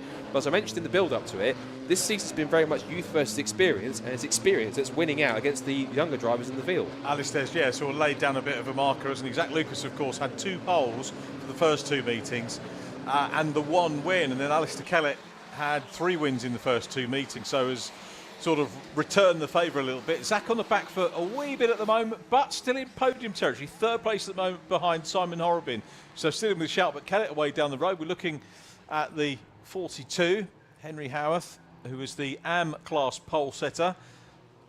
Charlie Ellis next up in the 11, so that's the AM class battle there, purple versus red, and they're pretty high up as well, those 2 guys. Yeah, 5th to 8th, that's the battle for 1st, 2nd, 3rd and 4th for AM class on this. This is really good. The next pro class car in that order is 9th place, Joseph Knight. So the AM class drivers, the AM class, sometimes because it's their first season, they want to get to grips, they want to class themselves immediately as a pro driver, but impressively, some of these drivers, if they stick around for a second season, certainly will move up to the pro class, I'm almost certain.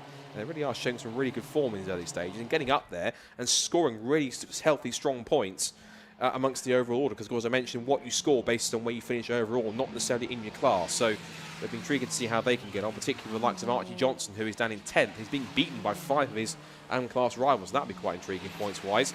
Charlie Ellis, meanwhile, with Chellis as he's down to look up the inside. That was way too deep into the corner. Takes off the wing mirror and the side skirt for Henry Howarth. Through goes Harry Hayes, but he might take up the lead, in fact. So that little tete-a-tete between them through the Sunny in and Sunny Owl might even give now Harry Hayes the lead in AM class. Looks like Daniel Lewis also went through as well.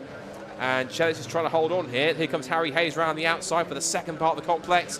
Chellis tries to go back at him on the inside, just about hits the brake pedal so he doesn't repeat the feat that he happened on at Howarth. And Hayes, meanwhile, goes straight to the apex to defend the position. So that was all action stations for the AM class, and it's all changed around in the blink of an eye. It was, people don't like me using the word, but it was a robust move, wasn't it, that caused that issue, and I can't think of a better word at the moment. Forceful? I don't know. It's better for the Clarks to have a look at that, but as we look at Zach Lucas' change of number this year, as we heard... That's Harry Hayes, who was leading the AM class, and so there's been, after, shall we say, at Clairvaux, which is not what we always like to see, but... He's spoilt me line about, we haven't seen him on the podium yet, so he's ruined that. I think you find that's the commentator's curse, Richard. Yeah. So he's now off the road, hopefully not with anything that might put him out of the race, but yeah, that AM class battle is getting feisty, shall we say, as you can see now Harry Hayes is... Charlie Ellis's front splitter is flapping around in the wind now, and through all of that, it's now Dan Lewis who leads. We've had, I think, every one of that top 4 that was battling for the lead is now taking a turn in the lead in the AM class. First it was, who was it? It was Henry Howarth, then it was Charlie Ellis, then Harry Hayes, and now it's Dan Lewis in the lead in the class now, which is quite interesting. And through all of it also benefiting is, of all people, Archie Johnson. So he comes up through the order. He'll be somewhere deeper in the top, higher up in the top 10. There's Henry Howarth carrying on ahead of Lucas Hayden. He was all arms and elbows exiting Clairvaux a couple of times in qualifying, so he's going to try to get some grip.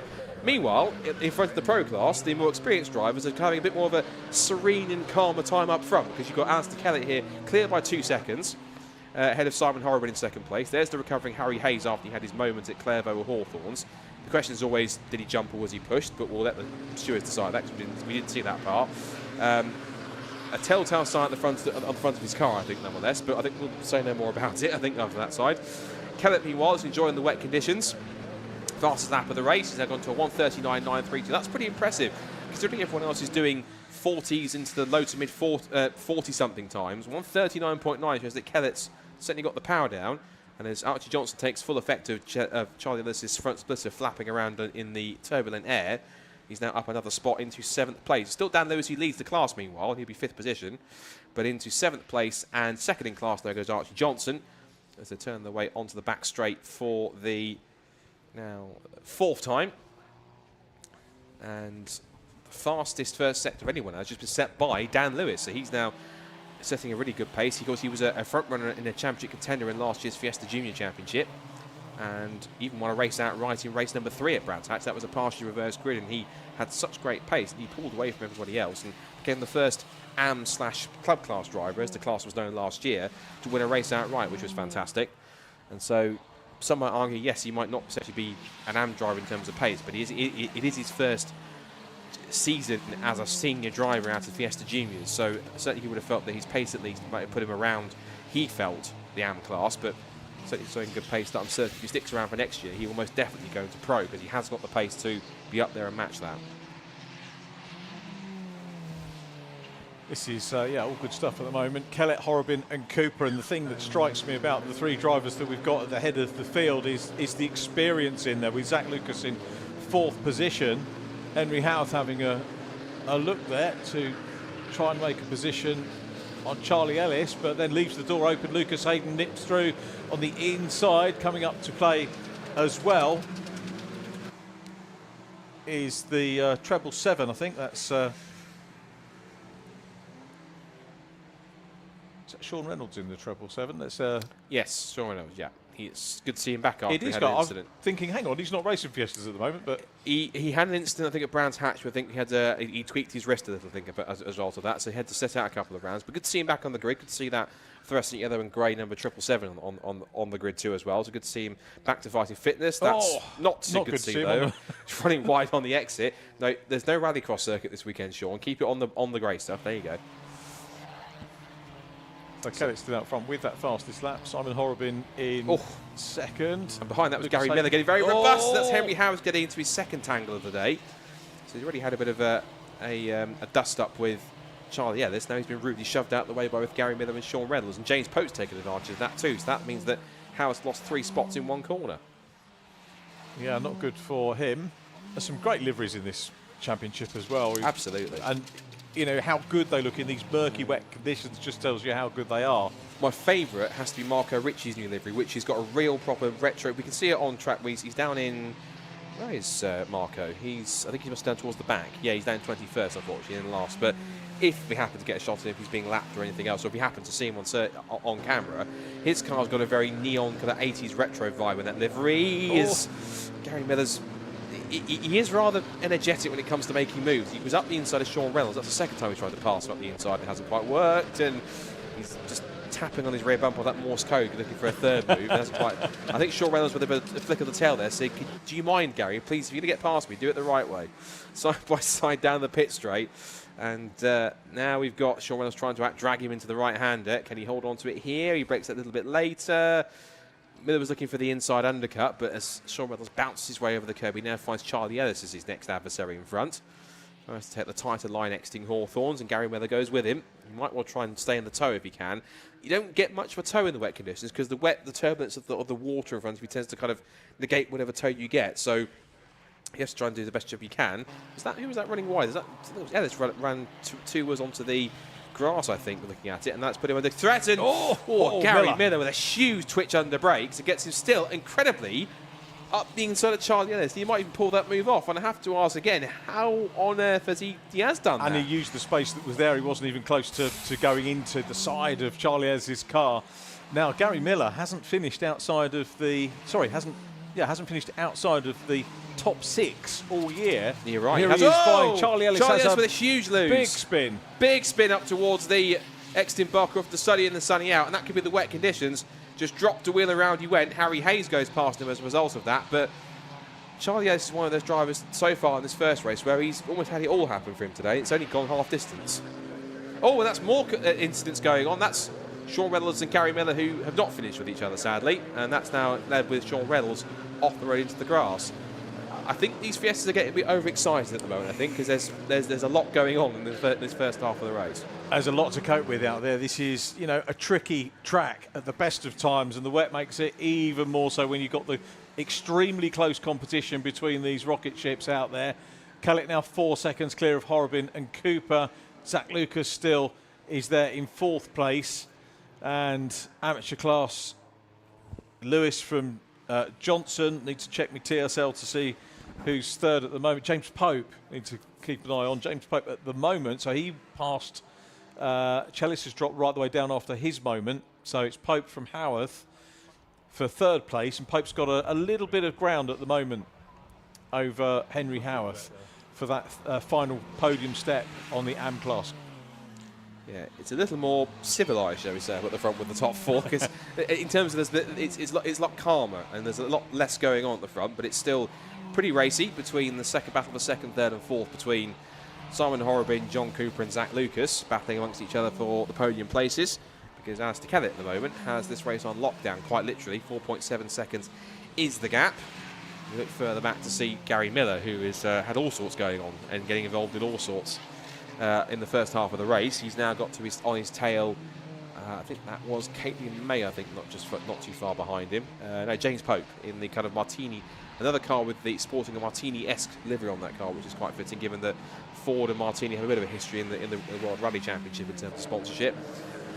And see there, the pink car there. We don't talk about her too much, and it's unfortunate that we don't. Morgan Kidd, who was last year's what you'd call now the AM class winner. It was called Club Class last year.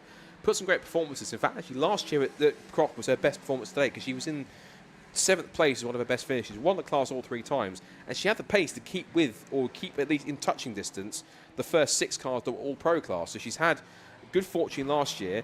Not so much great fortune this year with some technical issues and not quite on the pace. Done plenty of testing, but just hasn't quite had the same sort of speed, which is a shame because Morgan, at times, when the car's worked for her, has been absolutely brilliant and been up there just as quick as any of the pro class guys up at the front. So hopefully in the second half of the season they find whatever it is that's holding her or the car back, and she's able to get a bit more in terms of a bit more speed to get up there and score some better results. That would be good to see, and this is good to see at the moment. Zach Lucas, you could see on the edge there, just trying to get every piece of performance out of himself and the car. He's the 3rd of this 3-way battle for 2nd, 3rd and 4th place. John Cooper, the man that's being chased at the moment in the Simply Car Sales machine, with Simon Horobin in the more plain grey car. Horobin and Cooper by far the most experienced drivers in the field. I can't remember exactly how many. I did have a stat, and I'll probably dig it out again next time. Ironically, the stats I was digging out for today were existing lap records and previous race winners. Well, lap records can go out of the window, can't they, in this weather? Particularly, it is Alistair Kellett, and I think he's one of the few drivers to have actually won here in the past. But on the grass goes John Cooper, and up onto a podium position now goes Zach Lucas as a result. And up into the air went John Cooper with that. It was a bucking Bronco, that car. I say bucking with a B, before anyone mishears me. I didn't you weren't quoting Amy Watts from earlier on. No, I wasn't, so thankfully, just to clarify that. Anyway, up into the hairpin is more action in the, well, mostly AM class. Caitlin May is up in the, no, she is in the AM class. This is an AM class battle for 4th, the best of the rest in the category, outside the top 3. So Henry Howarth in purple and black, the white car of Caitlin May, who's had some good performances in the past. Caitlin not on exactly the same sort of pace that she'd like to be. And Harry Hayes' car that's going to need a little bit of attention after this race. Currently holding onto the position. And then just behind them is the aforementioned Morgan Kidd, who's back in 15th place. And again, maybe struggling a bit with the pace. And hopefully she picks up a little bit more, because this is not quite the same as the pace we saw her last year when she was getting close to the AM class runners, to the pro class runners. Literally here this time, not this time last year, but at Croft last year, when she was on course for the AM title. Through tower they go. She's also been chased down by our newcomer, Adam Durrant, so in car 74, part of the Jam Sport stable. He confused you for a second because he was wearing what looks like Jamie Going's race helmet in the car, and I thought for a second it was Jamie Going in the car for whatever reason. I don't know why I thought that. For him. But I had a quick look. I thought, no, it is him, because I recognise Jamie Going's eyes anyway in terms of how they look. So I'd recognise him in the car anyway. So that was definitely Adam Durrant, and doing a grand job too on his first outing in the Fiesta ST240. It's good to see again another new driver in the championship. Good to see it mid-season, which is nice to see. Usually you get a lot of them coming at the beginning of the season and stick around for most of the year, if not all the whole season. Good to see we've got a newcomer coming in mid-season, which is always nice to see. That is good to see, yeah. Great for the Fiesta Champion. Now I'm wondering, is Henry Howarth's car the one that's attracted the meatball flag? He's got that... The race control should tell, on timing should tell me on race control whether it's him or somebody else. So let's see what the timing says. I mean, visibly it might well be Harry Hayes' car, because that car's got obviously a little bit of front end damage that will need some repair. There's nothing on race control that's saying exactly which one's getting the black and orange flag. I want to have a quick look on the insert on the. I can't see anything on the pit wall either that says exactly what number it is. There's more hanging off Hayes' car. I think that's a good shout by you, Scott. Certainly more.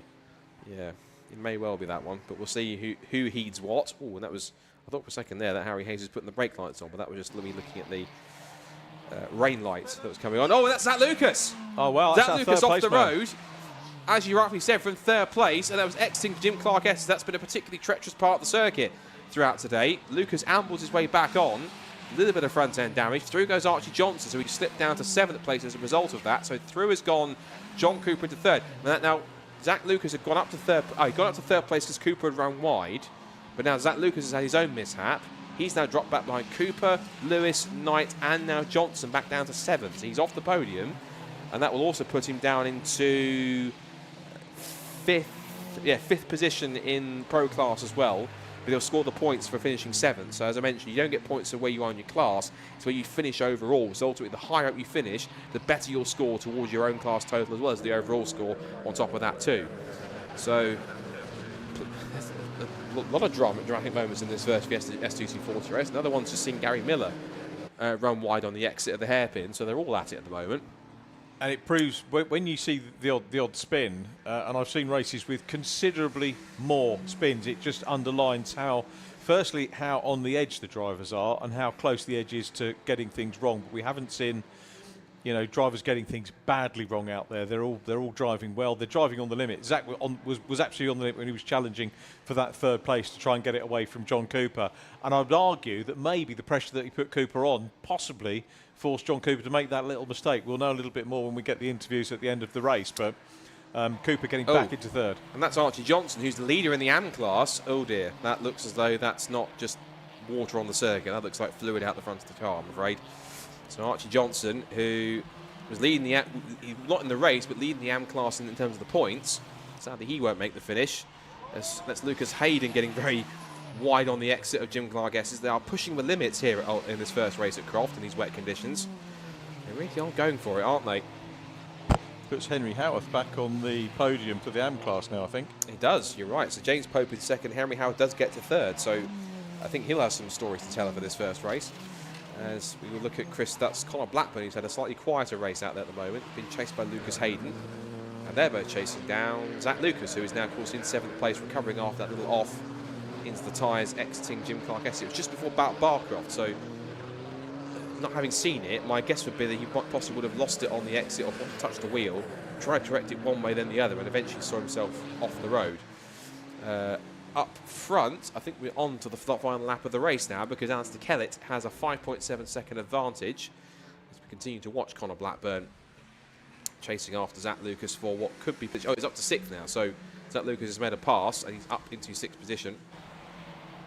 Of course, they've all moved up one spot because Archie Johnson's out of the race. Meanwhile, up at the front, this man, we've not really seen much of him, but for good reason, because all the action's been behind him. But Alistair Kellett doing Alistair Kellett things, which is to get out in front, dominate the way. And he's very much fired up, particularly this year, because the last 3 seasons, if you remember, and there, Richard, in 2021 he missed out on the final round due to a last lap incident on the last race incident on the first lap. 2022 he missed out because he had a missed out windscreen and therefore lost the amount of points he wanted to try and get and lost out to Jensen Brickley. And 2023 just lost out simply on points. He won the last race of the season, but just the amount of points that he did or didn't have just wasn't enough to stop Albert Webster from winning the championship. So he's been determined more than ever this year to make this season the season that he wins the ST240 title. He's a former champion in 2016 back in the old multi-class format when he was in Class D in a Zetec S. But now in the ST240s, he's continuing to spread eagle the field and push as hard as he wants to in order to try and hopefully put himself on course, fighting for that ST240 title. He's begun this weekend in the best possible fashion. Alistair Kellett to the checkered flag, a wonderful, comfortable win for race number 1, and he weaves in delight in celebration, and so he should. That's a really strong drive for Alistair. Lights the flag from pole position. 2nd place to Simon Horrobin, and 3rd to finish off the most experienced podium of all 3 drivers, I'm sure, in the mix. John Cooper picks up 3rd place, another podium for him. That's his 5th. That's his third place in a row, if I'm correct. He got 2 at Alton Park.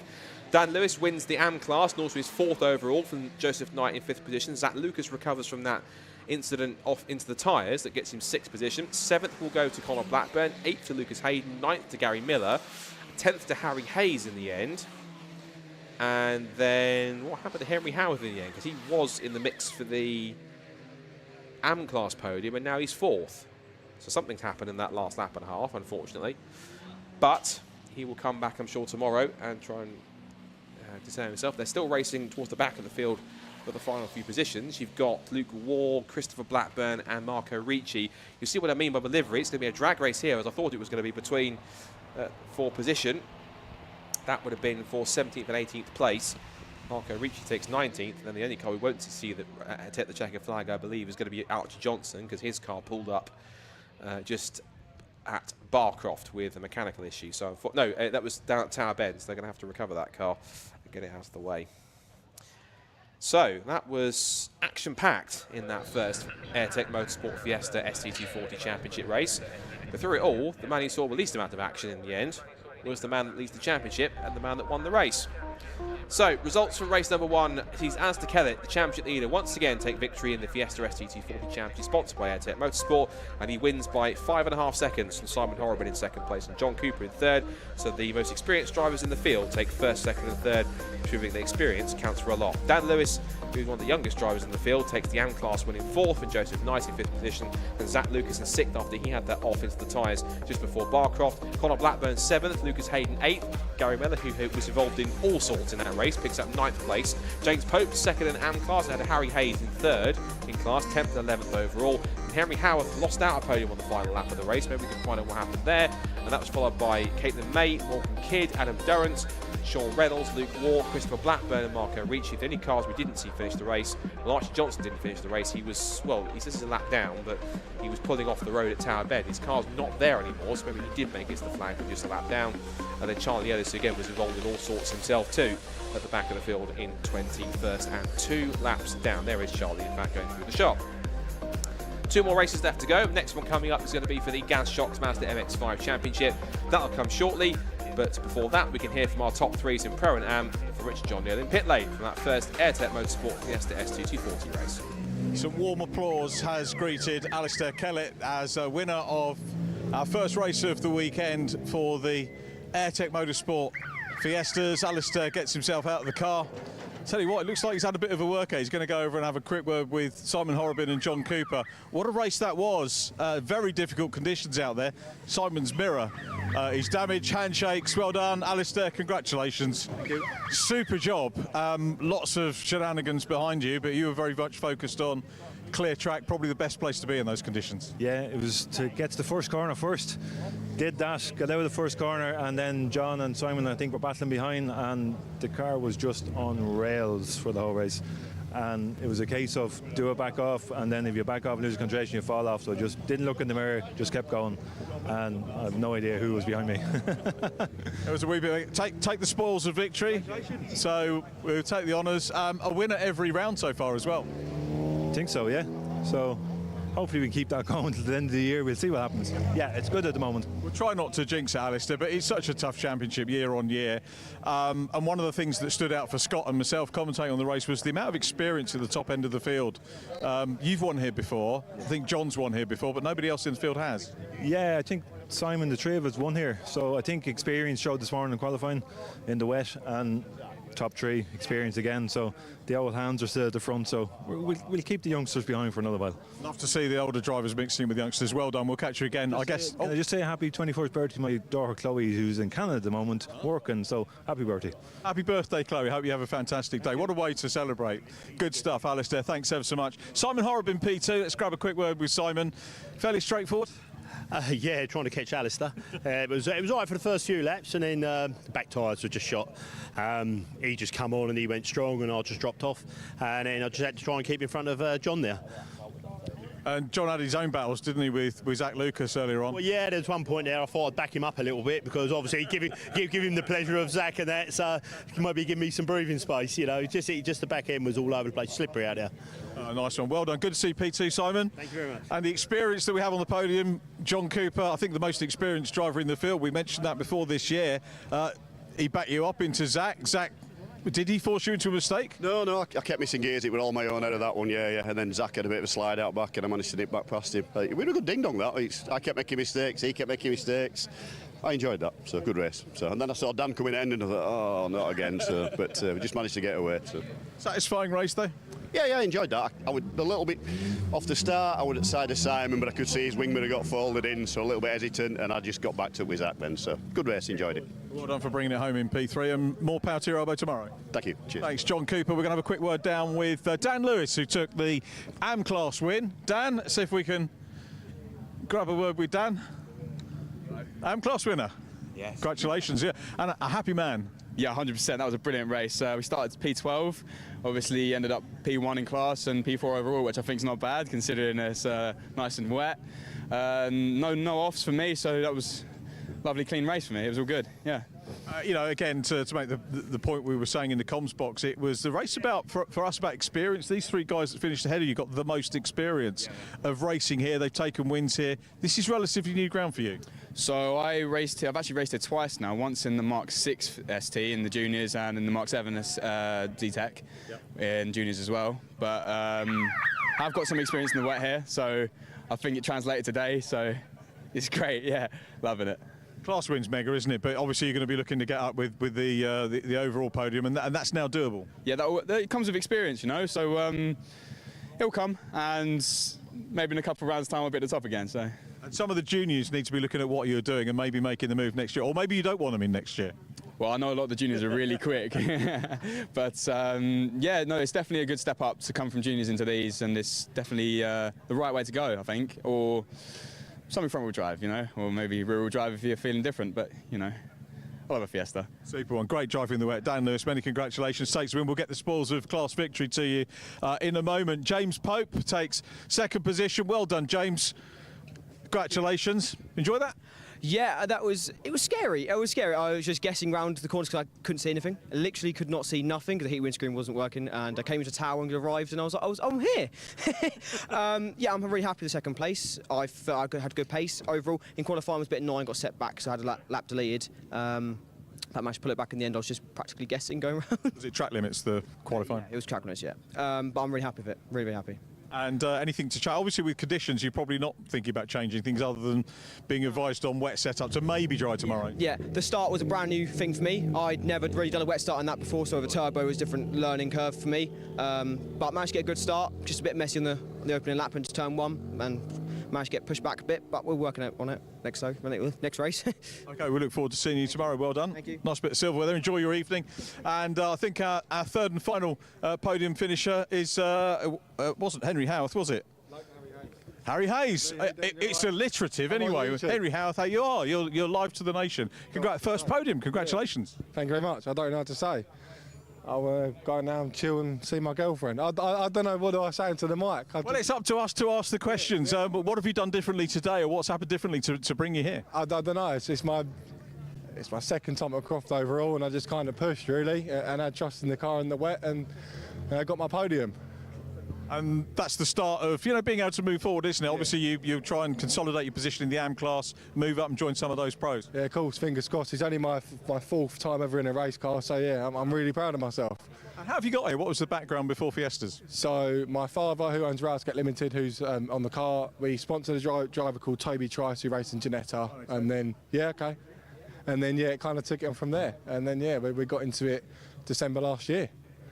Toby's racing in the Porsche Sprint Cup Great Britain this year, isn't he, and doing a lot to promote fertility issues for men, so we appreciate it. So he got you guys involved? So he reached out to my father because my father's got a rail business and Toby's a train driver by trade. Yep. So he reached out to Brscc Limited, and we kind of got on board from there, and joint teams, and then a couple of years later I'm here on the podium. So he's passed on the bug for racing, thankfully hasn't passed on the bug for pink bobble hats. Yeah, absolutely, no, I appreciate it. It's a good brand, isn't it, Toby's brand? But great start. I hope it's the first of many podiums. Many congratulations. We got cars out on track. We'll see you next time on the podium. First time podium finisher, always a good thing. Are we going to get another one in the next race? We're looking forward to the Gaz Shocks Mazda MX-5 Mark 1s, and they'll be with us in just a couple of moments.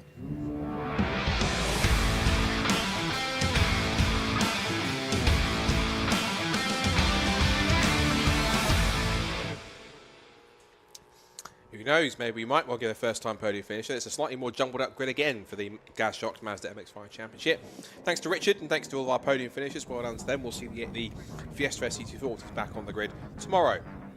So, let's take a look at the grid for our first MX-5 Championship race of the weekend. And it is going to be Luke Pullen, who starts on pole position after a great effort in qualifying, puts him on pole by half a second alongside Adam Sparrow. Yet to win a race this season, was vice champion last year. Can today be the day he finally takes the first top step visit of 2024? Ewan Thomas, who switched from Mark 3s to Mark 1s, he starts with a personal best third. And then Neil Chisnell in P4. With a great qualifying, that's put himself in the fourth place on the grid. He'll then have Jack Noller and Levi Aisbert on the third row of the grid, ahead of William Chadwick and Tim Dorr. He's then followed by Harry Storer and Adam Craig. Then it's the 29 of Thomas Brown alongside Ollie Walden on the 6th row of the grid. Row 7 sees Martin Tolley back out in the Mark 1 again after his MX5 Clubman antics. And it's Chris Delwell alongside him. Graham Rumsey and Keith Dalton start on the 8th row of the grid ahead of Clyde Chisnell and Simon Privet. And then towards the back of the grid we have Jonathan Fieldsen and Tim Storer, father of Harry. Then it's Richard Bartlett and Jason Aisbert round out the 22-car field that we have for this weekend in the Gaz Shocks Mazda MX-5 Championship. So the big thing we need to talk about here is the fact that we are missing one key person, and that's the championship leader, because Thomas Langford, who I think will have some work commitments working on a bit from the right, must be for Extreme E, because he works for Extreme E when he's not racing for Mazda MX-5. Not here this weekend, so therefore this gives a major opportunity to his three main championship rivals, them being, of course, Luke Pullen, Adam Sparrow, and I should know this off heart, but I'll admit in a second. Luke Pullen and Adam Sparrow, at least, are going to be two of his main championship contenders in the season. And he will be hoping that they can take some big points away from him, particularly if they can finish first and second. In what order they will end up if they're first and second still remains to be decided, as we know. But the impressive qualifying from some of the drivers in there should be, it includes Neil Chisnell. Good effort from him to put his car number 8 into position. So, Jack Noller's the other one to watch out for too. He was the dominant winner at Anglesey. Won all 3 races and has really thrust himself properly into championship contention. In fact, he comes into the weekend on overall scores only 14 points behind Thomas Langford. So he has got a real chance to leapfrog him, but also so do both Luke Pullen and Adam Sparrow. Adam comes into the weekend, he is now 33 points off the top, and Luke Pullen's got some work to do. He's got some ground to make up. He's making up ground ever since he had a DNF in the very first race of the season. We had a wheels shear off at Silverstone, but he's been recovering ever since, and he actually picked up 2 victories at Alton Park. Wasn't on the podium at Anglesey last time, but did pick up 3 top 5s that will certainly have helped him in terms of points. But from pole position, there's a real opportunity here that he could pick up a very strong result. So the kind of camo livery car, Luke Pullen, starts on pole position. It's the silver car with the orange bonnet. That is Adam Sparrow on the front row of the grid. The all-white car with the kind of, looks like Exol sponsor on the front is the Ewan Thomas, and also watch for Jack Noller, who's in the Go For It racing car, white with red wheels. The 5-second board's gone up. Time for our first Mazda MX-5 Championship action of the weekend as we go lights out. It's a strong start there from Harry Storer from the third row of the grid. He peeked out just as they came off the line. Lights went green.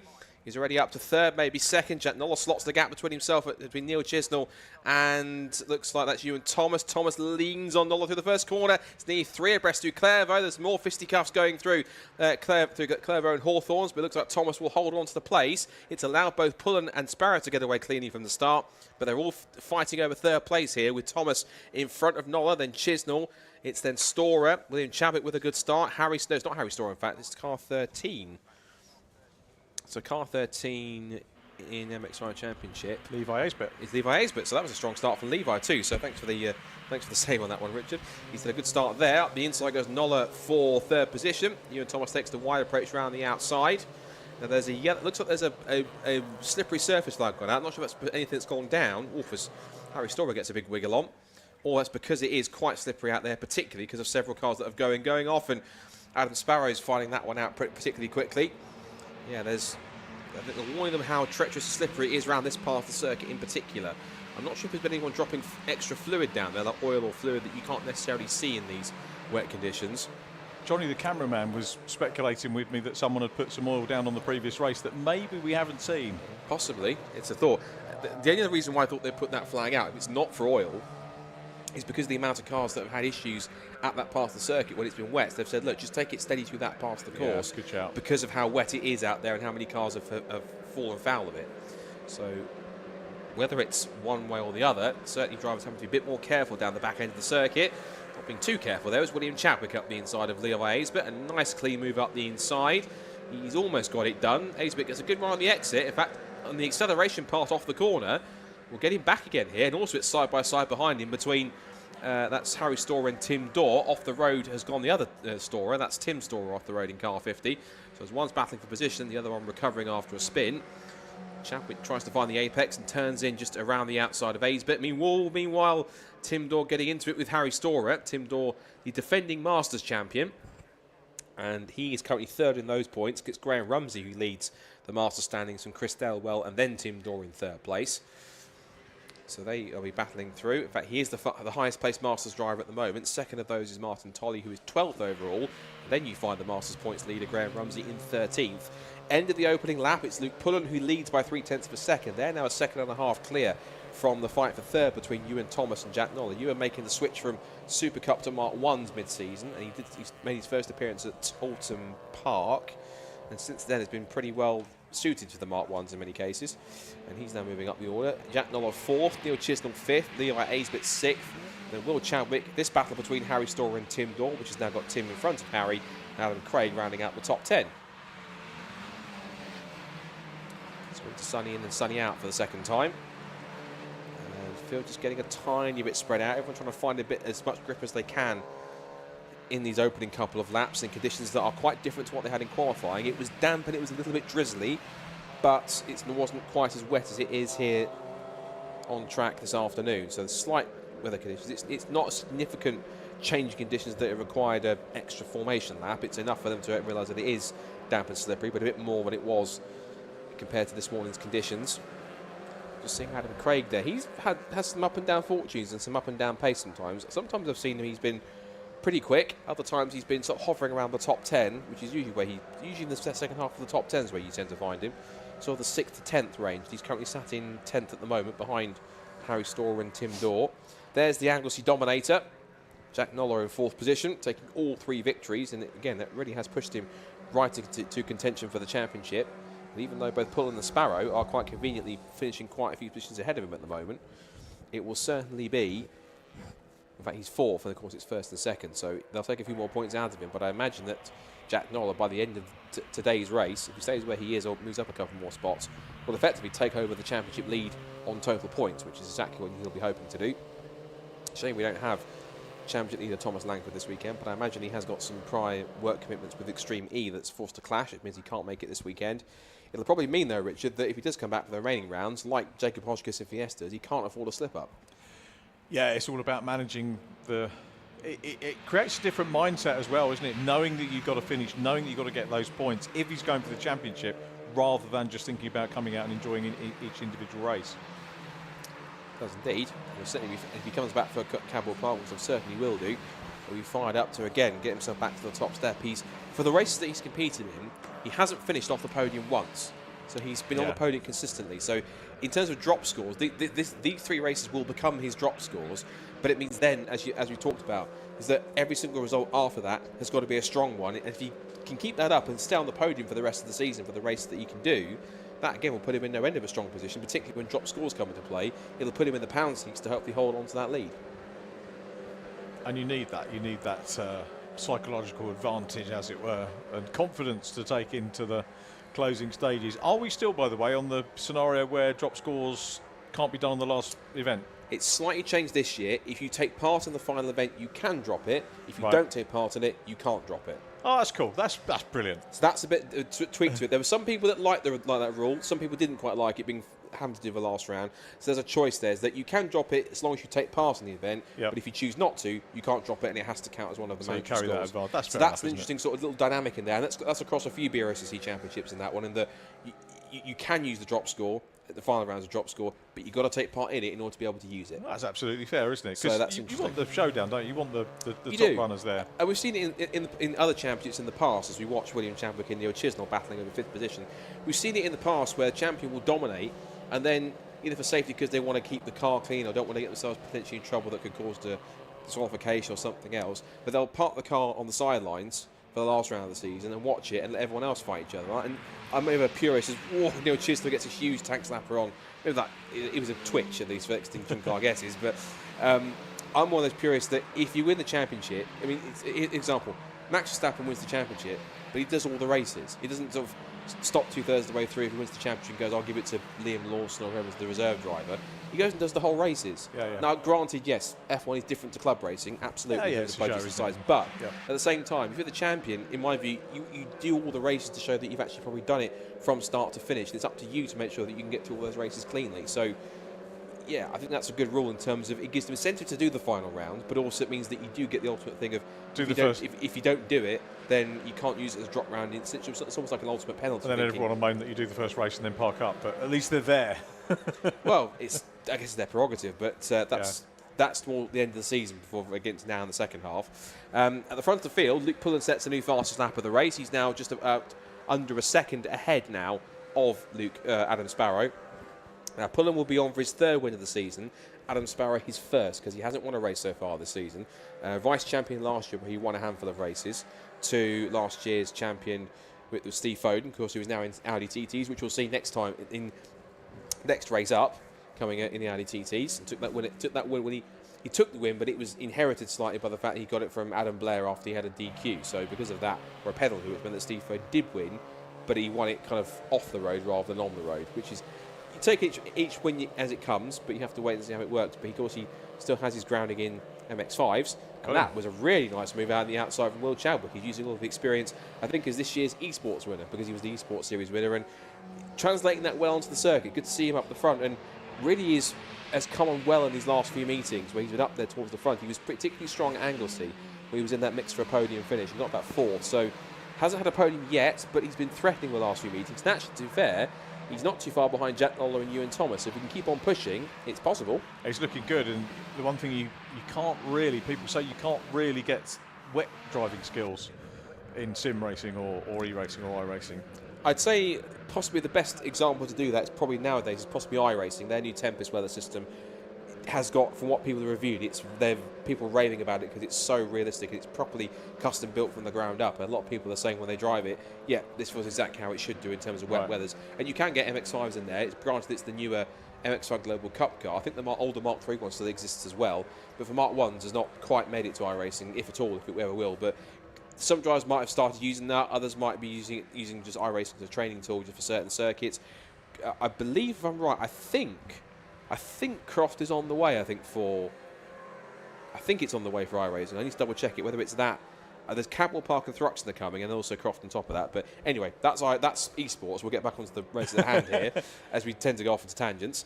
This is the fight we need to watch for then. Luke Pullen and Adam Sparrow, with Sparrow setting the new fastest lap of the race. He was about 3.5 tenths quicker on that lap and sets a 1:49.164 to go even quicker. And he was a fraction slow, about a tenth slower than Pullen through the first sector.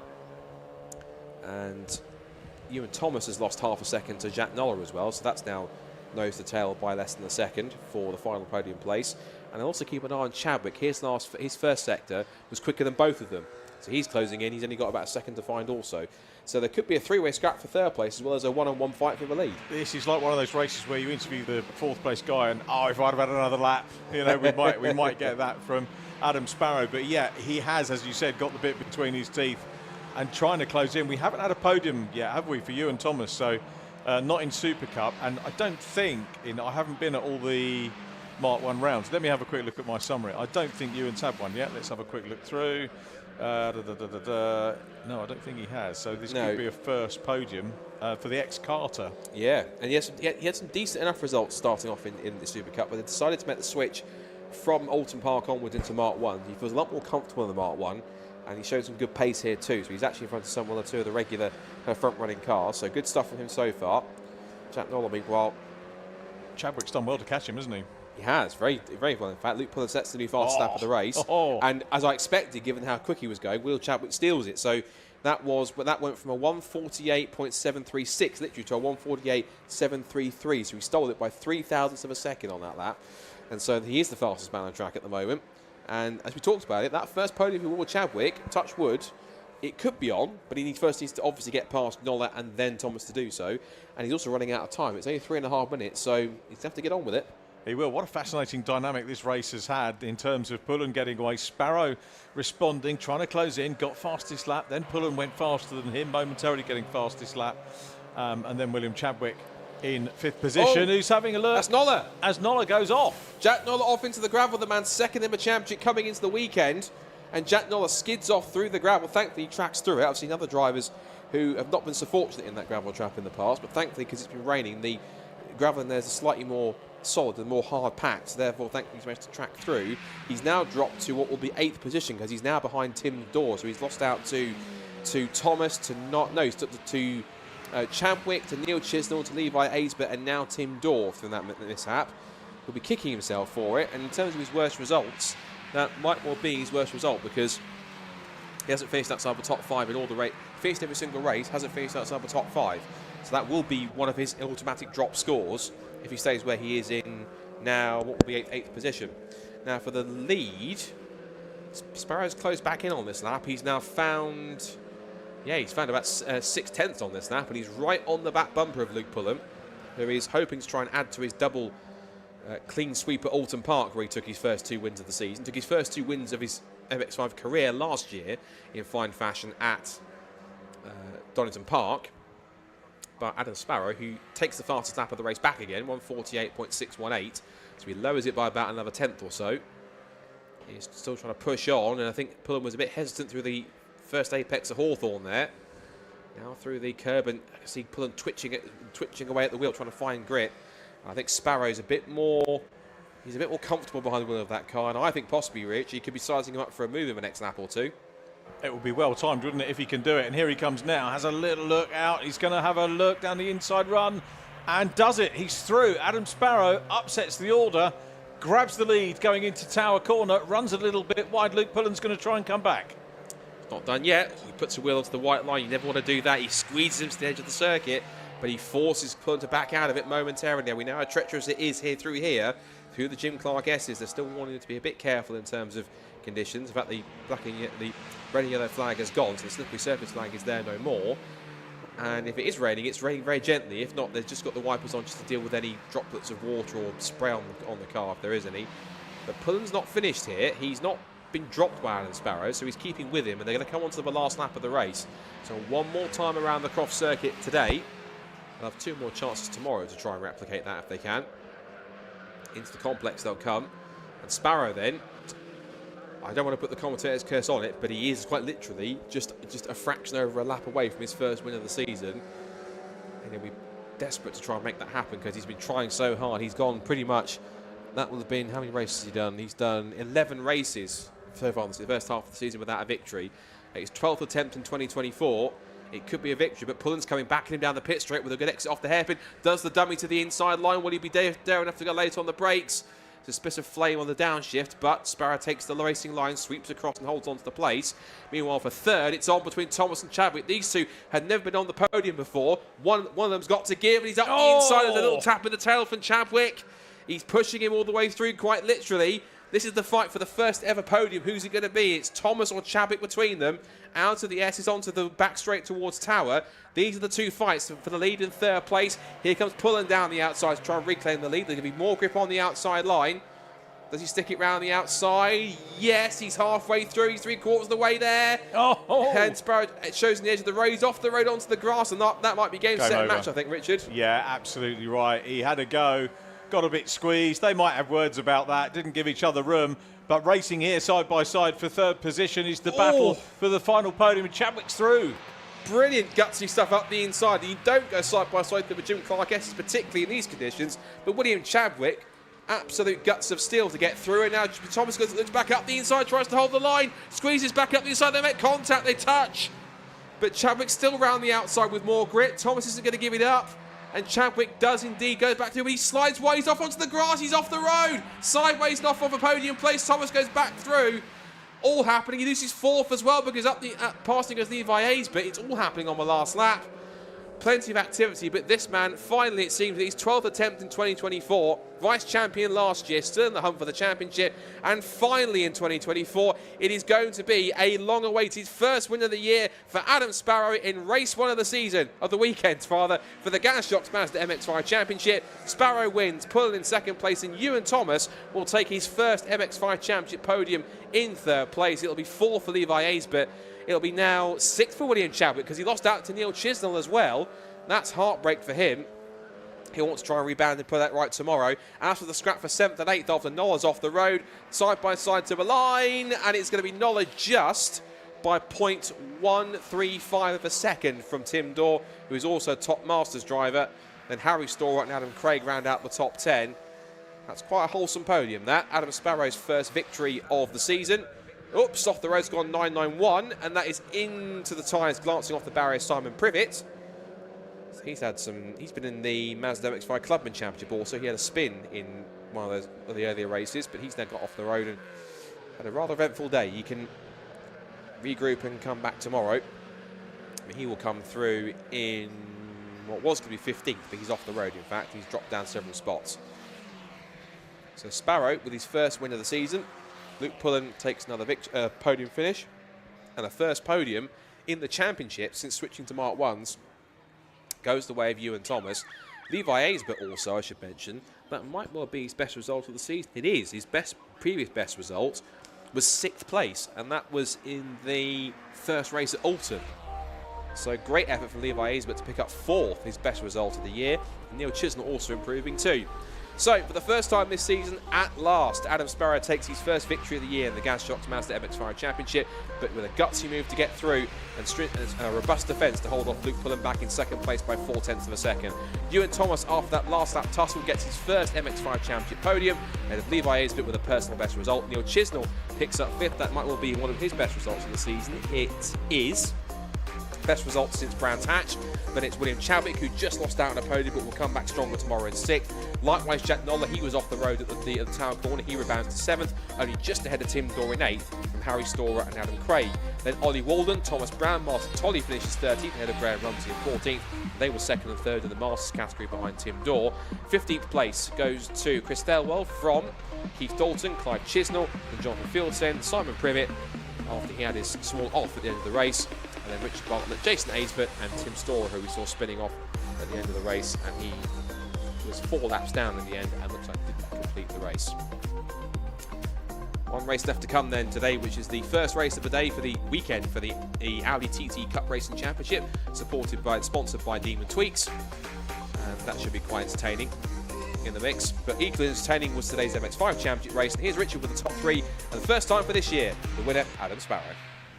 Delighted Adam Sparrow nips across, and I did wonder about whether the room on the go that Luke Pullen had to come back at him might be an issue, but very clearly not. Great camaraderie from the drivers, and a superb first win of the season for Adam Sparrow. The team rightly pleased with that, and Adam, congratulations. Thank you.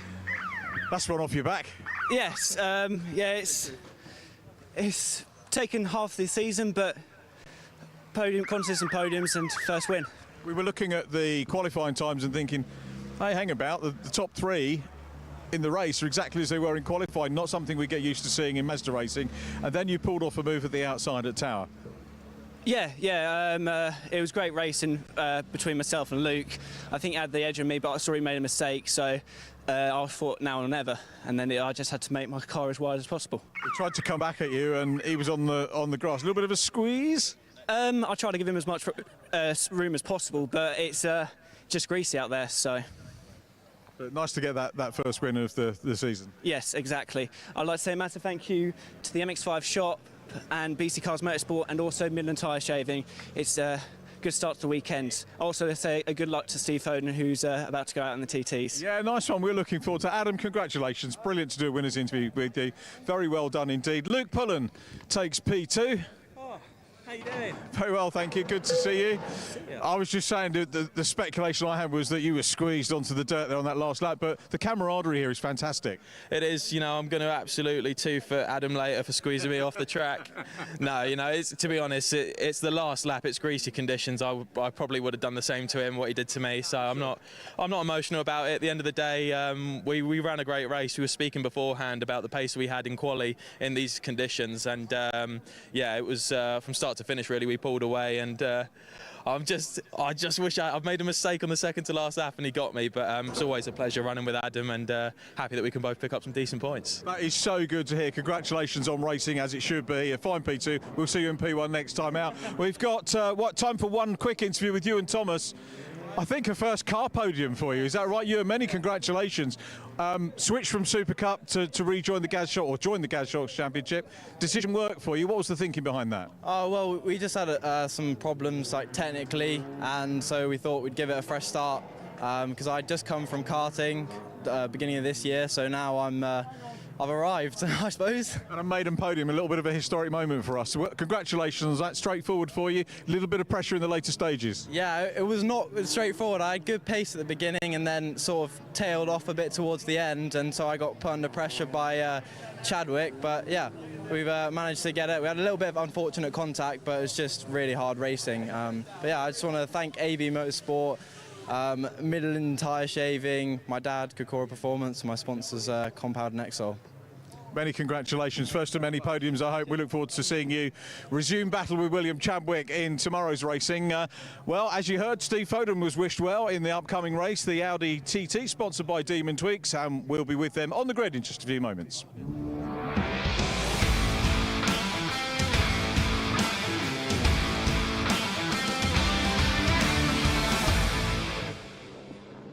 Thank you very much, Richard. Yes, good to have the Audi TTs up once again on the grid. The Demon Tweaks Audi TT Cup Racing Champions quickly rattled through the grid for their first race. It's pole position for this first one for Bradley Burns, who starts on the front row of the grid alongside Carl Swittle. Hope his race lasts longer than the pit straight opened at Alton Park. If you want to find out what happened, well, go back and watch the live stream.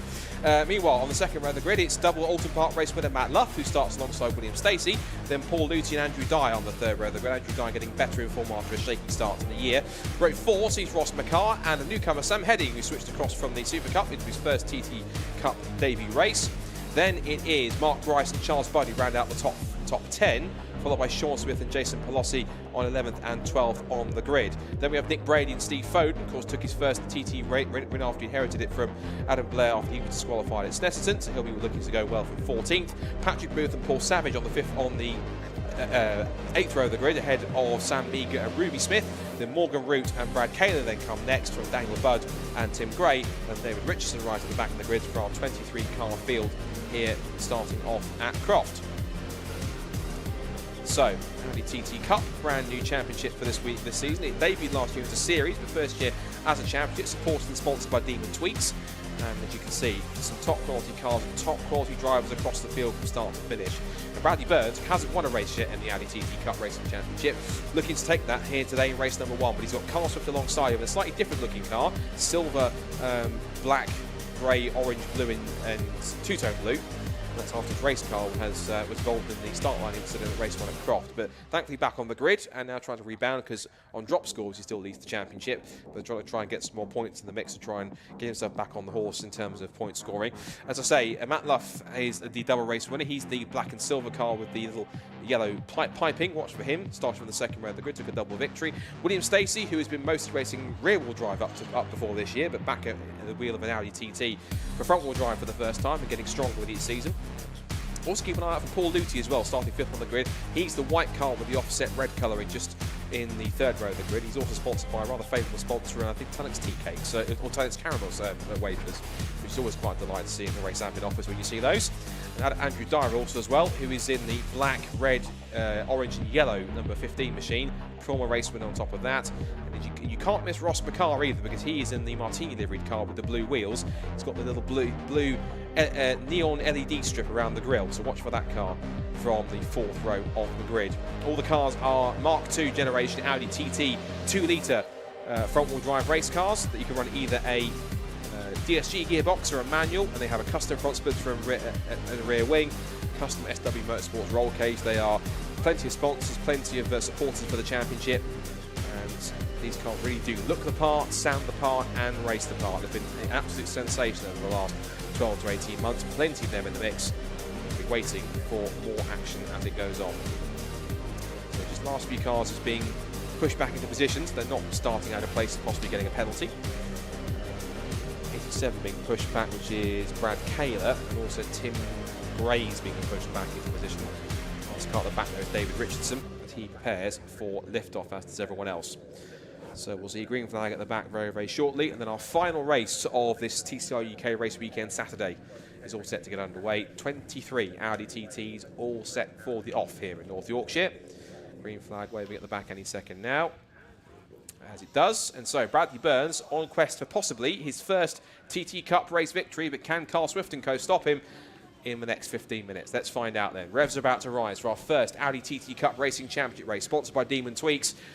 It's Bradley Burns on pole, Carl Swift alongside him on the front row. Watch for Lufford Stacey in the second row.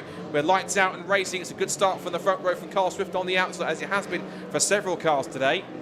And they charge down towards Clairvaux for the first time, and it is Carl Swift who gets the better second phase of the start to lead initially, but Bradley Burns lays from the brakes, goes deep into Clairvaux, slides wide and holds on, goes onto the gravel, but somehow tracks his way through and holds on to the place. It's also a good start for William Stacey. He started 4th and has got past Matt Luff already. The top 4 trying to escape as they come out of Hawthorne, out of the S's and onto the back straight for the first time.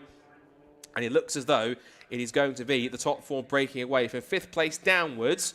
It looks like it might well be, that looks like it's, I'm trying to look like it is to come back into the shot now. It's Paul Luty who's wiggling around under brakes. Then it's 6th for Andrew Dyer, 7th for Mark Grice. That's a much better form from him after he's had a tricky start into life in TTs. He's up there in 7th place, the former multiple-time vice champion in Civic Cup. And he turns his way out of tower as everyone else does. They come towards the Jim Clark S's for the first time. So Bradley Burns doing everything right that he needs to try and get himself out, try and chase down after, to stay ahead of Carl Swift at this point. This is the fight for third developing early days already between Alton Park winner Matt Luff and Will Stacey, who's yet to take a victory but has taken a couple of podiums to his name so far. And Andrew Dyer, who's one of the carryover drivers from last year. Was one of the first few drivers to pioneer in this championship and cross over into the Audi TTs. He's, of course, a former racer in the City Car Cup, so no stranger to front-wheel drive. And he absolutely loves these TTs. He races his TT not just in the championship, but also in the likes of Club Sport and Super Sport. As Sam Heading gets a little introduction to TT racing from Sean Smith, gets edged out wide and also loses out a place to Ross Macker. One of last year's race winners also. Good to see Ross looking competitive this weekend. Across the line to end lap number 1. The fantastic noise they make as they bundle their way past the pit straight and past the commentary box here. They sound like proper race cars, these 2-litre Audi TTs Mark IIs. Custom front splitter, custom rear wing, custom SW Motorsports FIA homologated roll cage, and all the fantastic supporters and suppliers that we have on board with this championship. And they really are a championship that has taken a lot of people by storm and inspired a lot of people on top of that too. Running wide there, one of the buds, that's 47, which is going to be 47 was, I should get it, Daniel Budd, brother of Charlie. As we see here, Matt Luff is pulled away from Will Stacey, and now Richard looks as though he's under threat from Paul Luthi and Andrew Dye, who have stopped fighting amongst themselves and are now battling to try and steal 4th place away from Stacey. Yeah, this is one of the stories for me. Paul Luthi being up at the sharp end, always used to seeing the Scot up at the sharp end of things in whatever he races, and it's just like whether the conditions have come to him this weekend. He's in the Tcruk car. They're very welcome to bring product up to the box if they want to. There is a box of caramel wafers in the race admin, so I might pick up a couple if there's any left tomorrow for us in the box. Because they've done so all season, and I've always seen that every single weekend they've been out, that caramel, that box starts full and definitely ends empty by the time since the weekend. And I admit I've had one of those myself already this weekend. It might not be the last one. Up towards the complex, I think that's why he's that fast. He's been stocking up on caramels and getting himself up there. Oh, that was a bit of a traffic jam into the complex. That was Mark Grice almost into the back of Andrew Dyer, and now with the threat from Sean Smith on the outside, and keeping a watching brief there with Ross Macker. He might get the undercut on Smith and Grice if they're not careful. Out of the hairpin they go for the second time, and down the pit straight once more. And now onto the pit straight now to start lap 3. Gap is 1.8 seconds out in front, and Bradley Burns yet to win a race in Audi TTs, but of course a name familiar to you and I, of course, for a champion racing here this weekend from back in the days of Fiesta Juniors. Yeah, actually, I forgot about that. Yeah, and he was incredibly quick in Fiesta Juniors and one of the front runners. Since then, the only thing I know he's raced, he's done a little bit of endurance racing at club level elsewhere. But the only thing I know him racing from before is actually, in all things, at that young age, TCR Germany. He went to TCR Cup with us. He was on. He did. Oops, that's the background. Sorry, that was Sean Smith spinning. That's the leading Masters driver, and there's dirt and dust all over the place. Dirt and grass bring onto the circuit. That must have been midway through. He's been off the road, and that's Mark Grice also is going slowly. I don't want to put 2 and 2 together, but they were 7th and 8th, so I'll let you figure it out by yourself. And if there's anything for afters, it's down to the clerk of the course. But Mark Grice struggling, and with Sean Smith recovering after a spin. So I think something may have happened there, but what? We'll let the clerk of the course decide and look at the footage. I think that puts Patrick Booth in one of the Martini liveried 4G racing cars. We spoke to him in the build-up to the meeting. I'm not sure if the interview managed to make it to air yet, but we might get to have a look tomorrow as Morgan Root, one of the Rob Boston prepared cars, pops up on the inside, makes the pass on Patrick Booth. Patrick in the Masters class.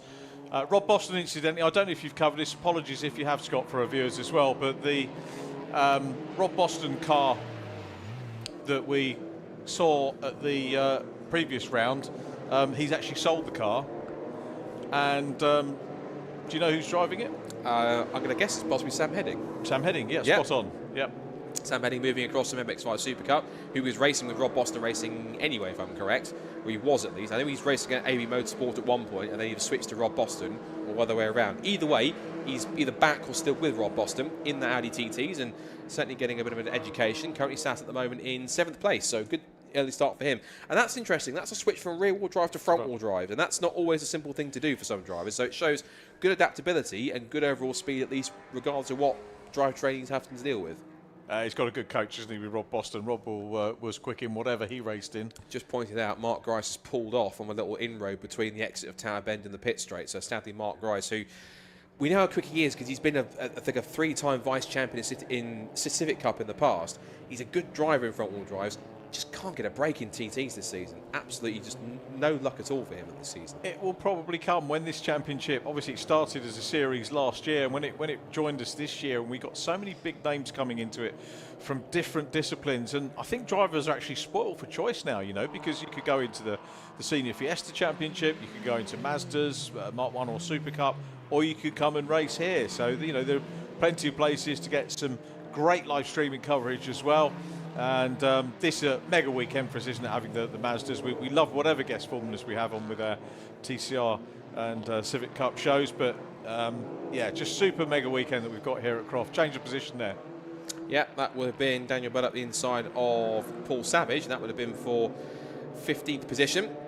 There's a lot also having a good scrap here. This is over 10th down to 13th. This is between Jason Pelosi, Nick Brady, Steve Foden, and out the inside of him goes Morgan Root, former mini racer, keeping with the front wheel drive theme.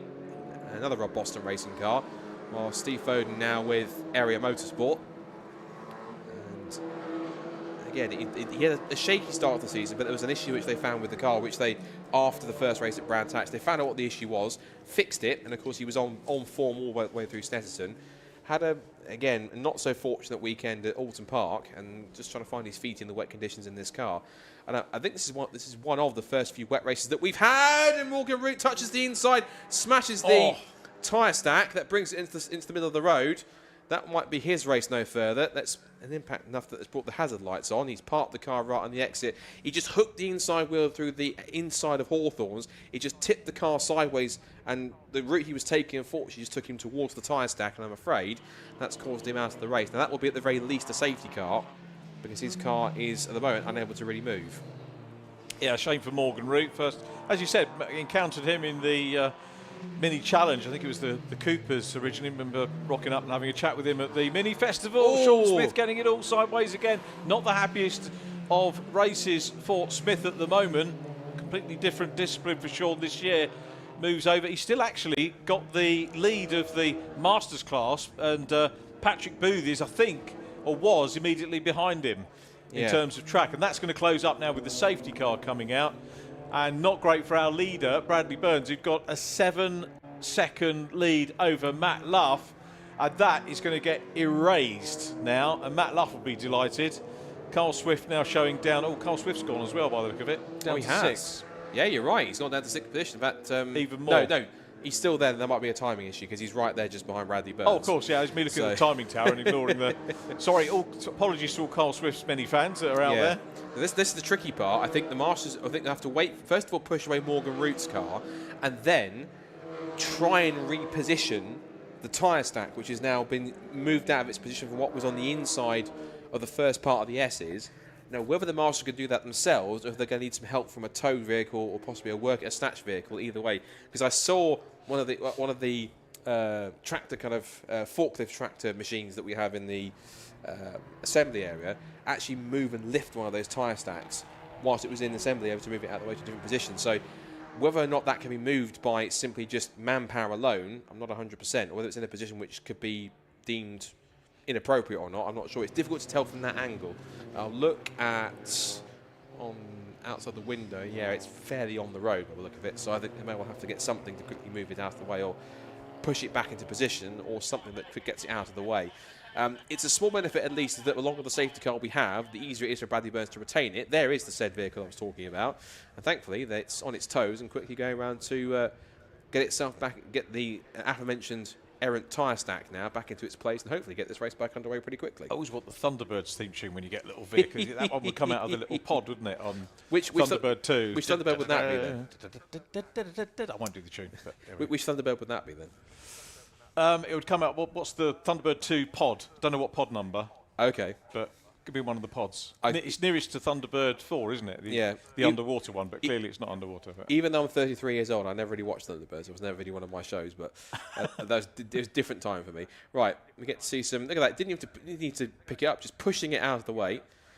And so that should, and Morgan Root's car it's pushed back to a more safer position on the exit of that S's corner. So that now should mean that we could get racing back underway fairly shortly. In fact, it's now is now a disincentive to not run wide on the exit of the S's rather than cut the inside corner. So they've repositioned it, pretty much next to Morgan Root's car, just in front of it, but off the track, which means that I think next time by, we hopefully should get racing going again. That'll be enough for at least 1 lap, if not 2. But I wonder how much it'll be. So it should be racing next time by, because Root's car's out of the way. So too now is the errant tyre stack. So with 3.5 minutes to go, and a safety car lap as they come across the line takes they'll go a bit quicker on this lap because the drama will have been cleared. So I think they're going to get 1 more lap. It's going to be just like the MX5 Clubman race. We'll have a 1 lap dash for cash, as we call it, and it will be, I'm sure. The Mazda drivers want to know if that was your cash, by the way. But it was my cash. It was definitely not. Definitely not mine. I wouldn't have anywhere near enough to start. I won't name a Brscc official in case I offend anybody for money. But I have an idea who it might have been, but I won't out them on stream.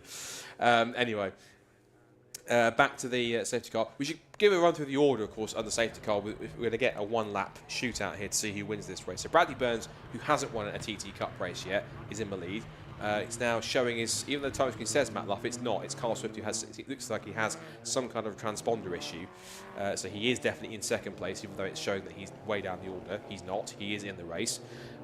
He's definitely not 2 laps down because he hasn't come into the pit lane anyway. It's definitely a transponder issue or a timing issue. So Carl Swift is definitely second place. Forget what the timing screen says for the time being until it fixes itself. So Matt Luff is now 3rd. Paul Luty is 4th. Will Stacey will be 5th. It'll be Andrew Dyer 6th, Heading 7th, McCarr 8th, and then it'll be Charlie Budd in 9th and Jason Pelosi rounding out the top 10. So we'll be waiting to see how they can make an impact on this final lap, if at all. And I imagine we should be seeing the safety car lights out any second now, and we will go back to Audi TT Cup racing. Yeah, Sam Heading's made a good debut, hasn't he? And the other thing I didn't say off the start, I didn't get a chance, but he doesn't have second gear. So the fact that he had to cope through that, I said to Rob, is that the team's fault? But no, they couldn't fix it in time. You know that Rob and the team would fix it if they could, but of course. Had an issue with second gear. So he's in 6th place. So this is another very welcome big name addition to the Demon Tweaks Audi TT Cup. Bradley Burns about to get them all going again, and the safety car restart is under his control. Yeah, and given the pace he had before the safety car, this might well be a foregone conclusion, but we'll wait and see. He's got a great restart off the final corner and has pretty much gapped totally Carl Swift on the restart. So wasting no time at all, because he knows he's on course at the moment for his first Audi TT Cup Racing Championship race win. How nice it is to have Bradley Burns not just back in sort of a club racing champion, back on the Brscc championship. Because he's got the history there with being a former Fiesta Junior. How nice is it to have him in the mix? A Fiesta Junior alumni, potentially on his way to winning in one of the sports series for Audi TT Cup. So it's still 2nd place for Carl Swift and still 3rd place for Matt Luff at the moment. Again, I'm not quite sure why Carl Swift has that timing issue, but he's definitely showing as in 2nd place. If he's down 2 laps purposely because he hasn't done anything, there's a reason for that, but I don't know why. Anyway. Swift is, for some reason he's showing as a lap down, but he's definitely not a lap down because he is in there. They're probably trying to restore him back into the timing tower. But Bradley Burns makes his way out through the Jim Clark S's for the final time, back under racing speed. Little twitch as he goes over the white line. It looks as though he's on course for it. Carl Swift will be there for 2nd place. It's good redemption for barely getting off the line in race number 1 after what happened at Alton Park. And 3rd place for Matt Luff. That'll be another podium for him after his 2 victories. The race to the line is going to be for 4th between Luty and Stacey, all the way to the checkered flag by the look of it. As they come through down the back straight and towards the complex the final time. This man is about to add himself to the likes of Matt Luff and Carl Swift in terms of race winners, and Steve Foden. So he'll be the 4th different race winner. He's been threatening ever since the start of the season, but now finally he will head to the top step of the podium, and Bradley Burns can now finally call himself an Audi TT Cup Racing Championship race winner. He takes victory in race number 1 at Croft, and in fine style too. Victory for Bradley Burns. It should be 2nd for Carl Swift, despite what the timing tower says. 3rd will go to Matt Luff. 4th to go to Paul Luty. 5th to go to Will Stacey. 6th for Andrew Dyer. And it should be Sam Heading, Ross Macker, Charlie Budd and Jason Pelosi rounding out the top 10. Sean Smith will recover to 11th after his couple of spins. Should be 12th for Steve Foden, then Budd, Brady, Booth, Meagher, Savage, Ruby Smith, Kayla and Gray and Richardson. As I mentioned, Carl Swift shows 21st, but he was definitely in second place. Expect that to be corrected. And the only non-finishes that we had was Morgan Root after he got sideways and whacked the tyre stack, which saw him out of the race, and Mark Grice after possible collisions with others saw him out of the race with damage. And again, just not having the luck that a former multiple-time vice champion in Civic Cup should have. So, racing completed for today then. The last race of Saturday. More coming tomorrow, starting from 12 o'clock, because there is no early running in the morning due to church rules here at Croft. But for the last race of the day, it's another first-time winner, and it is one that's been coming for quite a while in this championship. It goes to Bradley Burns. Victory by 2.9 seconds. That's how much you can get away in one lap on a restart. He wins. It should be not Matt Luff in second place. It should be Carl Swift. So imagine this table where everyone shuffled down one behind Carl Swift. The Swift should be second. This should be there. He goes. He gets slotted right at the top at the end, just on time. So Swift wins from Matt Luff in second. Start again. Bradley Burns wins. Carl Swift in second. Matt Luff in third. There we go. Then it's Paul Luty, Will Stacey, Andrew Dyer, Sam Heading, Ross Macker, Charlie Budd and Jensen Pelosi rounding up the top 10. Then Shaw Smith, who recovers to win the Masters in 11th, Steve Foden 12th, Daniel Budd 13th and Nick Brady in 14th place. 15th downwards sees Patrick Booth and Sam Meagher, so the 240 racing teammates are together in 15th and 16th places. Then Paul Savage, Ruby Smith, Brad Kayla, Tim Gray, David Richardson, and the two cars we didn't see finish with Morgan Root after he had his off at the S's, and Mark Grice after he pulled up after contact earlier on. So whilst we wait for the top three to reach Richard John Neal, which they're just coming into pit lane now, just quickly fill you in on what to expect from tomorrow. Of course, we've got more great racing action coming up here at Croft. Of course, it all kicks off from 12 tomorrow, starting with our second TCR UK race, and that will be happening at 12. It's starting around about sort of 10 past 12. We'll have Henry Baudet and Paul O'Neill on commentary for that, and also for the Civic Cup races too. Then we have more action after TCR from the Airtech Motorsport Fiesta ST240s, then SuperCup, Fiesta Juniors, all the MX5 Challenger and SuperCup and Audi TT. Speaking of which, let's head down to our final top three of the day, and our first time winner in Audi TTs, Bradley Burns. He's with Richard John Neal in pit lane. First win in the championship for Bradley Burns, and in fact our three drivers on the podium, useful territory for us, so all good consistent names but in a different order, which is what we see over the course of the season that we've had so far. Bradley will take the bubbly and the trophy, the winner's hat as well. No hands left to do a handshake. Well, he rearranges things. Bradley Burns, many congratulations. What does that mean to get that first win in the Demon Twigs Audi TT Cup? Yeah, it's really good. We've had a challenging start of the year, I'd say. Unfortunate results, but no, this weekend's gone really well so far, qualifying and that race. Your former colleagues, well, your former championship was the juniors. You're a product of the Fiesta Junior Championship, so it must be nice to have the current crop watching you and knowing what they could be doing in a few years. Yeah, there's names in here that I see in the Fiestas that I still remember when I was racing. So yeah, it's good to come back, have some fun, and yeah, enjoy it. Car obviously worked for you today, tricky conditions. What are the thoughts on tomorrow? Have you done a weather check for tomorrow? Yeah, I'm not too sure what it's doing. Car, yeah, seems really good area. He's done a mega job on the car. Yeah, it feels absolutely mega out there. How concerned were you when the safety car came out? Because you had a huge lead and then that disappeared. Yeah, it was a bit unfortunate because I did see it was probably a 3-4 second lead, and then when I saw safety car was a bit of a pain, but I knew it wouldn't be long because I could see it on the board, so just had one lap just to keep it. That was good. And that first win, hopefully the first of many. Bradley Burns, many congratulations. Perfect, thank you. Let's move on to our second place driver, and Carl Swift takes P2. Thank you. Carl, I wasn't at Alton Park, so you can blame me for the rotten time. Well, not a win though, is it? It's not, but it's a finish, and that's what we need for a championship. I'm happy with Larry with that. I mean, Brad's been quick in testing all weekend. We've had his data and we can see what he can do, but matching it is another thing. Is like a 23-year-old commitment versus 40-year-old commitment. It's different. The Brscc Championship seemed to match the older drivers, if we can call 40 old. It's young by my standards, but with the youngsters, and it seems to be something they balance very well. Yeah, exactly. I mean, we've got good youngsters in this championship that are experienced. You know, only 23, but he's done international racing, and his Matt was won a championship. So we've got great young drivers with that pace that we can take something from and have a good race with. It's good. Some good drivers in it, aren't there? There is. I don't think anyone realises, but there's some pace in here. I think people are starting to sort of sit up and take notice. As well as Civic Cup as well. I mean, that's the same with Files and Edmondsman, and that battle's going to last all year, and that pace is just another level. You know, I mean, me and Matt are both Civic Cup champions, but not sure I would fare up in that this year. Oh, you'd be there or thereabouts, and you'll be there or thereabouts tomorrow. What are the plans for tomorrow? Any changes? Plans for tomorrow, keep it the same really, just get a good night's kip. Get a good night kip, look at the data, see what's happening, but he's just got that little bit of something around here that I don't know if we can catch. We'll see. Carl, congratulations. Sleep well. We'll see you tomorrow. Let's get Matt Luff over for third position. Matt, congratulations. Thank you very much. Well done. Another podium. We frequently see it. I think points lead. Is it on drop scores coming here or before drop scores? I think it's on aggregate I'm leading. Right. After drop scores, I'm about 7 behind. So still all to play for. And yeah, more points in the bag, really. Third place. Yeah, I'm pretty happy. I mean, it's nice to get a win, but I'm really happy for Brad. I'm really happy for Carl. Sketchy conditions out there. So I'm just happy just to get away with no damage, really. But yeah, third place, I'm chuffed. Shame about the safety car. Hopefully a little bit more racing tomorrow. Yeah. I mean, I think this new staggered grid system is definitely helping because, you know, leading up to this point, we've had a few issues off the start. Just, you know, people being too close together and colliding. Hopefully, you won't have as many safety cars now. Get on some good racing. But yeah, fingers crossed. Looking forward to it tomorrow. It's worked. It's great that the club are listening to what people are saying and thinking about what's going on. Yeah, definitely. I mean, the most important thing at the end of the day is safety. So we don't want to have any more crashes. We want to all go out there, have a fair race, have a good race. So yeah, that's what they're aiming towards, and it looks like they've done it. So looking forward to it. Nice one, Matt. Have a good night. We'll see you tomorrow. Matt Luff takes third position. Our Masters winner is Sean Smith. We'll get Sean over.